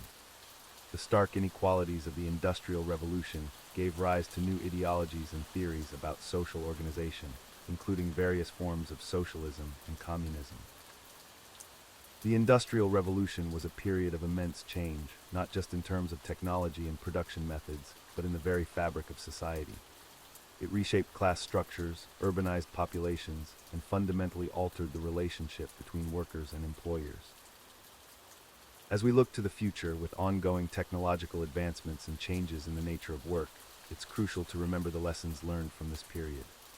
The importance of balancing progress with human welfare, the need for robust labor protections, and the value of education and opportunity for all are principles that remain relevant today. In conclusion, the life of an Industrial Revolution factory worker is one of hardship, danger, and exploitation. Their struggles and sacrifices paved the way for many of the labor rights and protections we enjoy today. As we continue to navigate the challenges of our own era of rapid technological change, let us not forget the human cost of unchecked industrial progress and strive to create a more equitable and humane working world for all. As we drift off to sleep tonight, let's take a moment to appreciate the comforts and protections we often take for granted, and remember those who toiled in the factories of the past, whose struggles have shaped our present. Good night and sweet dreams. As we delve deeper into the miseries of medieval life, let's explore one of the most terrifying experiences a peasant could face, falling victim to the plague. The Black Death, as it was known, swept through Europe in the mid-14th century, leaving devastation in its wake. Imagine you're a peasant living in a small village in England during the year 1348. You've heard whispers of a terrible disease spreading across the continent, but such news often takes months to reach your isolated community.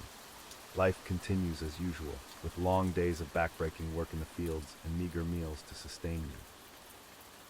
One day you notice a strange swelling in your armpit. It's painful to the touch and you feel a sense of unease. You try to ignore it, hoping it will go away on its own. After all, you can't afford to miss work, and there's no such thing as sick leave for a medieval peasant. As the days pass, your condition worsens. The swelling, known as a bubo, grows larger and more painful.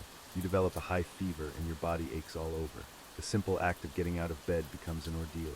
Your family watches with growing concern, but there's little they can do to help. Word spreads quickly in your small village that you've fallen ill. Neighbors who once greeted you warmly now avoid your home like it's cursed. The local priest visits, offering prayers for your soul rather than any practical medical assistance. In these times, the church views illness as a divine punishment for sin, and the concept of contagion is poorly. The dim, smoky interior of your humble dwelling seems to warp and twist. You see shadowy figures lurking in the corners, and the pain in your body feels like it's consuming you from the inside out. Your family does their best to comfort you, but they too are terrified of catching the disease.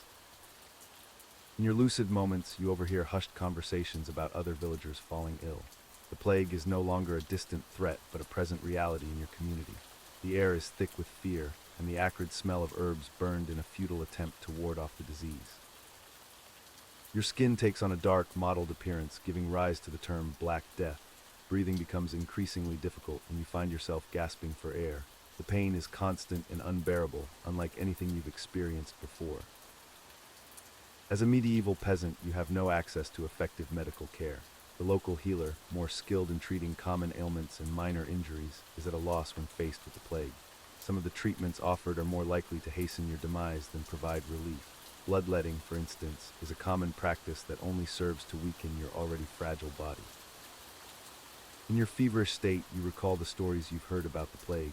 Some claim it's caused by bad air or the alignment of the planets. Others whisper about it being a punishment from God or the work of malevolent spirits. The lack of understanding only adds to the terror of the experience. Days blend into nights as you lie in agony. Your family takes turns sitting with you, but they can do little more than offer water and wipe your brow.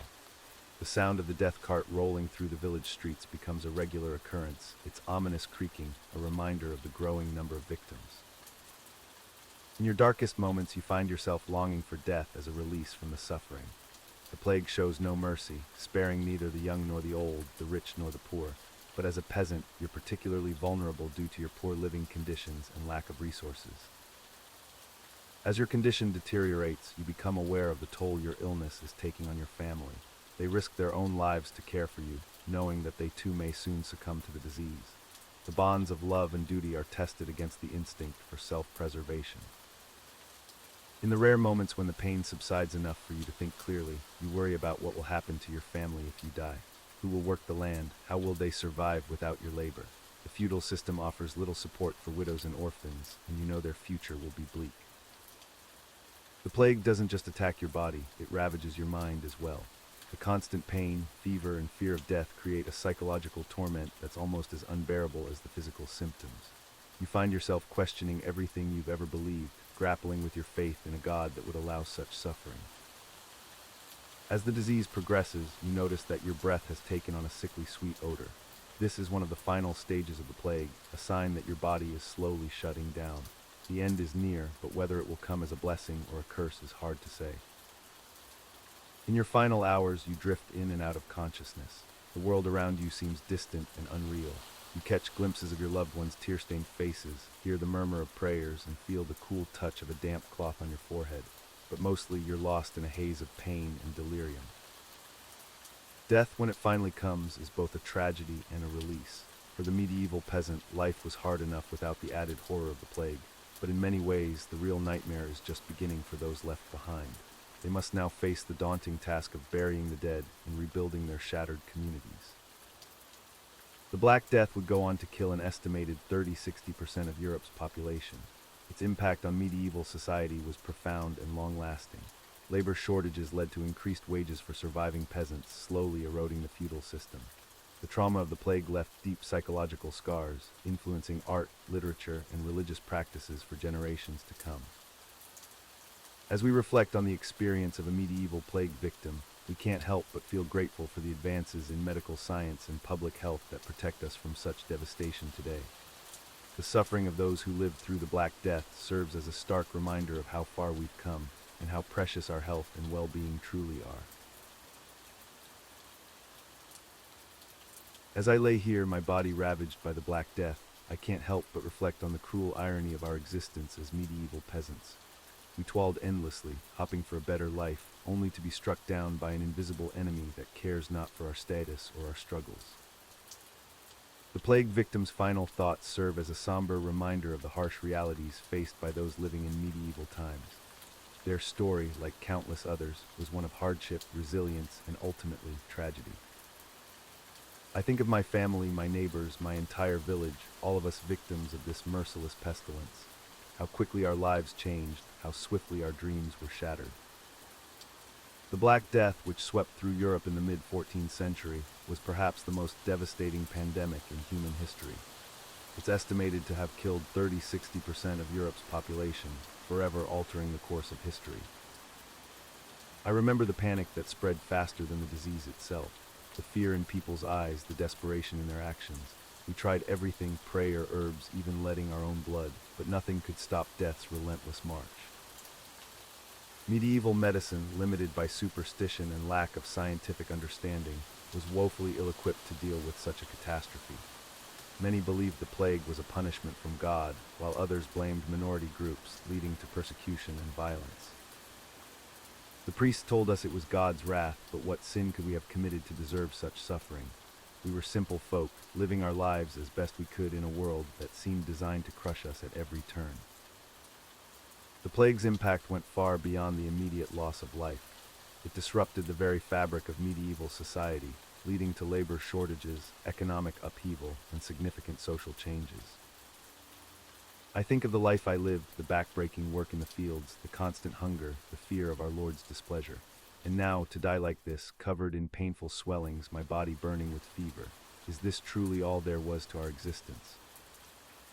The plague victims' lament highlights the harsh realities of medieval peasant life, which was difficult even before the outbreak of the Black Death. Their story serves as a stark reminder of how far we've come in terms of medical knowledge, social structures, and quality of life. As I feel my life slipping away, I can't help but wonder, will anyone remember us? Will future generations know of our struggles, our hopes, our fears? Or will we simply fade into the mists of time, forgotten like so many before us? While individual stories may have been lost to time, the collective experience of medieval peasants during the Black Death has indeed been remembered and studied. Their suffering and resilience have become an integral part of our understanding of medieval history. I wish I could have seen my children grow, to have lived a life free from the constant specter of death and hardship. But such dreams were never meant for ones like us, born into a world of mud, sweat, and tears. The plague victims' unfulfilled wishes serve as a poignant reminder of the limited opportunities available to medieval peasants. Their lives were often short, difficult, and marked by constant struggle against forces beyond their control. As my vision blurs and my breath grows shallow, I find myself oddly at peace. Perhaps in death, to my fellow peasants who may survive this terrible ordeal, I hope you find strength in each other, and that someday, somehow, your lives may know more joy than sorrow. The plague victims' final message of hope, even in the face of unimaginable suffering, speaks to the indomitable human spirit. Despite the hardships they faced, many medieval peasants found ways to persevere, forming tight-knit communities and finding moments of joy amidst the darkness. Farewell, cruel world. May those who come after us learn from our suffering and build a better future. And may they remember that we, too, once lived, loved, and dreamed beneath the same sky. With these final words, our journey through the hardships of medieval peasant life comes to an end. We've explored the daily struggles, the oppressive social structure, the harsh living conditions, and the devastating impact of the Black Death. Through it all, we've seen how resilient the human spirit can be, even in the face of overwhelming adversity. As we reflect on the lives of these medieval peasants, it's important to recognize how far we've come as a society. The advancements in medicine, technology, and social structures that we often take for granted would seem like miracles to those who lived in the Middle Ages. Yet it's equally important to remember that there are still people around the world today who face similar hardships, poverty, lack of access to healthcare, and oppressive social systems. The stories of medieval peasants can serve as a reminder of the progress we've made, but also of the work that still needs to be done to ensure a better life for all.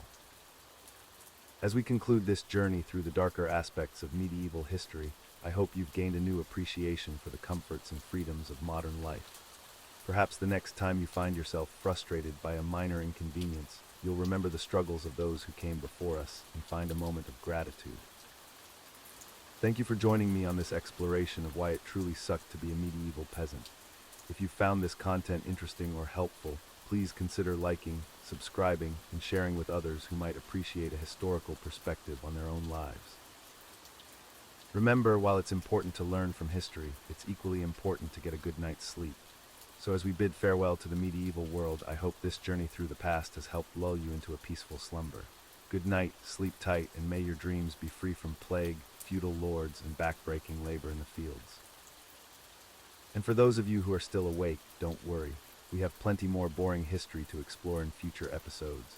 From the monotonous daily routines of ancient Egyptian scribes to the mind-numbingly complex political machinations of the Holy Roman Empire, There's no shortage of sleep-inducing historical content to come. So until next time, this is Just Sleep, wishing you pleasant dreams and a newfound appreciation for indoor plumbing, modern medicine, and the absence of marauding Vikings. Sleep well, and remember, no matter how bad your day might have been, at least you're not a medieval peasant. Good night.